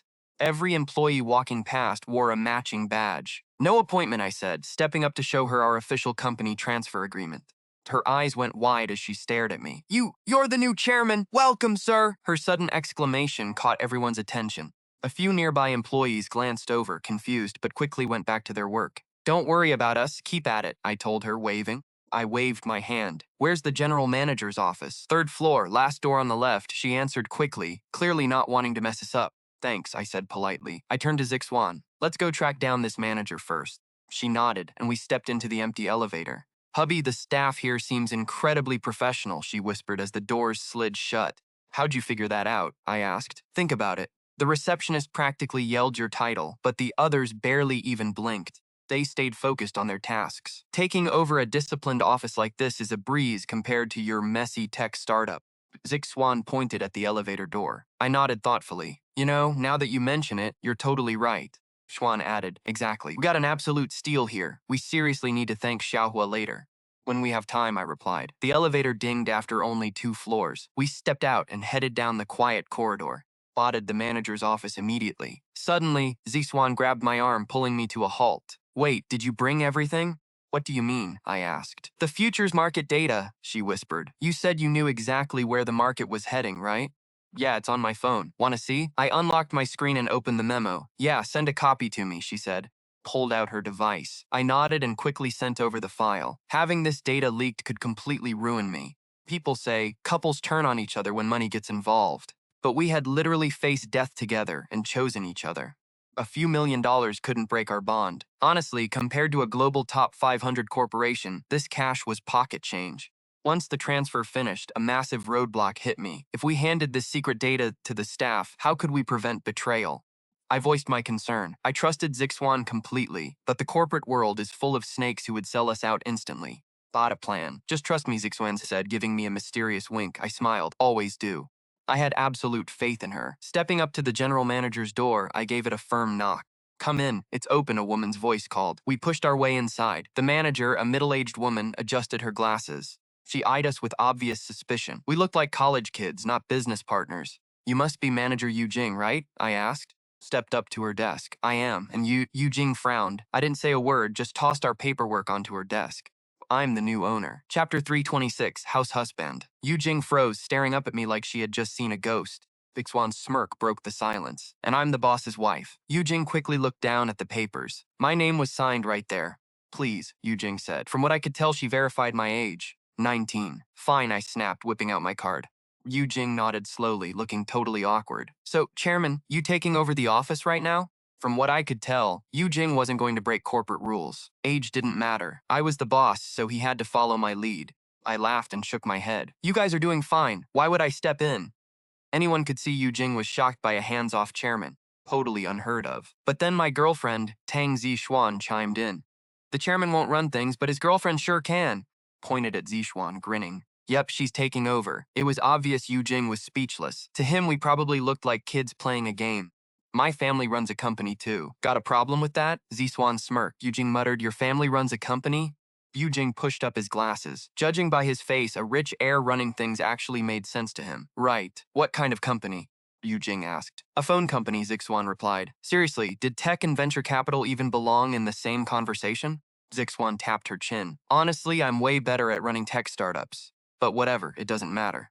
Management is management. I know the drill, Zixuan said, totally confident. I could see Yu Jing's massive doubt. He wasn't buying it at all.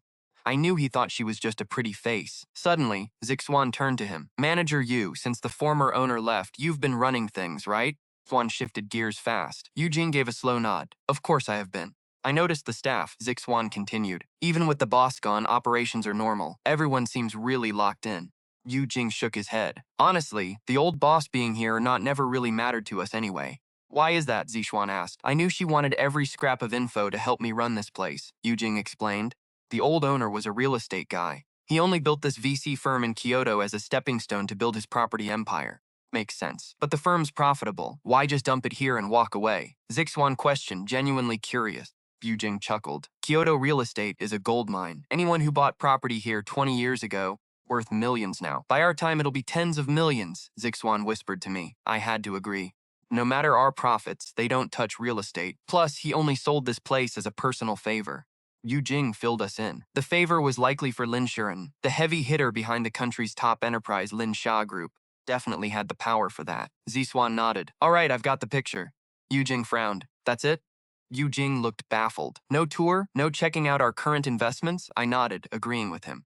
Yu Jing made sense. When I first took over innovation tech, I immediately studied every department and grilled Qin Shan about his projects. No way, we don't need any of that, Zixuan dismissed with a wave. But Manager Yu, I have something serious to discuss. Her face went stone cold. Yu Jing immediately looked at me. I was the actual boss, after all. Do whatever she says, I told him, making it clear she was running the show. Yu Jing braced himself. What do you need? He locked in, ready to work. Zixuan gave the order. Drop everything today. You're coming with me. Go out, Zixuan announced. Yu Jing blinked, completely baffled. Go out to do what? Shopping, duh.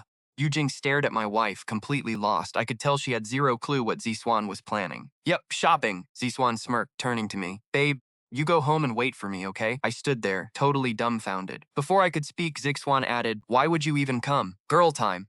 Just be in the way, she said, waving me off. I pointed at myself, totally speechless and holding back a laugh. Fine, I guess I'm dismissed. Be a good boy and cook dinner, Zixuan smirked. I want shredded potatoes and pork. I laughed, nodding as I turned to head home. No matter what crazy stunt Zixuan pulled, I trusted her. When it came to running a business, her mind was unmatched. I never doubted her. Walking back into our place, a wave of nostalgia hit me. Back in the day, whenever she was busy with work I couldn't help with, I'd just wait at home to take care of her. Honestly, this house husband life felt surprisingly right. I browsed some stock sites, totally relaxed. I grabbed some cash, hit the market right before dinner, and started cooking. By 7 o'clock, everything was ready. Front door clicked. Seconds later, Zixuan sniffed her way into the kitchen, patted my shoulder, and grinned. Babe, I'm home. Felt so incredibly familiar, like stepping back in time. I looked at her. So, what did you actually do today? I turned, staring at the mountain of shopping bags in her hands. She shrugged. Just some clothes and makeup, stuff I used to wear. Not bad, right? She asked, showing off her haul. I gasped. Wait, you actually took Manager Yu shopping? Yeah, she said this dress looks amazing on me, Zixuan squealed, pulling out a little black dress. I had to admit it suited her. But something still felt off. The more I thought about it, the more confused I got. I plated the last dish and frowned. Didn't you say you were going to manage the company? This is your plan? Zixuan looked dead serious as she grabbed the plate from me. How does shopping help run a business? I asked, scooping rice. We sat down. Shopping doesn't, she said, but Manager Yu does. Zixuan shoved a huge spoonful of rice in her mouth, clearly starving from her marathon. I blinked. What's that supposed to mean? Look at the office, Zixuan said, waving her chopsticks. The old boss left everything on autopilot. The staff barely noticed when we took over. Right? I nodded, telling her to go on. So, who actually runs the show? Who do they all listen to? Manager you! Exactly, Zixuan grinned. If I win her over and get her on my side, I basically control the whole damn company. She reached for the shredded potatoes, but her chopstick slipped, grabbing almost nothing. I shook my head, totally amused by her struggle. Stood up, grabbed the plate, and scooped a massive pile directly into her bowl. Whoa, stop! She squealed. I'll get fat! That back down. So shopping is your big strategy? Obviously. Once we're close, she won't shoot down my ideas later. Our friendship and my authority means she'll actually listen to me, Zixuan said, stuffing her face. I slowly nodded, impressed. It was actually genius, winning hearts first. The biggest risk for any new boss is silent rebellion. Employees won't say it, but they'll resist. That silent grudge is a ticking time bomb, especially since we plan to stay away. So, what's your secret to bonding? I asked. Easy, we use our future knowledge, Zixuan smirked. What do girls do after work? They read fashion mags and watch trashy dramas, right? Am I right? I nodded, smirking. Sounds like you're just describing your own routine, babe. No way, I come home to be with you, she shot back. I laughed. By making me watch cheesy CEO dramas? Hey, so what? I was literally a CEO in our past life. I thought you'd relate, Zixuan said, rolling her eyes at the ceiling. That's your bonding secret? Yep, Zixuan beamed. She said I have killer style. She already begged me to go shopping again. No way. Besties in one day? I'm skeptical. Zixuan shrugged. Just wait and see. After dinner, she collapsed onto the bed. Worn out from shopping, Zixuan crashed early. But the next morning, she woke up full of energy and dragged me out for a run. We changed our route, running all the way to Kyoto Square just in time to watch the solemn flag-raising ceremony. On the way back, Zixuan laid out her master plan. Every morning, we'd run to a new tourist spot, fitness plus sightseeing. But Kyoto's just a crowded concrete jungle. Zixuan admitted she'd rather be somewhere peaceful, like the quiet mountains of Xishuangbanna. After our runs, she'd either hang out with Yujing or look over our bucket list, checking off stupidly simple things together. Life felt lazy but perfect. When Zixuan was out with Yujing, I almost felt like we were back to our old lives before the accident. But when we were home together, it felt like a brand new beginning. Then, the morning of August 19th arrived. Babe! Running time. Let's go, Zixuan yelled, literally dragging me out of bed. I sat up, yawning. Where to today? Just the local park. We've basically conquered the city, she said, thinking. Any plans for after? I asked. Tomorrow was her big exam day at Peking University, so I was curious. Let's see how the run goes, she murmured. How it goes. I frowned. Oh, by the way, I invited Manager Yu to join us today. Speak of the devil, Zixuan said, answering her ringing phone. After hanging up, she grinned. She's already downstairs. I blinked, stunned. Seriously? You guys are morning run buddies now? Stared in shock. Hey, you underestimate your wife, Tang Zixuan bragged. Manager Yu and I are practically best friends now. Besties already? My eyes widened. Of course. Aside from her work clothes, she literally messages me on QQ every day asking what to wear after hours. Tang Zixuan smirked. I gave her a thumbs up, right? Zixuan grinned. During our run today, I'll drop a tiny hint about our next investment to see her reaction. Then we make our move. I nodded, deal. But after final exams, we still need to get closer to Professor Jenny. She used to run an investment firm, so having her manage things would really put our minds at ease. What if we pitch this tomorrow? Your call. Chapter 328. Her vision is incredibly long-term. We met Yujing at the community gate. Morning, boss Zixuan, she called out. Tell she and Tang Zixuan were already super close. Sister Yu, we run for a long time. You sure you can keep up? Zixuan teased. Don't underestimate me. Yujing pushed up her glasses. I was actually a long-distance track champion in high school. No way, seriously? I asked. Watch me. We headed to the park. After 5 laps, I finally called for a break to let them catch their breath. It wasn't that I was tired, but Tang Zixuan's body had reached its limit. So, did your sister Yu drag you down? Yujing asked proudly. Yujing smirked. No way, you're amazing, Sister Yu, Tang Zixuan gasped. You're not even breathing hard. I'm literally dying here, Tang Zixuan panted heavily. I handed her a bottle of water. Drink in a bit. Zixuan nodded. Then Tang Zixuan turned to Yujing. By the way, Sister Yu, there's something I want to discuss at the office. But you're the boss's wife. Why would you need my approval? Yujing chuckled. No, you run the show here. I feel like we need your green light first, Tang Zixuan insisted.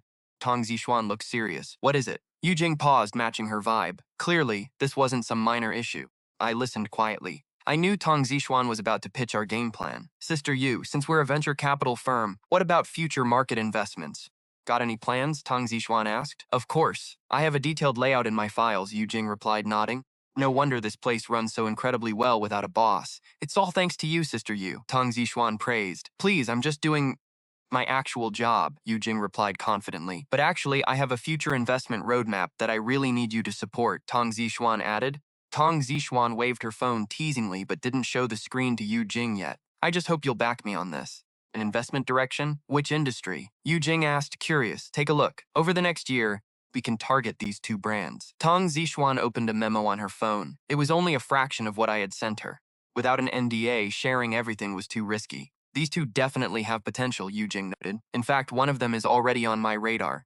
Yu Jing nodded, then froze. She looked up at Tang Zixuan in surprise. Wow, Zixuan, I didn't realize you had such a sharp eye for this.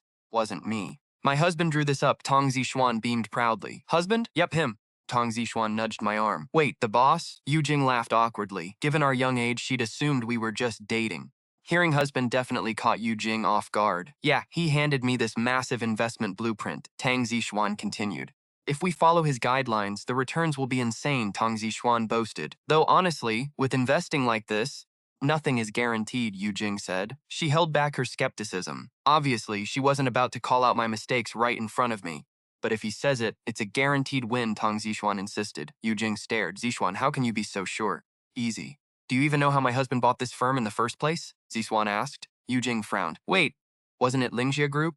Tang Zixuan cut her off. And why would Lingjia Group just hand it to us? That actually stumped Yu Jing. Honestly, she couldn't explain it. Why would the country's top conglomerate buy a firm just to gift it to two college freshmen? Ever heard of those charging phone cases? Zixuan asked out of nowhere. Yeah, I do. Yu Jing nodded. Backed by Lingjia Group, those power bank cases had completely taken over the phone accessory market. They were incredibly convenient for office workers like her. Well, my husband's company developed them, Tang Zixuan bragged, pointing at me. Boss? Yu Jing stared at me in shock. Actually, it's her company, I shrugged at Zixuan. No way, that doesn't count, Zixuan argued. You only gifted it to me after you built it up, but initially it was under your name. I don't care, it's yours. Listening to us bicker, Yu Jing seemed totally dazed. An entire tech company with a blockbuster product just being tossed back and forth like a toy. Anyway, Tang Zixuan told Yu Jing, my husband bought that company with his own money, then built a revolutionary product with incredible long-term foresight. The case was definitely a stroke of genius. But boss, Yu Jing asked, how did you even buy that company in the first place? That was her real question. Back then, we were probably still in high school. I made the money in futures trading, I replied calmly. Actually, all my current capital comes from futures. Hearing this, Yu Jing looked completely lost for words. Trading futures is easily the most volatile market, but his market reads are insane, Tang Zixuan chimed in. He started with just 50,000. Guess how much he's made now? Tang Zixuan whispered. How much? Yu Jing asked, totally numb. 17 million. That was my entire net worth. That didn't prove my insane vision. She had no business being in venture capital. Should we give it a shot? Yu Jing asked hesitantly. Sure, I'll sign the NDA with everyone this afternoon. Tanya nodded. Jane checked her termflats and said, time's up. I'm going home to shower before work. Tanya grabbed my hand. All right, we're heading home first, she said, pulling me away from Jane. Tanya pointed to a street stall. Babe, no buns today. Let's try some local steamed rolls. Sure, I nodded. Jane cleared her throat. Tanya, are you and your boss always this clingy? Without missing a beat, Tanya shot back. Duh, we're obsessed with each other. Under Jane's intense gaze, we sat down to eat. She looked totally thrown off by us. What's up with Jane? I whispered. Totally normal, Tanya replied, ordering us soy milk and steamed rolls. Why? Guess her age. 30-something? 36? Tanya shrugged. She's always been a career woman. Never dated, let alone married. No wonder our romance blows her mind. After finishing our breakfast, we headed home. We checked off a few more bucket list items. By noon, Tanya called me over. Babe, we've done almost everything. Only two left, I agreed. Travel the world and have a baby. We had checked off everything else this August. I can't wait until it's fully done, Tanya gasped, clutching the list to her chest. I told her not to get twisted. Tapped her forehead. We aren't doing this to tick boxes. We do it because we want to. Yeah, true, she smiled. Tanya nodded. Babe, some of those old goals didn't hit the same. I didn't feel that crazy rush anymore. But these final two, do you want to do them with me? Traveling the world was the first one. Having a baby was the second. One for adventure, one for a lifetime of hope. Yes, I answered without a doubt. Right? Me too, Tanya beamed. I just hope we can make it happen. We're literally planning the first step now, I smiled. Oh, right. The NDA's this afternoon. Let's go together, babe. Deal. Honestly, Tanya's friendship with Jane changed the whole game. Staff would definitely follow our plan now. Without Tanya bonding with Jane, Jane would have never trusted my investment instinct. she'd have trashed my business proposal. But they were besties now, which made her listen. The staff acted exactly as expected. They executed every single one of Jane's orders. By noon on August 20th, Professor Lee came knocking on our door. Today was Tanya's big test. If she aced it, we'd both secure our degrees without ever stepping foot in class. It was a massive shortcut, but the test wouldn't be easy. Under Professor Lee's lead, we walked toward the campus. It was our first time inside Peking University. The campus was dead, except for early out-of-town freshmen moving in. The place is massive compared to our old school. Tanya marveled as we walked. Well, it's Peking University, I replied. Shrugged. It's a prestigious top-tier school. If the campus didn't drop jaws, the reputation would be a joke. 10 minutes later, Professor Lee led us into a classroom. A bunch of intimidating professors were already waiting for us. They all stared the second we walked in. Judging by their faces, they wanted to see the kids Professor Lee favored. Tanya, you sit here. Let's get you the test, Professor Lee said, pointing to a completely isolated desk. They cleared the area to prevent cheating. Sure, Tanya smiled, but can I talk to Professor Jenny first? Tanya glanced back. Our landlord Jenny was there with the other professors. Professor Lee nodded, ripping open the exam envelope. Tanya ran over. You needed me? Jenny asked. Yeah, Professor Jenny, have you heard of Tang's financial investment? Tanya probed. Of course, it's a prominent investment firm in Kyoto, Jenny replied, though she seemed a bit polite. It sounded polite but fake. Tanya knew Tang's was actually a nobody. She'd never even heard of it in her previous life. Professor Jenny, ever thought about launching your own investment startup? Tanya smirked. Jenny froze, staring at her in sheer confusion. How did this kid read her mind? Tanya casually pointed right at me. If you're interested, talk to him. He's the chairman now. We're actually renaming it Jiang's Financial soon. Jenny nodded, looking pretty intrigued. Time for my test. Don't forget what I said. Tanya grinned, walking back to sit at her lonely desk. Jenny's eyes locked onto me, seemingly stunned that a 19-year-old kid owned a legit investment firm. Tanya sat down. Professor Lee handed over the test. From what I could tell, Tanya cruised through the practical financial theory questions. Practical finance was Tanya's absolute jam. She seemed ready to blow these professors away, just like she did with Professor Lee. Judging by her face, she crushed the first page with total confidence. Suddenly, Jenny walked over and tapped my shoulder. Me? I asked, startled. Jenny smiled. Yeah, I have something to discuss. Can we step outside for a second? Sure, I nodded, stepping out. Honestly, I was dying to know her story. Tanya said Jenny becomes a massive VC queen. She possessed a legendary network across multiple industries. Running a top venture capital firm didn't shock me. Tanya built a Fortune 500 giant. But connecting with elites in every sector? That takes way more than basic business brains. How could she know every single power player? Zixuan didn't have an answer when I asked, but she did mention Jenny a few days ago. Zixuan told me Jenny worked with almost every major tycoon except the national giant, Lin Xia Group. That made absolutely no sense to me. Why avoid the country's biggest player? The whole thing was a total mystery to me. But back then, she hadn't started her firm yet.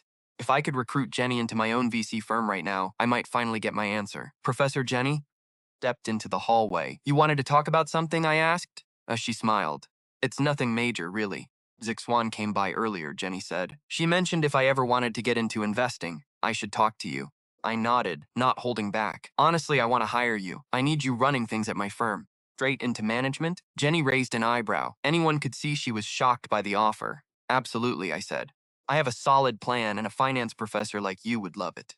Jenny chuckled. I don't know how you two knew my dreams, but that's not what I want. She was brutally honest, shutting me down without a second thought. I didn't sweat.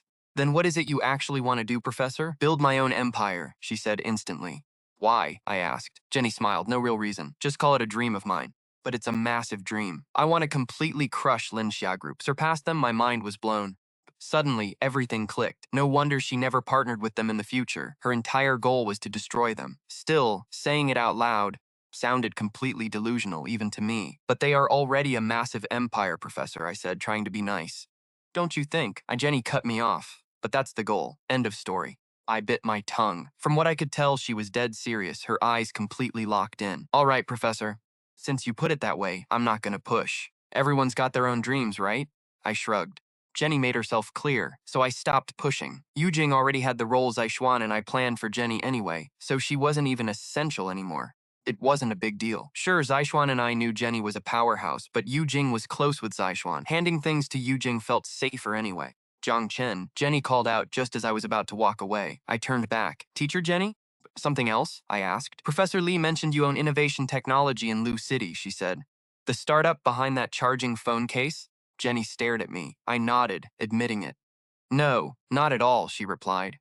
You are going to make a killer businessman, Jenny said, giving me a thumbs up. I shrugged. Honestly, that company is just a side hustle for me. If I wanted to build a tech empire, I would have handed it to Zixuan. But repeating my past life was not the point of coming back. I wanted to chase the dreams we never got to finish, Jenny smiled. Impressive. So, I have an invite for you and Zixuan. Are you in? An invite? I asked, confused. Yeah, she smiled. A private gala for global business tycoons. Sound like fun? Global business tycoons? Alarm bells went off in my head. Was Jenny's massive network already active before she even launched her first startup? Come if you want. With a boyfriend like you, I doubt Zixuan will struggle with any of it. Jenny patted my shoulder. She headed back to class, leaving me with a terrible gut feeling. I couldn't explain it, but Jenny definitely did not feel like some ordinary college professor. When I walked back in, Zixuan was stretching, handing her exam to Professor Lee. She ran up to me. Hubby, guess how I did? Probably aced it, I said. Zixuan glared at me, totally serious. Drop the probably. It was a breeze. Since this on-the-spot test was so unusual, the university professors didn't dare take it lightly. But Zixuan's business genius was already legend to Professor Lee. The other teachers stared at her test, jaw dropped. So, Lee asked, do we have a verdict? One professor nodded. Perfect. Honestly, it's better than our answer key. Another whispered, with this kind of business talent, if she can't graduate, our past students shouldn't have either. Another added, honestly, Professor, Zixuan doesn't even need classes. She belongs in the business world, not a classroom. Hearing that, Zixuan shot me a thrilled, wide-eyed look.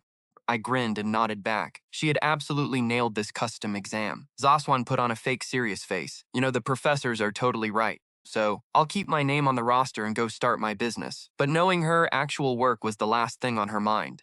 She wanted to spend the next 4 years traveling the world with me. Professor Lee waved us over. Since everyone agrees on her skills, just sign here, you two, you're officially graduated. Come back in 4 years for the diplomas. Zixuan and I gladly signed the paperwork. Faculty couldn't stop praising us. Between my investment track record and Zixuan's raw genius, nobody questioned our early graduation. Can we go now, Professor? Zixuan blurted out, clearly dying to leave.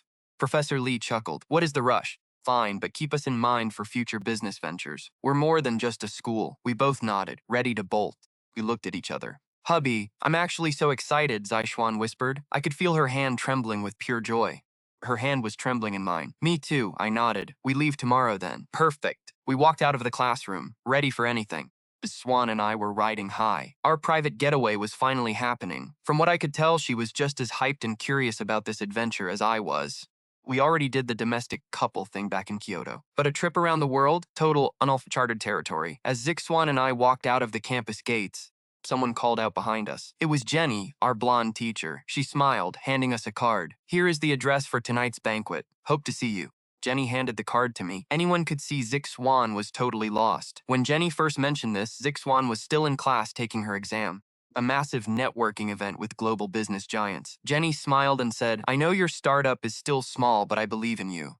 I see your potential. Zixuan glanced at me and whispered, Hubby, this party actually sounds like it could help us out. I nodded. Rubbing shoulders with big shot CEOs is always good for business, especially since my tech company is developing a smart driving system. We needed a shot at collaborating with major auto giants. That software only works if we get the big car manufacturers on board. Looks like you are interested. Jenny smiled, her eyes narrowing. See you tonight then. With that, she said goodbye and walked away. I frowned. Her parting smile felt off like she was hiding something. Once we got back home, Zixuan immediately started packing. After talking it over, we decided our first stop would be Xishuangbanna in Yunnan. We had been dying to go there for ages. Then she mapped out the route. Heading south through Cambodia, then Myanmar seemed perfect. Hubby, look at this. This route gets great reviews online, she said. We start here? She asked. Sure, I trust you, I nodded. Awesome, we buy tickets tomorrow. Zixuan was always about action. She had waited years for this trip. Why wait until tomorrow? I asked. Zixuan looked totally baffled. What else are we waiting for? Judging by her reaction, she thought we had already wrapped everything up. Shrugged. I mean, why not buy them today? Her eyes lit up. Today, yes, let's do it. Then she hesitated. But what about Jenny's dinner tonight? It's a huge opportunity for our company. We shouldn't just blow it off. Skipping it, I said, shaking my head. Zixuan froze. Skipping it? Yeah, call it a hunch, but I have a really bad feeling. I rubbed my chin. Zixuan scoffed. A bad feeling? Hubby, we live in a civilized world. It can't be that sketchy, right? Pointed to my head. I can't explain it either, but my gut is never wrong. Blonde shrugged. Fair enough, we already made our fortune anyway. Let's just start our new life. We should grab dinner with Xiaohua and Zhangfan first, though. Tell them we are leaving. Sure, I will call them. We skipped Jenny's dinner and set up a double date with our best friends instead. We met at a roast duck spot in Hadian. Xiaohua barged in and slapped Zixuan on the back. Glad you remembered your bestie for free food. Bishan. Zhangfan looked suspicious. Hey, what is the occasion? You two never buy us dinner out of the blue. Xiaohua countered. It is food. Who cares? Xiaohua's eyes were locked onto the feast. She didn't care. Zixuan turned to look at me, waiting for me to break the news. I nodded. Zixuan cleared her throat. Actually, we did bring you guys here to tell you something. Xiaohua paused. Wait, seriously? Xiaohua put her chopsticks down, and Zhangfan leaned in. What is going on? Zixuan looked at me. Well, Jiang Chen and I, we are taking a long trip. I nodded. Our friends exchanged a look, then immediately went back to shoving food in their faces. Just a honeymoon, they said, completely unfazed. College starts soon. It would be weird if you guys didn't go on a trip. Remember Li Jiang? You two stayed forever. They clearly weren't surprised at all. This time is different, I said quietly. We're going to be gone a while.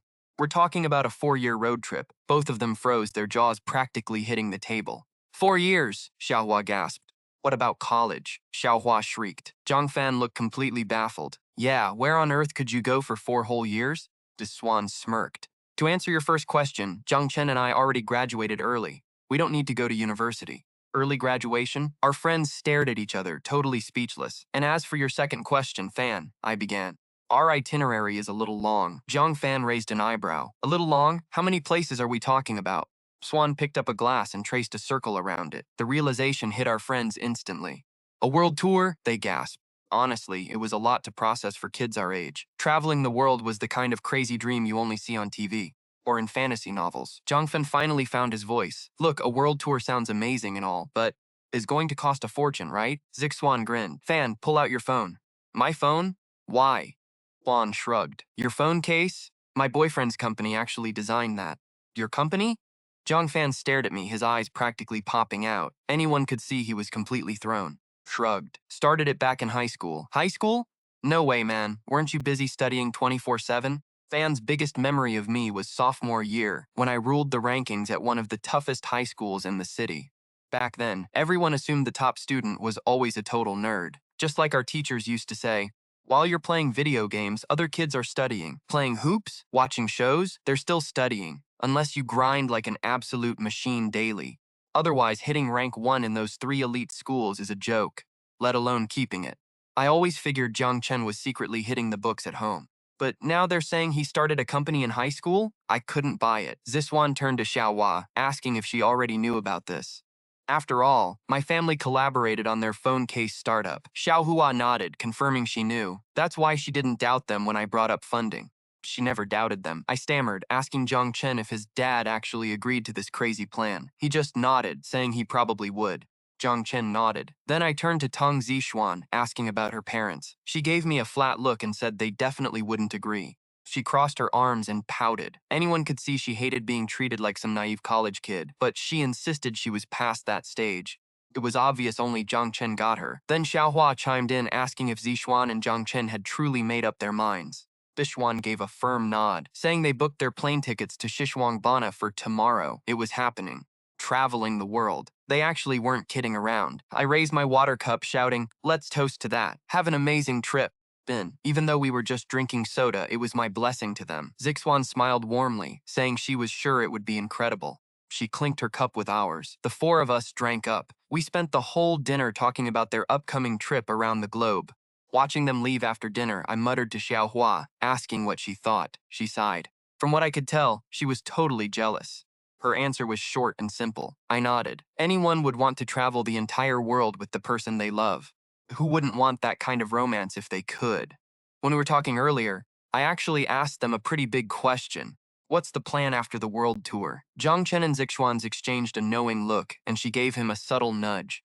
Jiang Chen grinned, saying they'd get married once they're done. Traveling and marriage? For 2 college freshmen like us, that was a massive shock. We couldn't wrap our heads around it. The timeline felt way too fast. In a way, it felt almost like a shotgun wedding. Weren't they worried about breaking up? But Zixuan and Jiang Chen kept proving us wrong. Xiaohua and I had never seen them have a real fight. Unless pouting and whining count as fighting, they were flawless. So both Xiaohua and I eventually came around to the whole idea.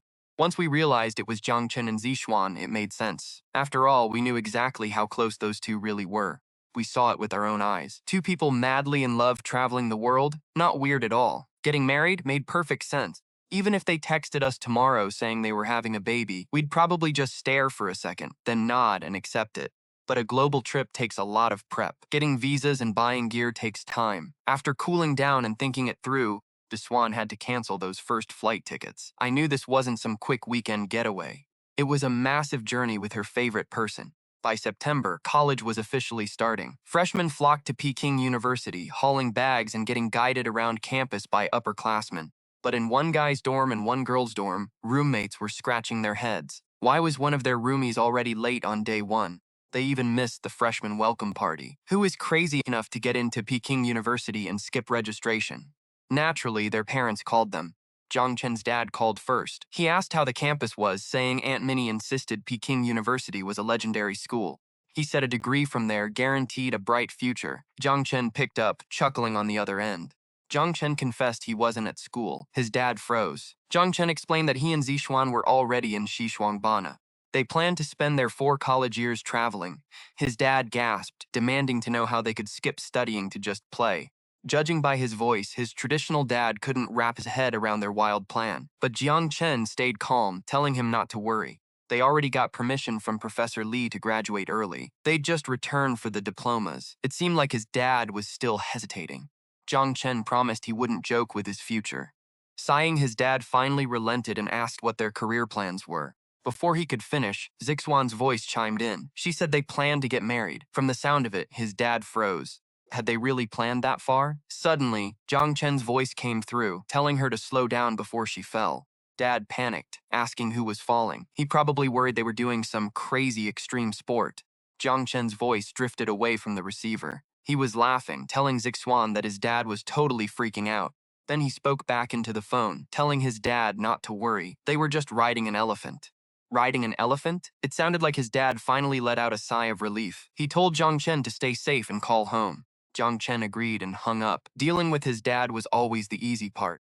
Jiang Chen always had a solid head on his shoulders. He'd been making mature decisions since sophomore year. From what I've seen, his dad didn't treat him like a kid anymore. After hanging up, he probably felt pretty sentimental.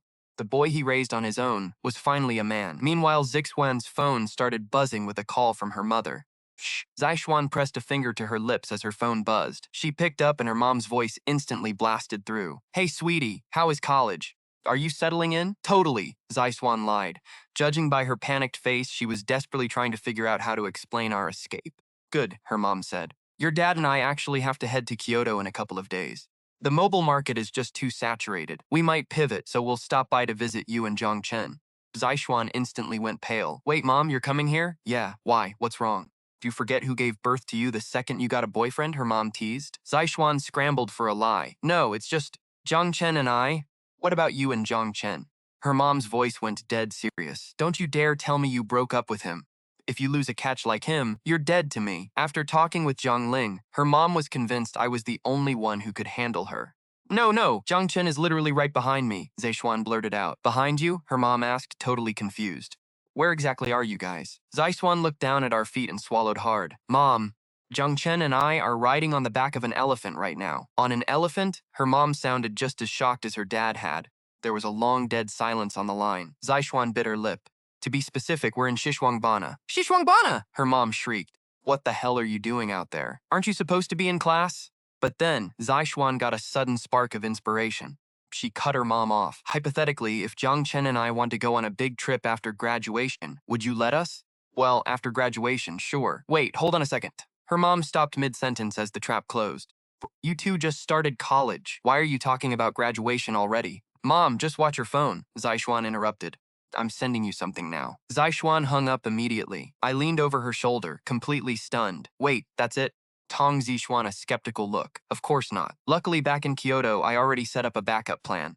Tang Zixuan stared at her phone, texting a photo. It was proof of our early graduation from Peking University. But the moment she hit send, she quickly ripped out the SIM card and threw it away. She pocketed her phone, clapped her hands, and grinned. Hey, hubby. We will get a new SIM later. I asked her if she was worried her mom would panic. Tang Zixuan just sighed, completely helpless. To her, we are just 18 or 19. There is no way she would trust me to travel the world the way your dad trusts you. I shrugged, letting her have this one. I knew that once her mother, Wen Xinlan, realized she could not reach Tang Zixuan, she would call me. Sure enough, the second we got back to the hotel, my phone rang. I explained our early graduation to Wen Xinlan. I also casually dropped that I owned 2 companies. It was obvious she was stunned. She never expected me to be a straight-A student who was already rich. That made my explanation way easier. I assured Wen Xinlan that Tang Zixuan and I were not just slacking off. We were traveling for business. Plus, Chuangshin Technology was officially in Tang Zixuan's name now. Hearing that, Wen Xinlan finally hung up, satisfied. From what I heard, Wen Xinlan's worries vanished instantly. When her husband, Xu Jianglin, asked where their daughter went, they knew we were in Xishuangbana instead of school, Wen Xinlan just beamed. Our daughter is incredibly capable, she bragged. She told him the Peking University professors thought we were business geniuses and let us graduate early. We did not even attend one class. And they graduated? Xu Zhonglin's eyes widened. Wen Xinlan told him there was no need to be shocked. It just proved our talent. She kept smiling, insisting they had to lock me down as their son-in-law. Xu Zhonglin jokingly asked if I had brainwashed her. We are talking about our daughter, why focus on him? Xu Zhonglin was completely baffled. It was clear he did not dislike me, but her attitude had shifted way too fast. Going from hating us to accepting us was fine, but her current obsession was wild. Felt like she was treating me like the only choice. Wen Xinlan snapped back, telling him to start calling me their son-in-law. After correcting him, Wen Xinlan bragged that I was extremely capable. That boy has already bought out 2 whole companies, she said. 2 companies? Xu Zhonglin was shocked. He knew my family was ordinary and worried I was involved in something shady.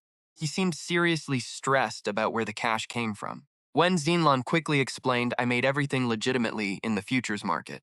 Wen Xinlan told him to stop worrying, explaining that was why Peking University gave us privileges. Then, she leaned in, looking mysterious. Do you know why I love my son-in-law so much? Xu Zhonglin rolled his eyes. She had completely stopped using my real name. Talk about a fast turnaround. Even though Xu Zhonglin knew she was just teasing him, he went along with it and asked why. Because he gave one of his companies to our daughter. Wen Xinlan stood tall, incredibly proud. No other guy would ever do that. Manufacturing those battery cases, Chuangshin was a massive deal. Handing a giant company over to her like it was nothing? Unheard of. Just started dating, yet I handed it over. Most newlyweds would never do that, especially with how greedy people are these days. Apparently, she hated parents who sold their daughters for massive dowries. But if small change makes the news, me giving her a business proved our bond. Every parent with a daughter wants her to marry someone rich who'll treat her right. Honestly, I was basically my future mother-in-law's dream son-in-law. Bent. My future father-in-law suddenly got thoughtful, asking his wife if they should show some appreciation since I treated their daughter so damn well. He sat up, analyzing the situation. Since I already gave my company to their daughter, we might already be planning our wedding. Wen Jinlan agreed, convinced we'd already discussed it. Her husband eagerly added that since a wedding was coming. Suggested they visit my dad. Wen Xinlan panicked, agreeing they couldn't waste a single second, and immediately started packing. She wanted to visit my dad's place tonight, but then she stressed over what he liked. They couldn't just show up empty-handed. My future father-in-law just laughed, telling her to choose. She snapped back, arguing that men understood men best. She demanded an answer. He thought for a second and suggested buying a high-end lighter.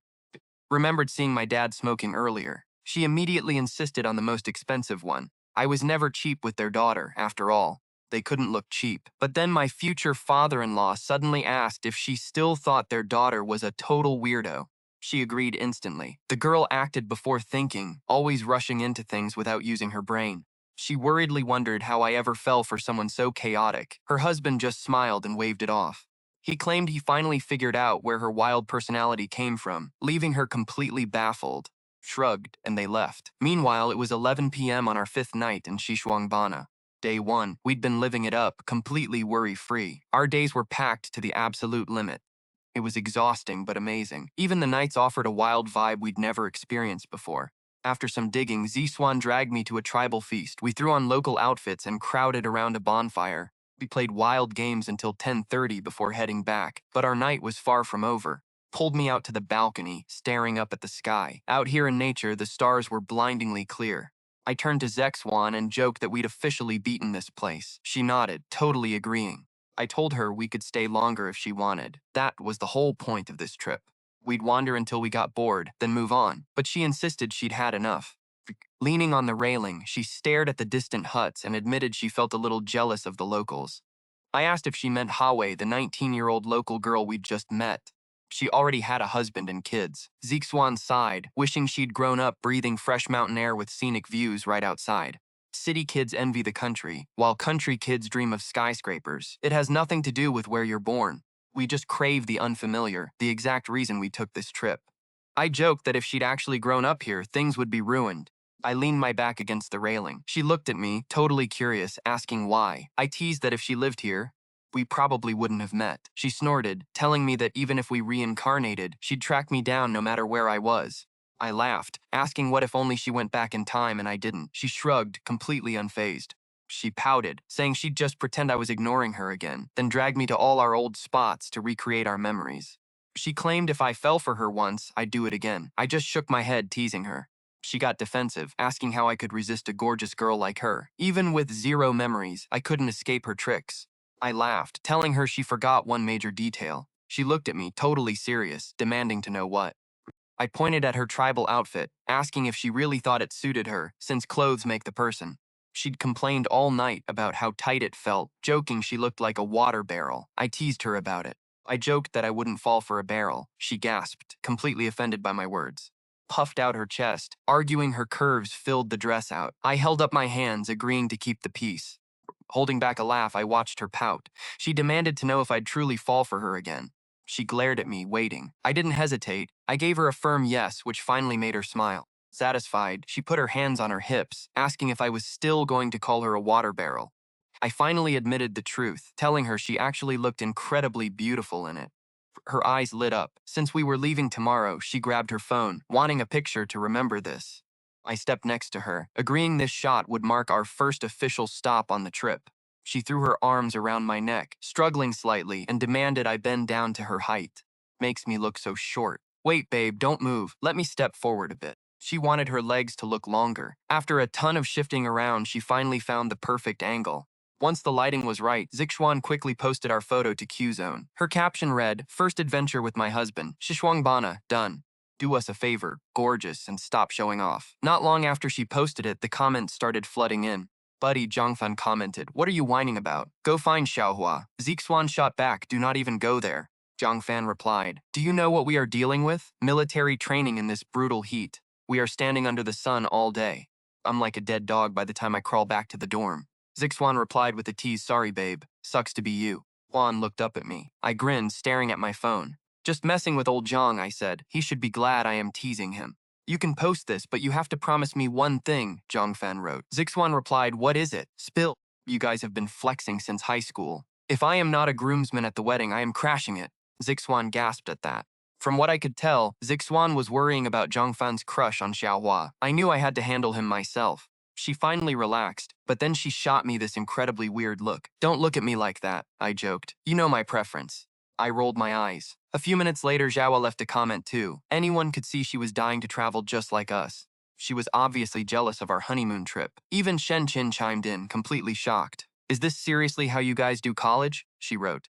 Zixuan and Xiaohua ended up explaining everything in their group chat. Soon, blessings poured in from our high school classmates and even Professor Li. Our general manager Yu Jing congratulated us, and our old teacher Jiang Shuli even left a thumbs up. Zixuan was shocked she did not have her added. I shrugged. "She saw it in the group chat," I said. "Everyone is going wild over there." But then, one comment caught my eye. Zixuan noticed a comment that felt totally out of place. Most people were wishing us well, even if Jiang Fan was jokingly hating on us. But this one stood out. It was from our old teacher Jenny. She wrote, "Why didn't you guys show up that night?" "Look at this, babe," Zixuan said, pointing at the screen. We had totally stood Jenny up. I shrugged, feeling a bit guilty. "I still do not get why we skipped it," she muttered. "Jenny would have been amazing at running our venture capital firm." She looked at me, totally confused. "Hold on," I said, walking into the room to grab a card from my bag. "Remember this?" It was the dinner invitation Jenny had handed us. "Of course I do," Zixuan said, nodding. "The invite to her exclusive private dinner, right?" "Yeah, but check the address," I replied, pointing at the card. She squinted at it and her eyes suddenly went wide. The venue was literally a massive cruise ship. Judging by her face, she saw nothing weird. "A party on the water sounds fun," she said. "Plus, we would get to enjoy the ocean views," she added. I narrowed my eyes. My gut was telling me something was seriously off. That was exactly where my bad feeling came from. She frowned as it hit her. Wait, Jenny had not even started her firm yet. How did she afford a yacht party, and how did she know all those billionaires? I nodded. Exactly. This was no ordinary party. Right then, my phone started buzzing. I pulled it out and saw a call from Lin Xiran, the powerful chairman of the Lin Corporation. Xiaohua pull another stunt and go off the grid? Assuming she was in trouble, I picked up. Hey, Uncle Lin, I said. Xuan and I are traveling, I said. Is Xiaohua okay? Jiang Chen, I am calling for you, he replied, his voice dead serious. Me? I blinked, totally caught off guard. Are you safe right now? He asked, sounding incredibly tense. Yeah, we are totally fine, I said. Let out a breath. Good. Wait, Uncle Lin, you called me just to check if I was safe? I asked, confused. Sounded crazy. Why would a massive corporate billionaire be acting this paranoid? Because things are going down, he said. I needed to make sure. I frowned. What kind of things? The bad kind, he muttered. Deep, shaky breath. Several top executives I know have vanished into thin air. We cannot reach them. Even the Xiaomi CEO is gone. Former head of Tenghu Group is missing too. Every major tech billionaire is off the grid. Wait, what? Missing? I asked, stunned. Why? No idea. We have leads, but zero proof, he said quietly. Your firm probably is not big enough to be targeted yet. But a massive hit like that, why is it not all over the news? I asked, completely bewildered. Because it is too big, he explained. Every corporation is covering it up to keep their stocks from crashing and preserve operations. If shareholders find out the founders vanished, it would destroy them. They kept it quiet internally, but he had connections everywhere. Honestly, that made sense to me. His corporate empire is massive, but another terrifying question immediately popped into my head. These guys were being hunted and I was too small to target. What about him? He was the biggest target out there. Sorry for the delay on this, guys. Caught a cold. But I have plenty of drafts ready, so expect massive updates soon. Anyway, on to chapter 337. He sighed. I cannot confirm if the rumors are real, but I need to warn you about something. Yeah, Uncle Lin. Go ahead, I nodded as he warned me. If anyone invites you to a cruise party or banquet, be careful. Keep your eyes open. Then Uncle Lin hung up, leaving me frozen right there in shock. A cruise party? That sounded exactly like the invitation Jenny gave us. Snapping out of it, I said, let me see that card. I snatched the card back from Zixuan. She leaned in, asking what was wrong. I stared at the text. We almost went missing. Missing why? Zixuan looked totally lost. I quickly explained my call with Uncle Lin. She gasped, unable to believe it. It was obvious Zixuan never expected a professor to do this. Though Uncle Lin didn't name her, everything pointed to those missing tycoons. They were connected to Jenny. Let me make a call, I said, dialing Professor Li. Hey, Jiang, where are you two traveling? He asked. I heard you went on a trip. Professor Li sounded cheerful. Well, Zixuan and I were basically the university's star future alumni. Professor Li, I need to ask you something, I said, taking a deep breath. What is it? Go ahead, Professor Li replied. Judging by his voice, his playful mood vanished. Is teacher Jenny? Fool, I asked. Jenny? Oh, she's actually not here. Professor Li sighed. She took emergency leave for family issues. Right at the start of the semester, too, we're totally short-staffed.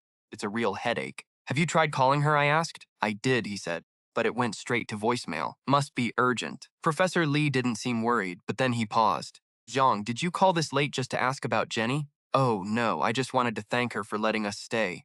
I kept my voice light. Professor Li chuckled. No need for that. You are paying rent after all. Plus, we're all family here. Don't be strangers. Got it, Professor. I'll let you get some rest. Call if you need anything. I hung up, my smile fading instantly as Zixuan stared at me. Pretty clear now. Jenny was behind those missing CEOs. But from what I could tell, Zixuan was struggling to figure out why. Wait, I asked Zixuan. Did those missing tycoons include our old business partners? She gave me a firm nod. Yeah, we worked with several of them. How did they seem back then? During our partnership, I wondered. Probably went down in our past life too, but we were just busy with college to notice. They seemed totally normal, Zixuan said. Tilted her head, thinking back. Just typical business guys. Nothing unusual. Why do you ask? I pressed her for more. Babe, remember how we used to think it was weird? She asked. Why would a college professor ties to so many powerful CEOs? You think it's connected? I understood her point, and she nodded. Getting them to a party isn't that hard for a finance professor. It's just a dinner banquet after all, she added. But no amount of networking lands that many major deals, I countered. I bet this already happened back when we ran our startup. We were just completely blind to it, she agreed. Her theory matched mine. I shrugged, letting out a sigh. Babe, aren't you worried at all? She asked curiously. Why stress over things that aren't our problem? I smiled. We didn't get on that ship. Besides, Jenny is probably just pressuring them for deals, not hurting anyone. Dirty business, but nobody's dying. Zixuan smiled. True, no skin off our backs, we stick to our plan. Absolutely, I nodded. Cambodia tomorrow. Right, we need to sleep early. It's our final night here, she said. Even if we stay up late tonight, we won't miss our flight. She pulled me inside. Soon we were back in bed. On our last night in Xishuangbanna, we lost ourselves in each other. Wrapped in her warmth, the heat between us grew intense. Babe, let me ask you something, she whispered, resting on my chest and playing with her hair. Shoot, I replied.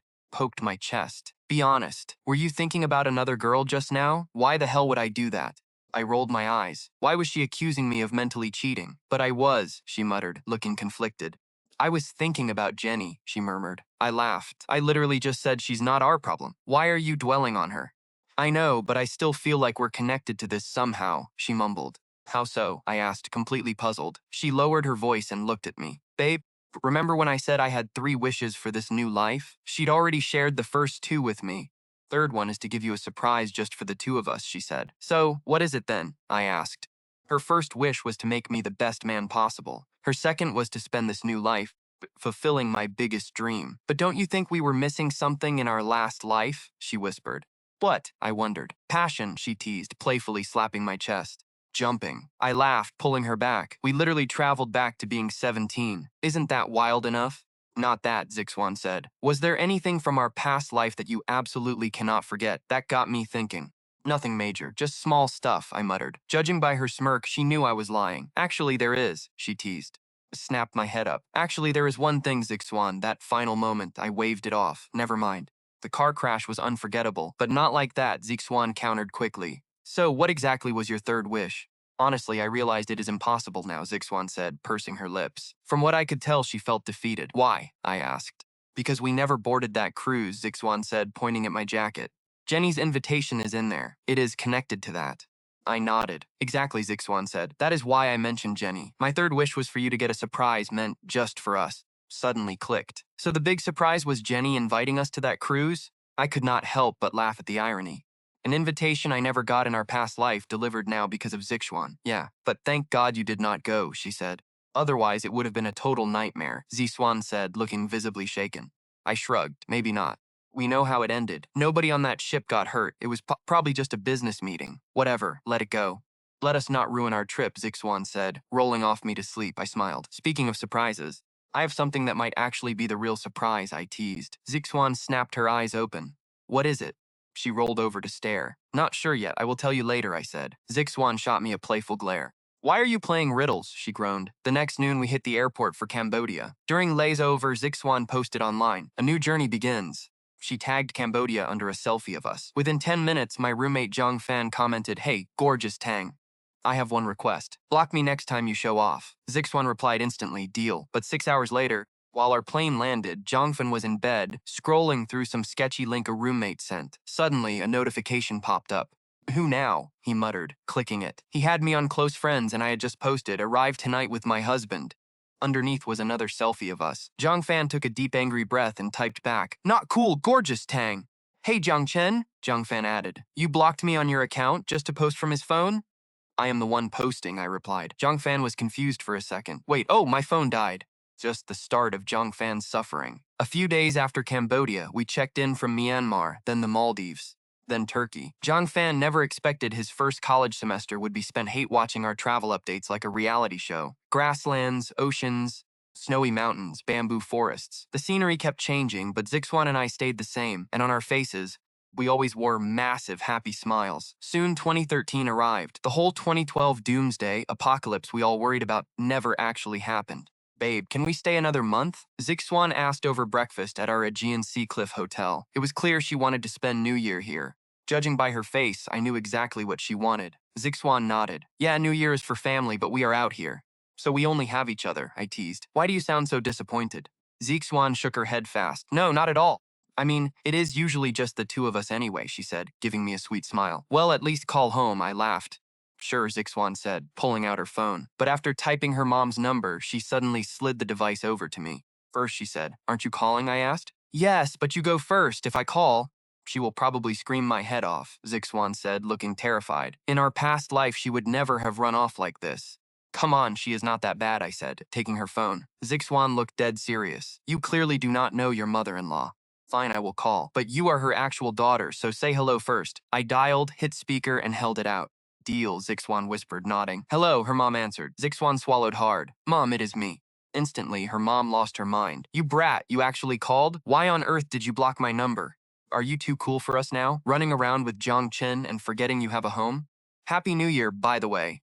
Juan cringed, shrugging at me. She clearly saw this coming. Hey, Auntie, I cut in. We just wanted to wish you a Happy New Year. Chimed in. Her mom paused, sounding surprised. Oh, Chen, you are right there with her? Yeah, we wanted to call since New Year is almost here. Just wanted to show some love, I explained. I knew my future son-in-law was the mature one, she sighed. Zixuan would never think of this. Zixuan groaned silently. Are you and Uncle doing okay? I asked politely. We are fine, just busy with the family business. Phone business is dying anyway. We might open an agency instead. Her voice softened instantly, completely changing her tune. Talking to her mom used to feel like actual warfare. Now she calls me son-in-law. Guess we are just wishing her Happy New Year over the phone. I apologized, telling her this trip was our dream. Even though Zixuan and I planned it together, I still felt bad for just taking off. My dad, Jiang Chen, is used to my independent streak, but to her mom, Zixuan is just a stubborn kid who needs constant worrying. Oh, don't talk like an outsider, her mom said, before casually slipping in the big question. So, when are you two actually coming home? I slid the phone to Zixuan, she whispered. Mom, what if I said 4 years? Just like that, her mom absolutely exploded. The little brat. Before the cursing could start, I snatched the phone back. Auntie, wait, I blurted out. We'll be back soon, I promise. Instantly, her tone softened. Oh, no rush. Aren't you two supposed to be traveling the world?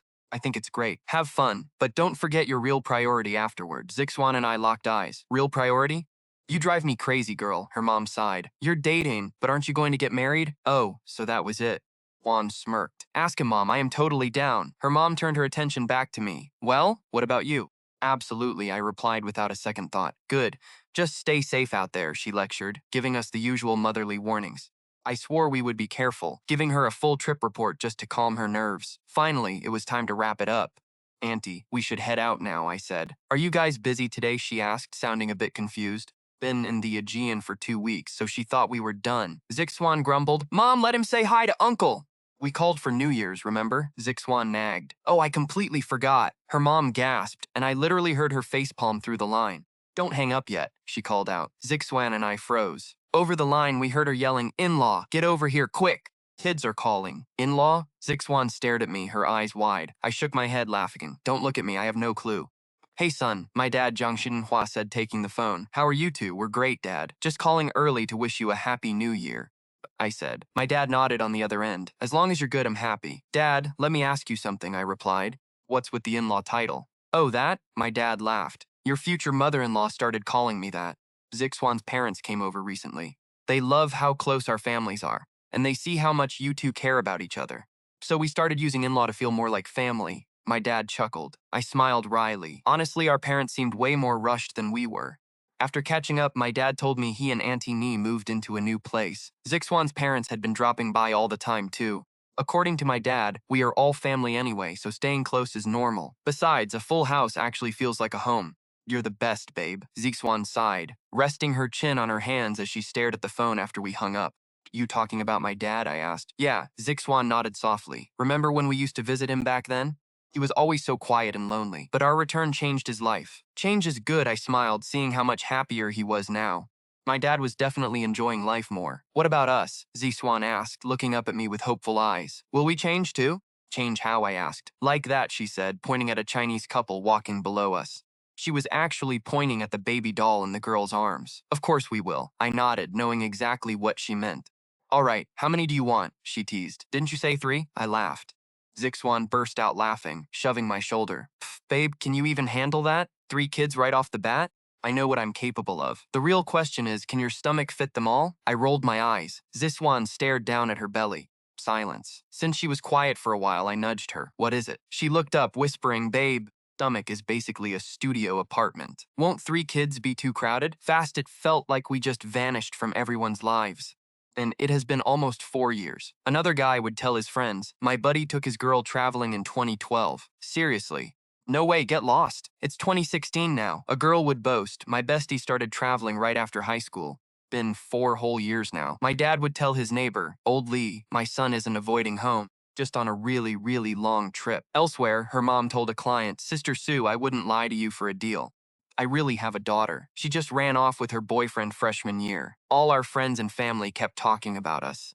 They shared our stories with everyone. We were the topic of every conversation, but by late 2012, everything changed.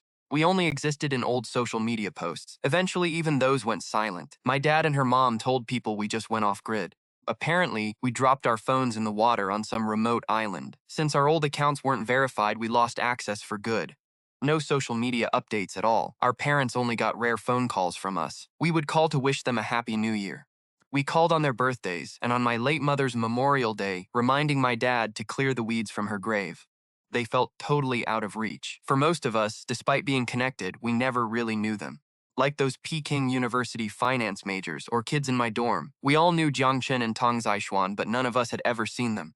In the summer of 2016, Xiahua and I met at Kyoto Music Academy. I wore a suit and gelled my hair until it literally reflected light.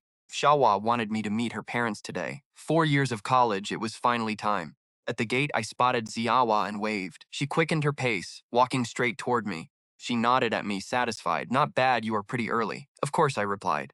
Am I ever late? I asked, patting my chest. Xiahua snorted. You can be late any other time. But not today. If I ever mess up, I will go home and kneel on a keyboard, I vowed. Not enough, Xiahua said. That is still not enough? I asked, shocked. Of course not.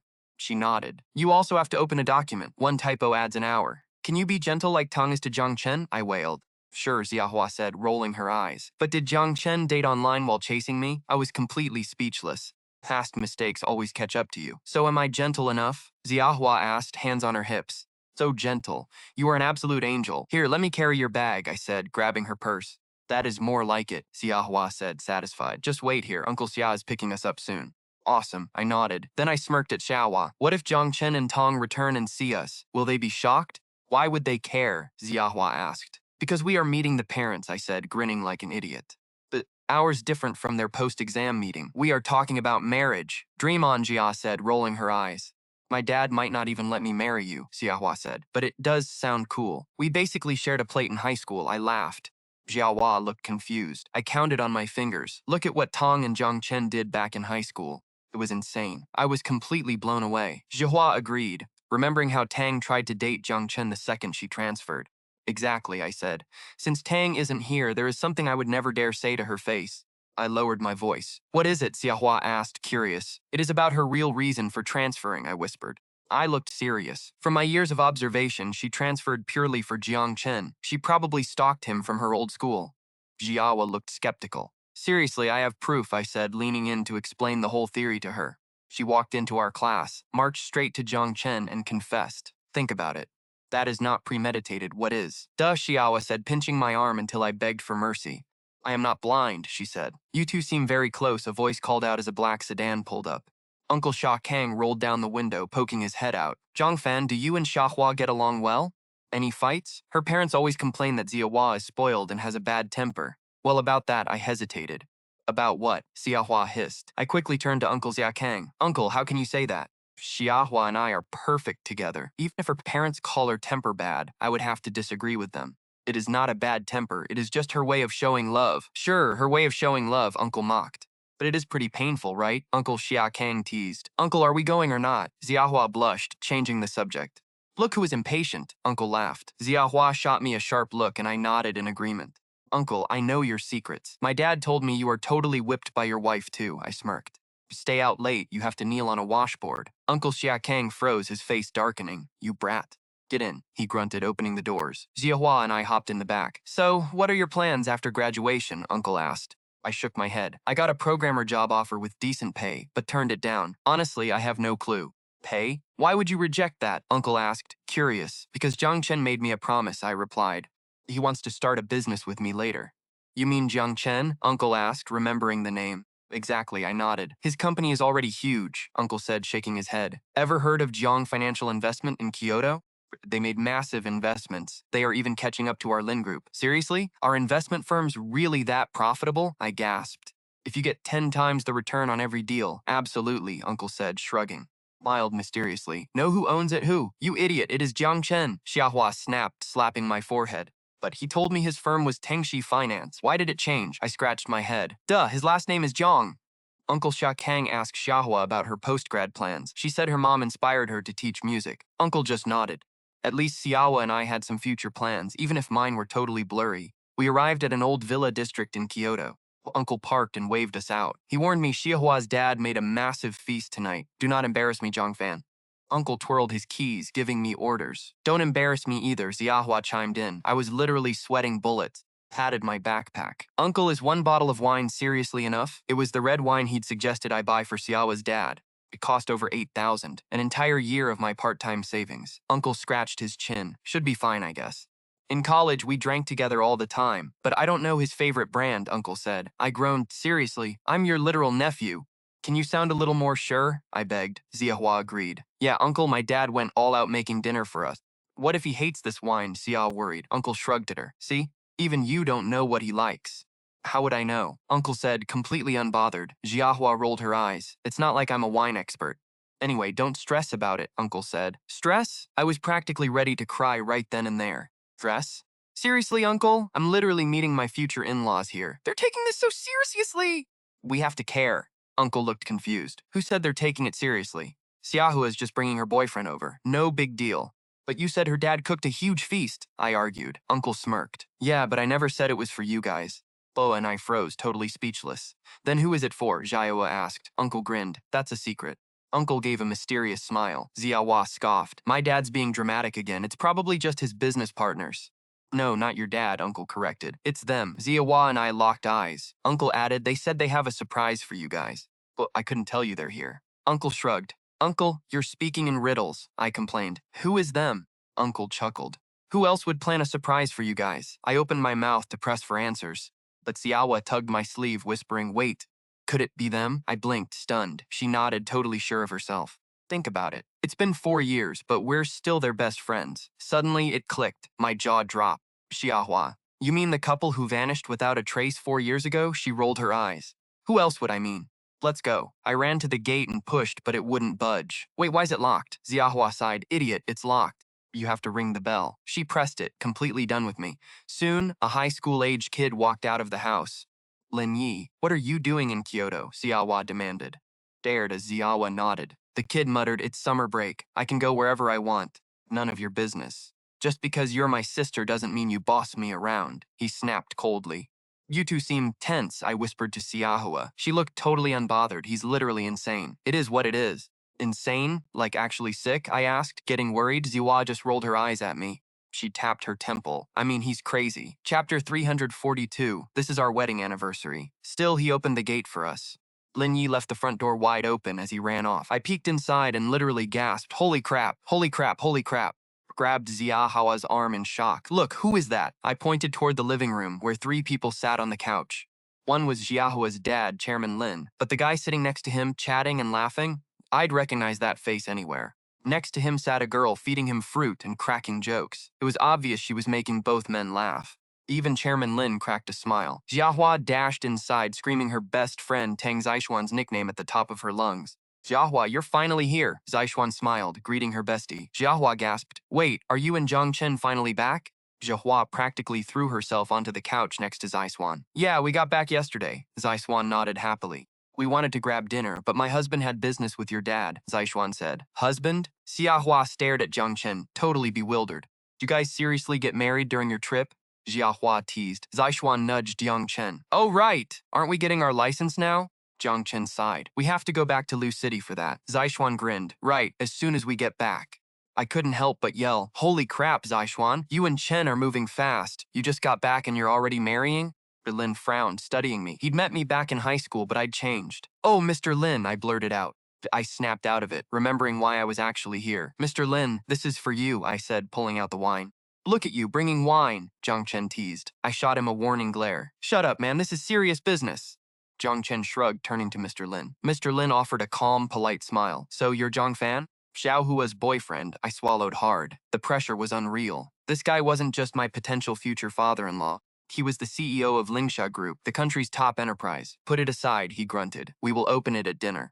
Lin Xiuran waved his hand. I stood there, totally lost. Sit down. Why are you standing? Tang Zixuan seemed way more comfortable here than me. Glanced at Lin Xiuran cautiously. He just rolled his eyes and pointed to the couch. Okay, I mumbled. Sitting next to Xiaohua, I whispered, how's your dad's first impression of me? She replied, you want the truth or a lie? I rubbed my hands together with a sly grin. Give me the lie first, comfort me. Xiaohua nodded slowly. Amazing, the perfect future son-in-law, she said. And the truth? I asked. Xiaohua shrugged. Well, you saw him. Pretty bad. Right then, her dad stood up.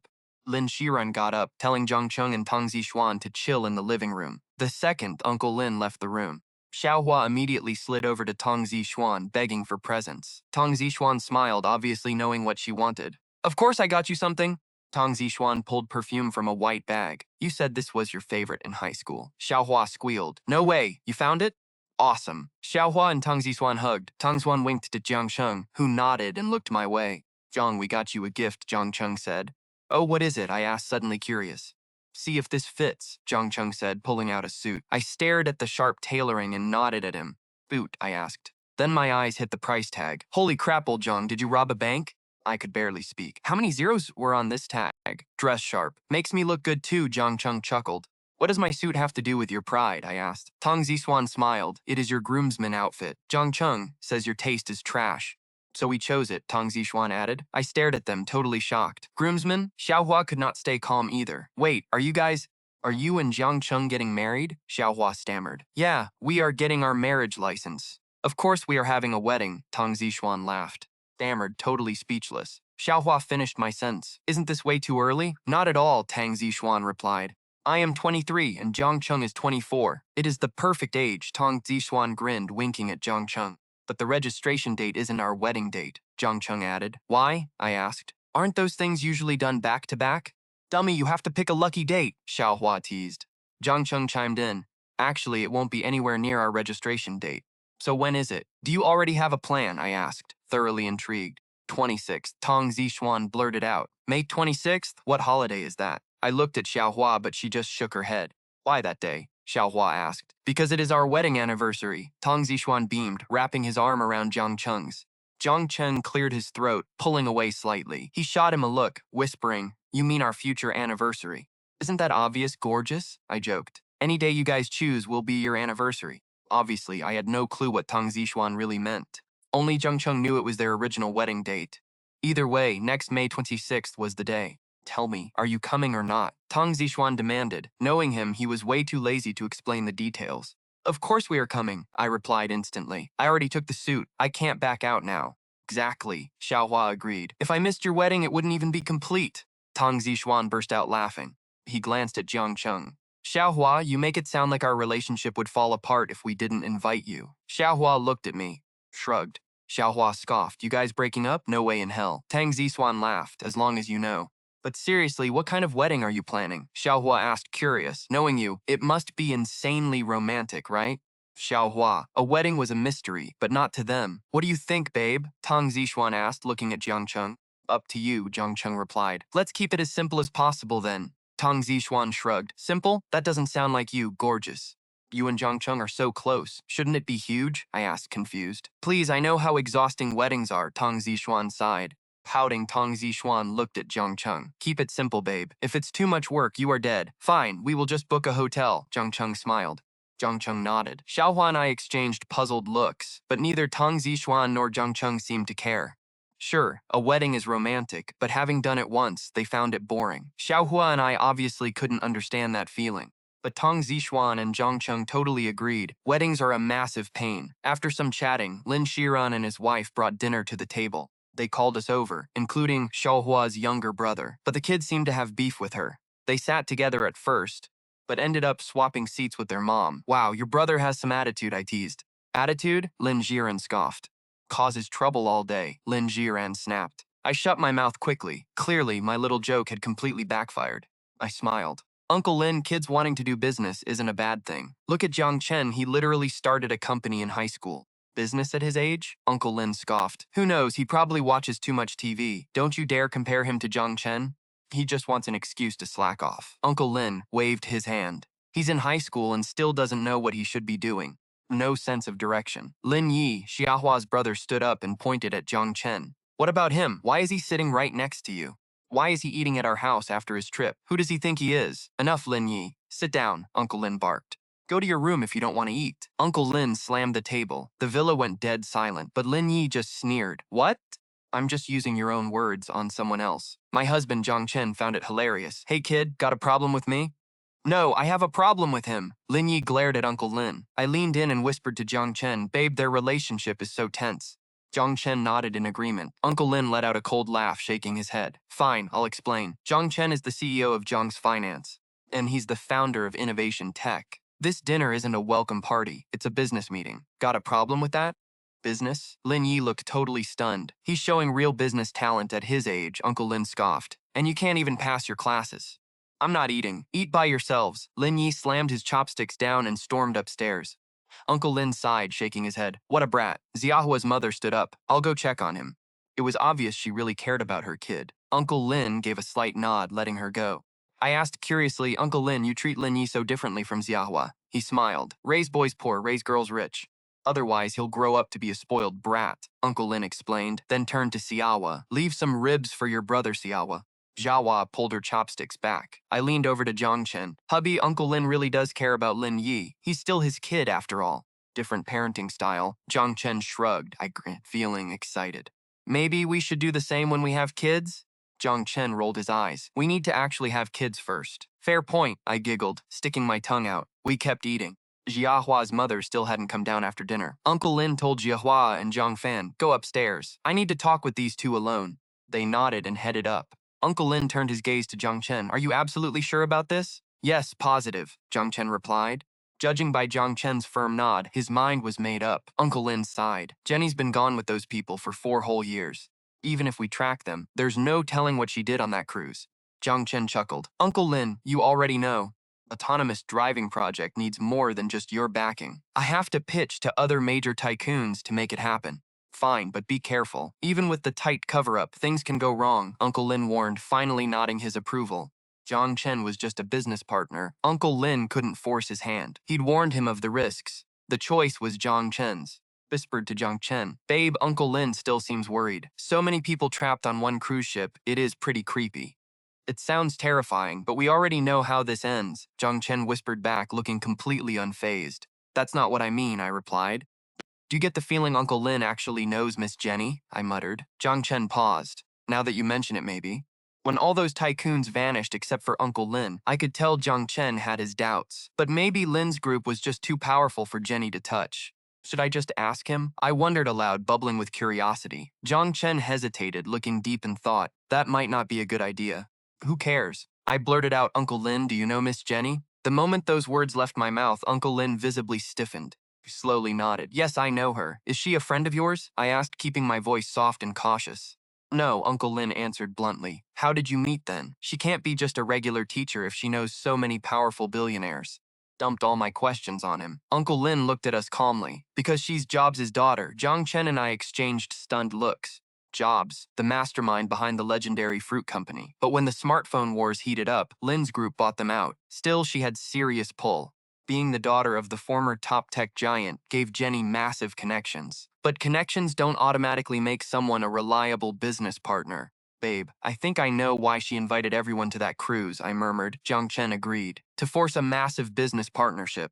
Since we both knew Jenny would eventually secure partnerships across every major industry, I asked him, are we still going? Absolutely, Jiang Chen said without hesitation. There's no danger, so why not?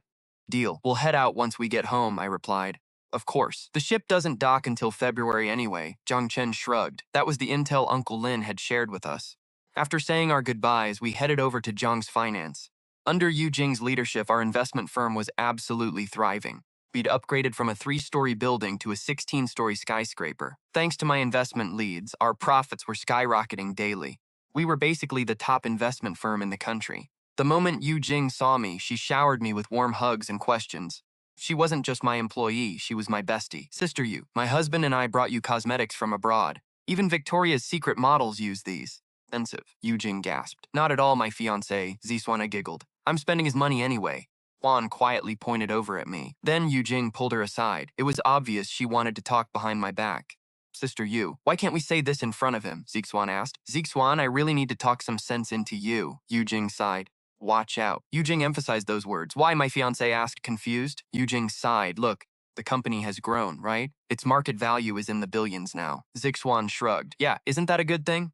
Why whisper then? The better things get, the more careful you must be. Yu Jing cast a cautious glance toward me.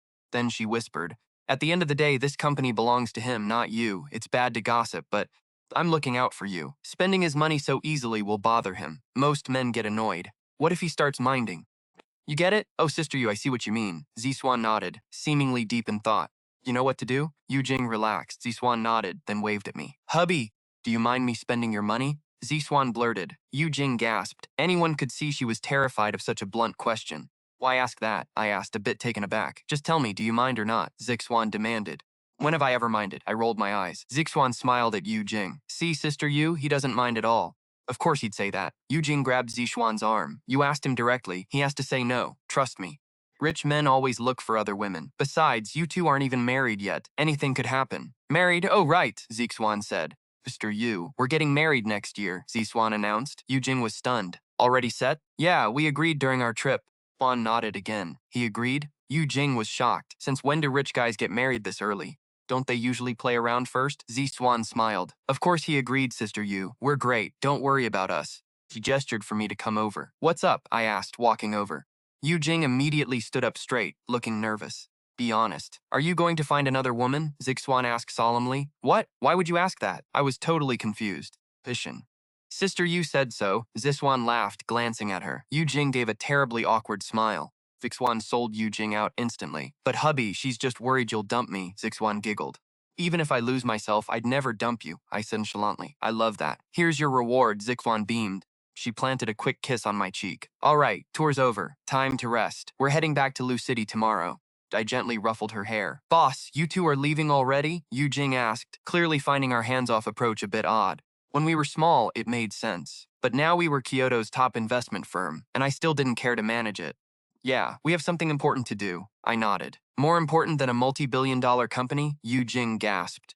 I smiled. We're getting married. We have to tell our parents. No business is more important than our wedding. Yu Jing froze. See you next time, Sister Yu. Zixuan waved as we left. Yu Jing just bit her lip, watching our retreating figures in silence. To ignore a multi-billion-dollar empire just to get married. She realized her worries about our relationship were completely foolish. Instead of worrying about us, she probably should have looked at herself, 40 and still single. Meanwhile, we left the office. Next, Zixuan and I headed to Peking University. Graduation was right around the corner, and it was time to grab our diplomas. You two have built an absolute empire. Professor Li Yuanshan ranted the moment we met. I need you to talk to my finance students. Poured us tea and grumbled. They are also from Peking University, so why don't they have your kind of talent? Zixuan and I exchanged a knowing smile. Anyway, you're here for your diplomas, right? I have them all ready. Pulled out 2 sealed envelopes. Even got you every certificate possible over these 4 years. But I do need a tiny favor. He rubbed his hands together with a sly grin. I instantly saw through his scheme. He gave me a huge thumbs up. Smart! Professor Lee, isn't this exactly why you recruited us? Zixuan teased. He chuckled. Well, having your names on our famous alumni wall helps. Countless rich kids will choose our university because of you. He grinned. Since you already planned it, I started. But why do you still need us to promote it? I asked. Don't worry, I've got a plan. Assistant Wang, come in. He called out. Another teacher hurried in from next door. Inform all finance students to gather in the auditorium immediately for an urgent meeting. Professor Lee sounded incredibly serious. An urgent meeting? But they're in the middle of class. Assistant Wang hesitated. Forget class, Lee snapped. Having these two back is a rare treat. A graduation speech from them is way more valuable than your lectures. Stop making excuses and go do it. Assistant Wang nodded frantically and rushed out of the office. Professor, we haven't prepared anything. Isn't this a bit rushed? I asked helplessly. He smirked. Don't worry, I've got you covered. Professor Lee pulled another folder from his drawer. He told Zixuan and me to just read from it and share some business tips. Zixuan teased him, calling his drawer a magic treasure chest. She asked what would happen if we got hungry and wanted our hometown snacks. Could he actually produce it? Believe it or not, he did. Professor Lee opened the drawer again, holding our hometown snacks. He said instant hot pots have potential. That brings us to chapter 346. Does my dad want a grandchild? Armed with the professor's speech draft, Zixuan and I aced our graduation speech. It was easy. We just read it straight from the paper. Sharing our startup experience was a breeze too. We hyped up the tech sector and told everyone to focus on the future. These were real lessons from our own hustle. It was obvious the crowd loved it. The students hung on every single word. My company was already famous across Kyoto, so nobody dared to doubt us. But the crowd did seem a little curious about us. Barely showed up on campus all semester. This was practically our debut, and with our looks, we definitely turned heads. We were easily the hottest couple on campus, yet the school forums were dead silent about us. Where had we been all this time? Building an empire, obviously. If we weren't out there hustling, how else did my company just appear out of thin air? But right in the middle of our speech, Zixuan gave the whole room their answer. She turned to me and whispered, "Hubby sounds good." I shook my head, teasing her that she was being too vague. She just stuck her tongue out and gave me a playful shrug. Blamed me for bringing up our post-trip wedding plans. The crowd stared, completely shocked that our graduation speech had turned into a flirting session. Not only were we planning a wedding, but we had already traveled the globe. Everyone seemed to wonder what happened to our startup years. While other kids were busy skipping class, we were jet-setting around the globe. The academic gap between us was honestly hilarious. After saying goodbye to Professor Lee, we checked into a hotel near the airport. Tomorrow, we were heading home to talk weddings with our parents. We had already warned our folks. That night, Zixuan's mom showed up at my dad's place, eager to get on the same page. Zixuan's parents practically burst into my dad's house. My dad looked totally clueless, asking them what they needed to scheme about. Swan's mom was grinning ear to ear, reminding him we were coming back to talk marriage. Her dad smiled and urged them to plan. Judging by his face, my dad was confused. We already agreed to let them marry, right? He looked worried they were having second thoughts. Zixuan's mom quickly cleared the air, saying the wedding was definitely on. But then she asked my dad a very loaded question. She asked what their next move was after the wedding, giving my dad a mischievous look while gesturing with her hands. From what I could tell, my dad immediately guessed she wanted grandbabies when she mimed holding a child. She nodded quickly, admitting it. She told him they wanted a grandkid and asked if he felt the same. My dad admitted he did but looked hesitant. He argued we should discuss it first, but Zixuan's mom shut that down. She seemed to know my girl's stubborn personality too well. She warned Zixuan would never settle down willingly. My dad suggested letting us have fun, since our careers were already set anyway. It was obvious my dad wanted to respect our wishes, but Zixuan's mom sighed, claiming he didn't know her daughter. That girl lived to have fun. She's never tired of playing. If we wait for her to get bored, our parents will be too old to even walk. How would they have the energy to babysit then? She figured they should help us raise kids while they still had strength. She pointed out that most young couples just dump their babies on their parents anyway. My dad seemed to agree she was right. Zixuan's mom beamed, asking if he agreed with their master plan. My dad blinked, looking like he realized he was stepping into a trap. As my dad stood there confused, she smirked and lifted a plastic. Inside was a very specific plastic box. The label screamed ultra-thin. That brings us to chapter 347. My dad stared at her, completely dumbfounded. Obviously, they were adults, so nobody was blushing. But thinking about us using poked protection seemed to make my dad uncomfortable. Plus, judging by his face, my dad still couldn't fathom what she was planning. He finally asked what she meant. She smiled mischievously, pointing out we traveled together. It was obvious we had already crossed that line. My dad could only nod. She suggested poking holes in them to speed up the grandbaby process. The look on her face was pure evil genius. My dad hesitated, clearly finding the sabotage plan incredibly shady. He stayed silent, not wanting to play along just yet. Before he could decline, Zixuan's dad chimed in. He argued we were both too stubborn to listen to any direct baby talk. He warned we'd reject the talk, but Zixuan's mom laughed. She claimed Zixuan only acted tough around them, not around me. She reminded him how Zixuan always folded when it came to me, especially when we first confessed our love after high school. In other words, whatever I wanted, Zixuan wanted. Still, her dad tried to play peacekeeper, telling my dad he understood. He asked if my dad believed the baby decision belonged solely to us. My dad nodded, confirming that was his exact stance. So her dad suggested a compromise. Just leave the boxes in our room and let nature take its course if we got reckless. But then we'll just use her mom's method. If they have solid plans for the kids, we'll follow their lead. What do you think? My dad nodded slowly. That works, but what if they catch us? Her mom, Wen Jinlan, eagerly leaned in. No way, absolutely not. I got this trick online, she bragged. Other parents swear by it, they won't suspect a thing. The next morning came quick. Sean and I flew back to Liushi. Her dad, Xu Zhonglin, was waiting outside to pick us up. Hey, uncle, I said, keeping it polite. Still calling me uncle? Xu Zhonglin teased me. Since you and my daughter are back to get your marriage license, shouldn't you change that?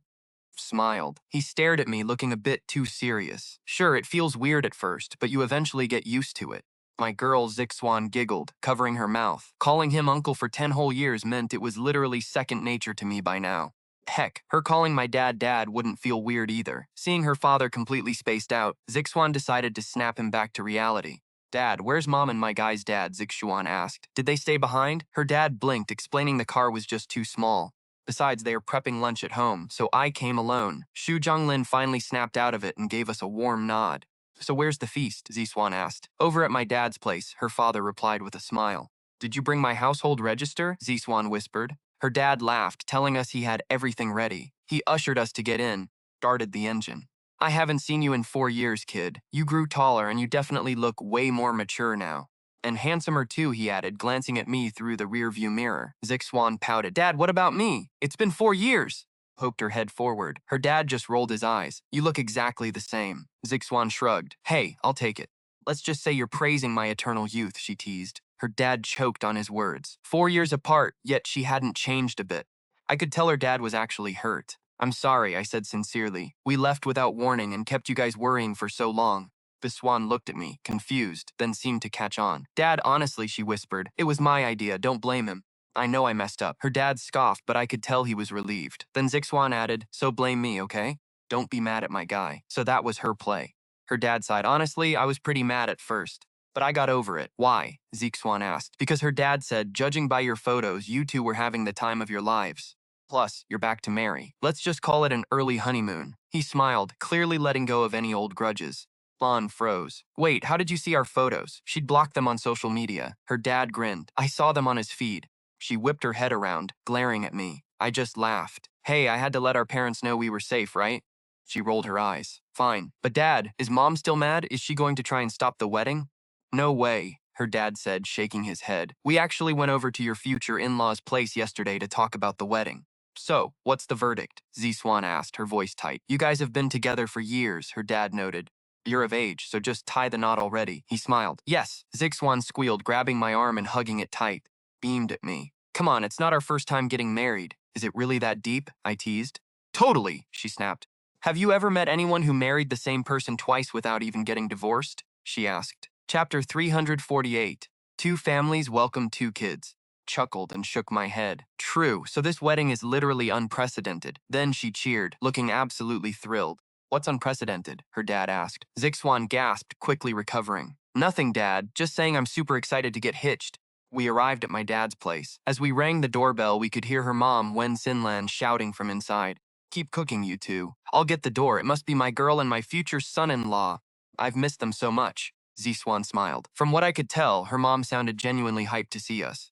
Quick footsteps approached, and the door swung open. Mom, we're home! Zixuan cheered, practically beaming. She lunged forward, eager for a massive hug. After 4 long years, she really missed her mom. But her mom stepped back, leaving Zixuan hugging thin air. You little brat, you actually decided to show your face? You leave for years and block my number? Her mom snapped.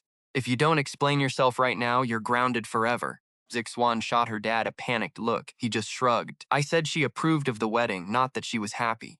Lon froze, looking totally lost. I quickly nudged her backpack, signaling her to make her move. She seemed to get the hint immediately. Mom, wait, we brought you a gift. Her mom paused. A gift?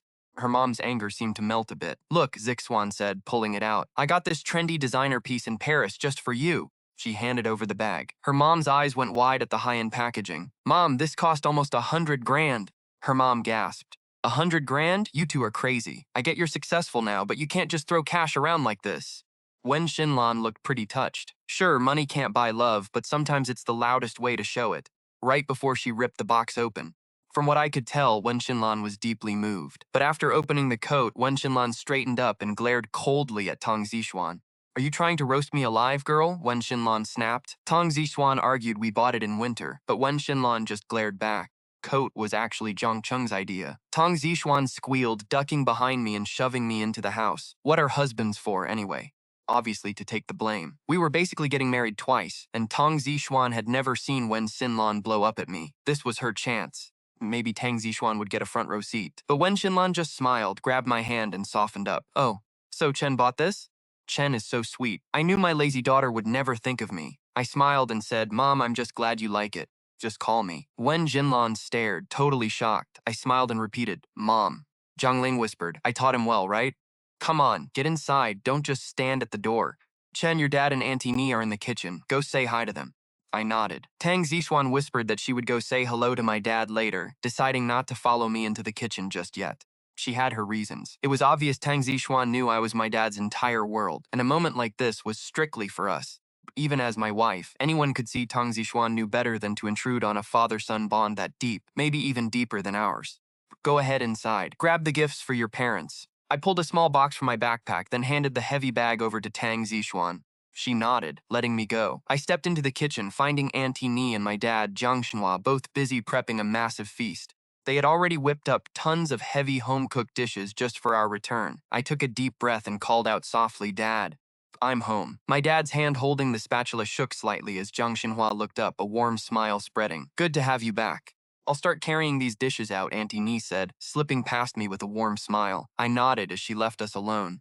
I walked over to my dad. "Dad, 4 years away, you doing okay?" He snorted, telling me he was doing just fine. "But you and Tang Zixuan were gone so long. Did you run into any trouble?" Dad asked, concern practically dripping from his voice. I laughed it off. "Dad, if we got into real danger, do you think I'd be standing right here in front of you today?" I handed him the box. "Dad, look at this. It's our gift to you." He froze, completely caught off guard. I just nodded. "Well, I better take a good look then." Dad wiped his greasy hands before carefully opening the box. He gasped, seeing what lay inside. Dad pursed his lips, totally speechless. I chuckled softly. "Is it too ugly?" Tang Zixuan was worried she didn't paint them right. I told her it's the thought that counts. No, I absolutely love it." Dad waved his hand, staring down at the gift. Inside were 3 clay dolls, exactly like the ones Tang Zixuan once made me. She had painted the faces based on a family photo. Showed a young me, a youthful dad, and my late mother. Dad's eyes locked onto my mom's little doll, completely frozen. Stared at her for a long time. "Dad, there's actually something I wanted to tell you," I said. He nodded, listening closely. I took a deep breath. "Remember when you told me that if you could start over, you'd never have met my mom?" Dad slowly nodded. "But Dad, even if you actually got that magical second chance, you absolutely have to meet her again." I grinned at him. Dad shook his head, a bittersweet smile on his face. "There's no such thing." "Well, you never know." After a heavy silence, Dad whispered, "Even if I did, I couldn't bring myself to ruin her life like that." "That's just running away," I countered. "Mom passed away because of poor health care back then. Why didn't you think of a different way? Like waiting a few years to have me?" Dad froze. Judging by his face, he had never looked at it from that angle. "Starting over is wild enough to contemplate, let alone planning the details. Besides, there's another massive reason," I added seriously. "What reason?" Dad's expression tightened, matching my serious tone, but right as the tension peaked, I couldn't help but grin.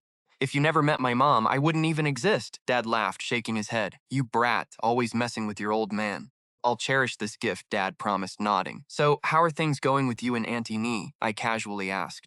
"Pretty good, actually. She's a sweet woman. We get along great, and she's been incredibly supportive these past few years. She even goes with me to visit your mother's grave." Hearing that, I nodded. "Honestly, Dad, that sounds pretty amazing. Any woman willing to visit her husband's late wife has a heart of pure gold. Missing mom is okay, but you still have to cherish the person right in front of you." Dad nodded, whispering that he already knew. "All right then. I'll go set the table." I grabbed 6 sets of chopsticks as Dad turned off the stove to plate the final dish. I noticed Dad freeze for a second while plating the food. Why did my advice sound like a father lecturing his own son? Our roles felt totally reversed. Snapping out of his daze, Dad just smiled and shook his head. "That's my boy, all right?" We all sat down for dinner. Our parents immediately grilled us about the trip, and Tang Zixuan happily took over story duty. I gestured wildly as I talked, painting this incredibly vivid picture. Even the parents couldn't help but think, man, to be young again. It was obvious they didn't regret letting us go. We'd done what most people only dream of. "Mom, listen," I said. "Here's what we're thinking. If we get another chance, we should all go together. You guys and Uncle Jiang." I realized later that we missed so many spots. The second I said that, my mom's face dropped. "No way," she snapped, slamming her chopsticks down. I stared. "Mom, what's wrong?" I stared at my mother, completely shocked. "You just got back and you want to play again? Have you two even thought about your actual future?" She scolded. Jiang Chen and I locked eyes. He shrugged, looking just as clueless as me. "What actual future?" I asked. "We've been traveling this whole time. Shouldn't you be thinking about settling down and starting a family?" Mom asked, trying to be subtle, but she immediately realized she was being way too vague. So she corrected herself. "Well, career-wise, you and Jiang Chen are set, but what about starting a family?" "Oh," I muttered. "That." It hit me. My mom was in a bigger rush than we were. I laughed. "Mom, the whole reason we came back so fast was to get married." "Getting a marriage license? That's it?" Mom raised an eyebrow. "What else would there be?" I asked, totally confused. I froze. Mom frowned, looking right at me. Have you two even given a single thought to what comes after the wedding? Of course we have, I said, nodding. Judging by her face, Mom finally breathed a sigh of relief. At least her daughter hadn't totally forgotten the future. Jiang Chen and I talked, I said, tapping my chin. Our investment firm made us rich. We'll sell it and open a quiet little grocery store. That's your grand plan? Mom frowned. Yeah, I nodded. But then I noticed her expression was completely off. She was clearly not happy with that answer. Thinking about why she looked so annoyed, I got a little defensive. Mom, I snapped, feeling the attitude bubble up inside me. Company is Jiang Chen's. Sure, we're getting married, but what he does with his business is none of our business. Besides, he's already made millions. Why do we need more cash? Enough is enough. Don't be greedy, Mom. Jiang Chen is my husband, not some cash cow. A cash cow? Mom blinked, totally stunned. When did I ever say Jiang Chen was a cash cow? Then what do you mean? I demanded. I was completely lost. Mom turned to Jiang Chen first, trying to explain herself. From what I could tell, Jiang Chen already saw right through her. Smiled and said, I know. Mom didn't waste time. She looked straight at him. Do you really? Yeah? Jiang Chen replied. I'll talk to her about it. He gave a quiet laugh. Good. Mom nodded, then glared at me. You brat, I let you have your fun. College is done now. You graduated, so you better put this on your schedule immediately. Hear me? Put what on my schedule? I muttered, totally clueless. I glanced over at Jiang Chen. Suddenly he stood up. We're pretty much done eating. Let's go grab some fresh fruit and take a walk. Chen shot me a look. Sure, I said, immediately jumping up to follow him out. As we left, Mom turned to Uncle Jiang. Why do I feel like both Zixuan and Jiang Chen are resisting this? She complained. Jiang Chen understood what I meant, right? Uncle Jiang nodded. I think so. Uncle Jiang nodded. Well, Zixuan's mom, maybe it's like this. Aunt Ni cut in. Jiang Chen is mature, but still, he has zero experience with this kind of stuff. The end of the day, they're still just kids, right? Mom gave a slow nod. True. That's probably why he ran away. I need to lecture them when they get back. Outside, walking to the store, I asked, what did Mom mean? We left the building and headed toward the nearby supermarket. Jiang Chen glanced down at me. You seriously don't know? I shook my head. He laughed, finally breaking down my mom's obvious hint. They want grandkids. I froze, then rushed to catch up. Why are they rushing us like this? Probably because we moved way too fast, Jiang Chen said bluntly.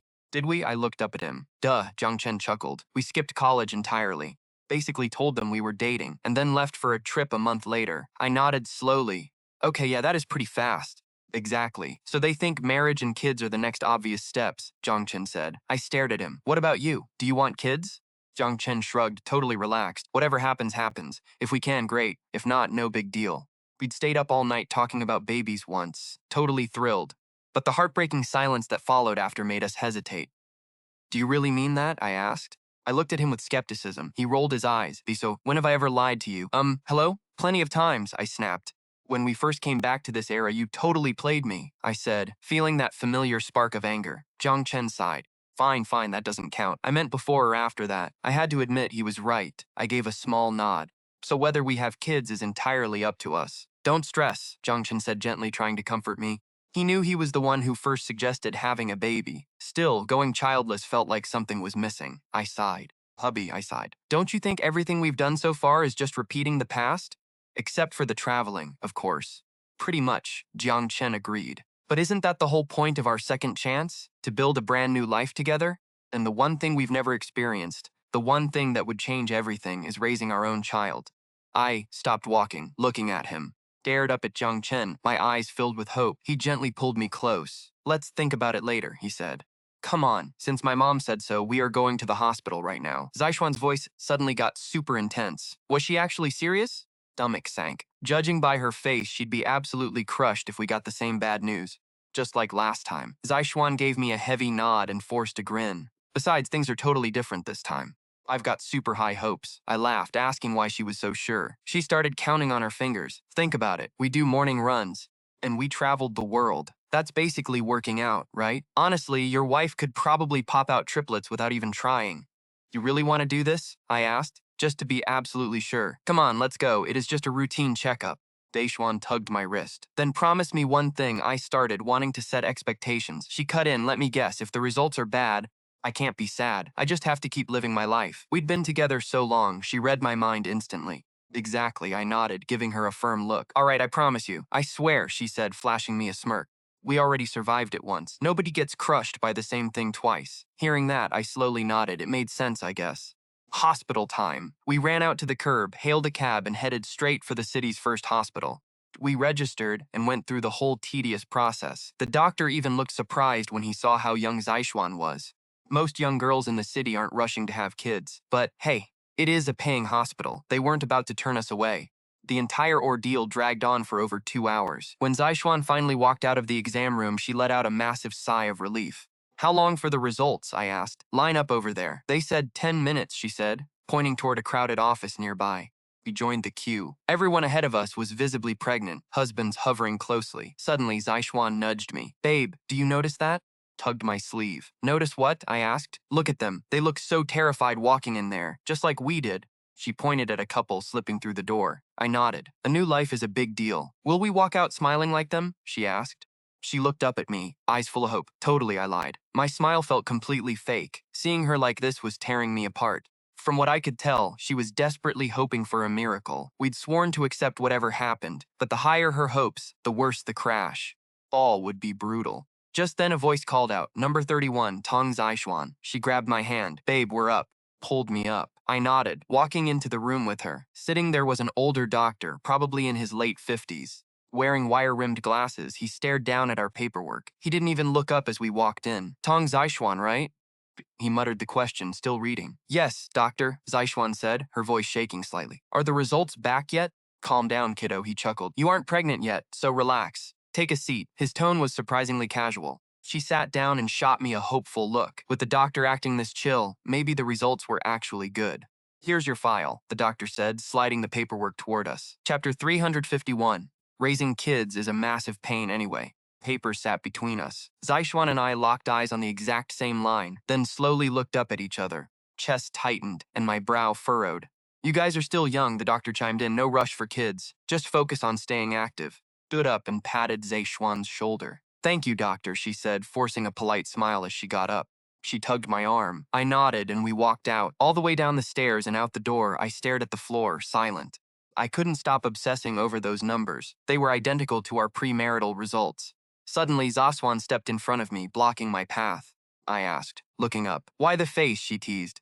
Who was the one lecturing me not to be sad? Come on, let me see a smile. Poked the corners of my mouth, forcing a grin that looked worse than crying. Besides, the doctor said it himself. We're still young. We can worry about it later, she whispered, smiling. I forced a laugh. True. Honestly, having kids isn't even that big of a deal. Right? So lose the attitude, she said. I stared at her, only caring about how she was actually holding up. You really okay? Honestly, maybe a tiny bit bummed, she admitted with a shrug, letting out a heavy sigh. But it's fine. No kids means we get to enjoy our freedom a lot longer. You seriously mean that? I asked. Looked at her, searching her face for any lies. Duh, why would I lie? She insisted. My chest finally relaxed. All right then. Come on. We went out for fruit, and we don't even have a single apple to show for it. She dragged me toward the local market. The market was chaotic and loud, which actually helped me drown out my thoughts. We'd already played this depressing game once before anyway. Sure, it stung, but it wasn't going to ruin our lives. Stopping at a produce stand, she pointed. Your dad loves peaches, right? She held up a giant peach. Yeah, he does, I replied. Then let's grab a ton, she said, snatching a plastic bag. As she bagged them, I grabbed a bunch of bananas. How about these? Zixuan stopped and shot me a highly suspicious look. Are you trying to hint at something? I rolled my eyes. Your dad likes them, genius, she smirked. Oh, my bad. Thought you were being dirty. I shrugged, tossing the bananas. If Zixuan wanted to drop hints, she wouldn't have brought me here. Where then, she asked. The wet market, I replied. Why? They have cucumbers there. I handed our fruit to the owner. He weighed it. 82 total. Let's call it 80. He handed us the bag. Zixuan and I paid and turned to leave, but the guy started yelling. You little brat! Where did you go? You're filthy. We turned. A 5-year-old kid stood there, covered in mud. Allowance, the kid said, rubbing his fingers together. The universal money gesture. The dad gasped. Where'd you learn that? Dad, that's what you do when you ask for card money, the kid mumbled. Stop copying that garbage. Owner grumbled, stuffing a single dollar into the kid's hand. Go buy a snack and go home. No, I want to play! Bolted. His dad glared after him, screaming, You little brat! Wait until I close shop. Zixuan tugged my sleeve. Hubby, staying child-free is definitely the move. Too much drama, she added. I had to agree. Yeah, they just stress you out. No need to bring that suffering on ourselves, she muttered. I nodded. Absolutely. Things are great right now. Walked away. But deep down, we were totally lying to ourselves. By 5:30, we were back home. Our parents and Aunt Nee were playing mahjong in the living room. Seeing us, my dad stood up. Let me cook. My dad got up, but Zixuan's mom stopped him. No rush, we made tons of food at lunch. The kids can just reheat it. She smiled at Zixuan. Don't tell me you forgot how to cook after all these years. You don't even know how to reheat food. Who says? Zixuan tossed the fruit down. I'm heating dinner tonight, and I'm making my signature boiled pork. Her mom looked skeptical. Really? You actually know how to cook now? Even I stared at my wife with pure suspicion. Her parents bought her act, but I knew her real kitchen skills. She used to be so buried in company work she never cooked. At best, she could barely stir-fry basic greens. Anything harder was a total disaster. I still remember her high school cooking fail. Watch me prove you all wrong today. Zixuan flipped her ponytail and winked at me. Hey, get in the kitchen and help me wash the veggies and slice the meat to save time. I immediately knew what she was up to. Suppressing a laugh, I nodded. On it. Wow, maybe she actually can cook now, my father-in-law said to her mom. Well, that's definitely a good thing. At least she won't just play video games all day, her mom shrugged. But the second we stepped into the kitchen, Juan grabbed my arm, batting her eyelashes. Hubby, your boiled pork is amazing. I always loved it. Hint, hint, I laughed. Got it. Soon, cooking sounds filled the air. In the living room, the mahjong game paused. Zixuan's mom whispered to my dad. My dad frowned, clearly hesitant. I still don't think this is a good idea. Zixuan's mom sighed. Are you blind? She has no interest in kids, and neither does Jiang Chen, she whispered. If we wait for them, it'll take forever. My dad hesitated. Is this safe? Zixuan's mom smirked. Don't worry, my husband and I bought some special stamina soup ingredients. We'll brew it tonight and bring it for him tomorrow. My dad finally nodded. After all, what parent doesn't want grandchildren? My mother-in-law winked at her husband. He nodded, grabbed a small box from his bag, and slipped into the guest bedroom. Minutes later, he came back out, flashed an OK sign, and sat down. Aunt Nee whispered we should still hint at them. Oh, definitely. Otherwise, Jiang Chen might think she's cheating. My dad agreed that seemed reasonable, basically giving us a heads up. Dinner was served, and I called everyone over. Mom, try this, Zixuan said. Tastes bad. Complain all you want, she challenged, pointing at the pork. Her mom rolled her eyes. Please. But she still took a bite. The others followed her lead. My father-in-law nodded. Wow, this is actually pretty good. Aunt Nee agreed, but my dad frowned. That Sichuan peppercorn flavor tasted way too familiar to him. Good? How is this good? Why are you cooking with such heavy spices? Zixuan's mom glared at her. Mom, you're being totally unfair. Everyone else loves it. Juan pouted. Her mom rolled her eyes again. They're just being polite and avoiding criticizing you publicly. Get real. Well, you still can't blame me, Zixuan argued. Why? Her mom asked. Right then, my wife completely sold me out. He made it. Chuckled and took the blame, but her mom smiled. I knew it. No wonder it actually tasted good. You made it. Seriously, my real mother? Zixuan snapped. Her mom just smirked. Well, he calls me mom now too, you know. She gave Zixuan a look, then turned to me. But seriously, dear, you need to remember what I just said. The seasoning really is a bit too heavy. I nodded. Got it. I'll tone it down next time. You two have been together for years, my mother-in-law, Wen Xinlan muttered vaguely. It's time to focus on your health and think about the future. Think about the future, Zixuan asked, confused. It was obvious her mom had an agenda. I knew you hadn't thought about it, Wen Xinlan snapped. You have zero plans, Wen Xinlan scolded. Then she looked at us. No kids after marriage? You need to eat lighter, healthier meals. Good for you both, she added. Whether we have kids or not is none of your business, Zixuan muttered under her breath. How is it not my business? Wen Xinlan argued. That's my grandkid and Uncle Zhang's grandkid too. What if we just don't want kids? Zixuan challenged. Wen Xinlan glared. Then I'll break your legs. I'm done eating. I'm going to sleep. Zixuan slammed her chopsticks down and stormed into the guest room, a place she knew well. Unbelievable, Wen Xinlan sighed. Let me bring her some food, Auntie. I picked up Zixuan's bowl and packed it with her favorite dishes. Chen, I'm not nagging, Wen Xinlan said, her voice heavy with concern. But you two really cannot delay having kids. Got it? Stubborn, but you're sensible. We parents only want one thing. Since she doesn't care, you're our only hope. You're the only one who can talk to her. It's a huge project. Actually, she's brought it up before, I said with a smile. Really? She brought it up? Wen Xinlan sat up straight. Yeah, I nodded. She actually really wants kids. So do you have a timeline? Has the project started yet? Wen Xinlan whispered, leaning in close. We're planning. But we haven't started yet, I admitted after a second. This wasn't something we could just rush into. We can't just have a baby out of nowhere without being ready. Exactly, Zixuan's dad Xu Jianglin agreed. Preparation is key. So many irresponsible parents out there just because they didn't prepare, Xu Jianglin added. What do you know? Wen Xinlan snapped. She rolled her eyes at him. 10 months of pregnancy is almost a whole year. How is that not enough time to prepare? Shu Zhonglin shut up. Anyway, Chen, talk to her. All of us, including your dad, are dying to hold a grandkid, Wen Xinlan continued. I nodded, cutting her off gently. Yeah, I get it. I know you do, she replied. But she might not, Wen Xinlan sighed, pointing towards Zixuan's room. And besides, when it comes to babies, stop overthinking it. Just have the kid. We can babysit, while you two slowly get your lives together. I'll go talk to her, I said, giving her a weak smile. I grabbed the bowl and headed toward the room. Hey, Chen, Wen Xinlan stopped me. Something else? I asked, turning around. Don't worry, as her mom, I've got your back. I'll help you. I mean, you want a baby too, right? She winked at me. We'll just let nature take its course, I smiled, walking away. Behind me, I heard her whisper to my dad. Big brother Jiang, feeling relieved now. Those two have clearly been planning this. We're just giving them a little push in the right direction. My dad, Jiang Xinhua, nodded in agreement. I did say we wouldn't mind a kid. Chapter 353, down this bowl of bullwhip soup. I knocked on her door. Total silence inside. It's me, I called out. After a few seconds, I heard footsteps and the door swung open. Aren't you going to eat? Zixuan muttered, glancing up. You barely touched your food either. I brought you some. Gestured to the bowl. Come in, Zixuan said, pulling me inside and shutting the door. Still mad at your mom? I asked. I'm not mad at her, Zixuan sighed, brushing a loose strand of hair behind her ear. I'm just mad at myself. She looked too exhausted to even care. You were fine when we left the hospital, I said, gently tucking her hair back. What changed? Whether we have kids is our choice, I reminded her. They don't know the situation. Cut them some slack. I know, but, she sighed. Bolt stared up at the ceiling and let out another heavy sigh. Babe, do you think a freezer would help? A freezer? I blinked. Yeah, since my platelet function is weak and my blood clots slowly, a C-section is risky, right? She turned to face me. What does a freezer have to do with that? I asked. Zixuan grinned. You know, freeze my blood so it clots faster? Not funny, I muttered. I rolled my eyes. What else can we do? Zixuan rested her chin in her hands, looking at me. Honestly, I really want our own baby. If you really want one, start by eating and getting some strength back, I said, setting the bowl down in front of her. Fair point. Zixuan shoved a couple of quick bites into her mouth. Aren't you going to eat? She asked. I'll eat later, I replied.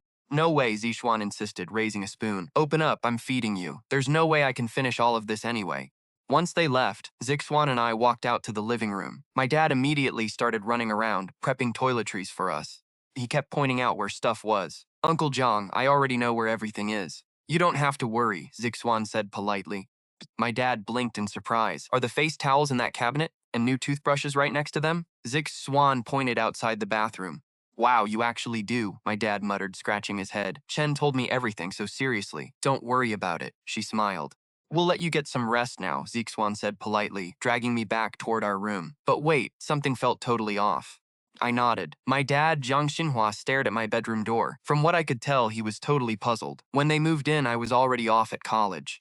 How did I know where everything was? Had I casually mentioned it on our trip? That night, Zixuan and I lay in bed, sorting through our vacation photos. Our old phones were busted, but we had used a DSLR. Flipping through the shots, we talked about our trip. It felt like we were there just yesterday. Want to go back? I asked, seeing how Zixuan couldn't get enough of those photos. She shrugged. Sure, but we've already been there once. Well, I'm not dying to go back. Zixuan tossed the pictures aside. Then what do you want to do? I asked. From her expression, she was really thinking. Then she got dead serious. Exercise, I laughed. No rush. A little daily workout is fine. I knew exactly what kind of exercise she actually meant. I'm not in a rush. Zixuan shrugged, but our parents might be. I shook my head. Don't worry, I already talked to them. I told them we want kids, we just need to prepare first. They shouldn't be pressuring us anymore, I said. Oh, what about you? Suddenly, Zixuan squirmed under the covers and crawled right on top of me. You always talk about our parents. What do you want? Whatever you want, I want. I smiled. But right at that moment, our bedroom door swung wide open. My dad, Jiang Xinhua, froze the second he walked in and saw us. Your marriage documents are on the table outside. Don't forget them tomorrow. He slammed the door. I think your dad totally misunderstood, Zixuan said, kicking off the blanket. Not think. He absolutely did, I replied, letting out a helpless sigh. Who cares? We're getting officially married tomorrow anyway, Zixuan said nonchalantly. Then, her eyes flashed with mischief. Want to make that misunderstanding real? Zixuan smirked. I rolled my eyes. We just got back from a trip. Aren't you tired? Fine, never mind then, she pouted. Tomorrow then. Once we get our marriage license, we can celebrate. The next morning came way too fast. Before Zixuan and I were even fully awake, our moms rushed over. Xiao Chen, I made you some soup. Zixuan's mom, Wen Xinlan, yelled from the hallway. I blinked my eyes open and nudged Zixuan. Your mom's here. What mom? Zixuan groaned, stretching. Judging by her dazed look, she was barely awake. Your mom, I corrected. This early? Zixuan bolted upright, fully awake now. She looked at me, totally confused. The registry office isn't even open yet. I shrugged. She said she made some soup. What kind of soup? Zixuan muttered. Outside, my mom, Shu Jianglin, chimed in. They were up all night. They must be exhausted. Might not even be awake. True. I'll knock first. Then a loud pounding hit our door. Swan dragged herself out of bed to open the door. Seeing her mom, she groaned. Mom, it's so early. Why are you guys here? Be exhausted, sweetie. Wen Xinlin grinned. Zixuan sighed. Mom, I just didn't get enough sleep, okay? Jixuan gave her mom a flat look. Anyone could see she knew exactly what exhausted meant. Did you seriously come here this early just to bring me soup? Stared at the thermos in her mom's hand. For you, no. This is to nourish Xiao Chen. Her mom pushed past her and handed me the container. Poured a bowl. Drink up, Xiao Chen. This is the good stuff. What is it? I asked. Let me try some, Zixuan said, leaning in. No, you don't need any, I said, recognizing the smell immediately. My mother-in-law had made me this before. It was bull penis soup. Why are you drinking this? She snapped at Zixuan. Juan stood there in shock as her mom turned back to me. Drink up, Xiao Chen. This stuff is incredibly potent.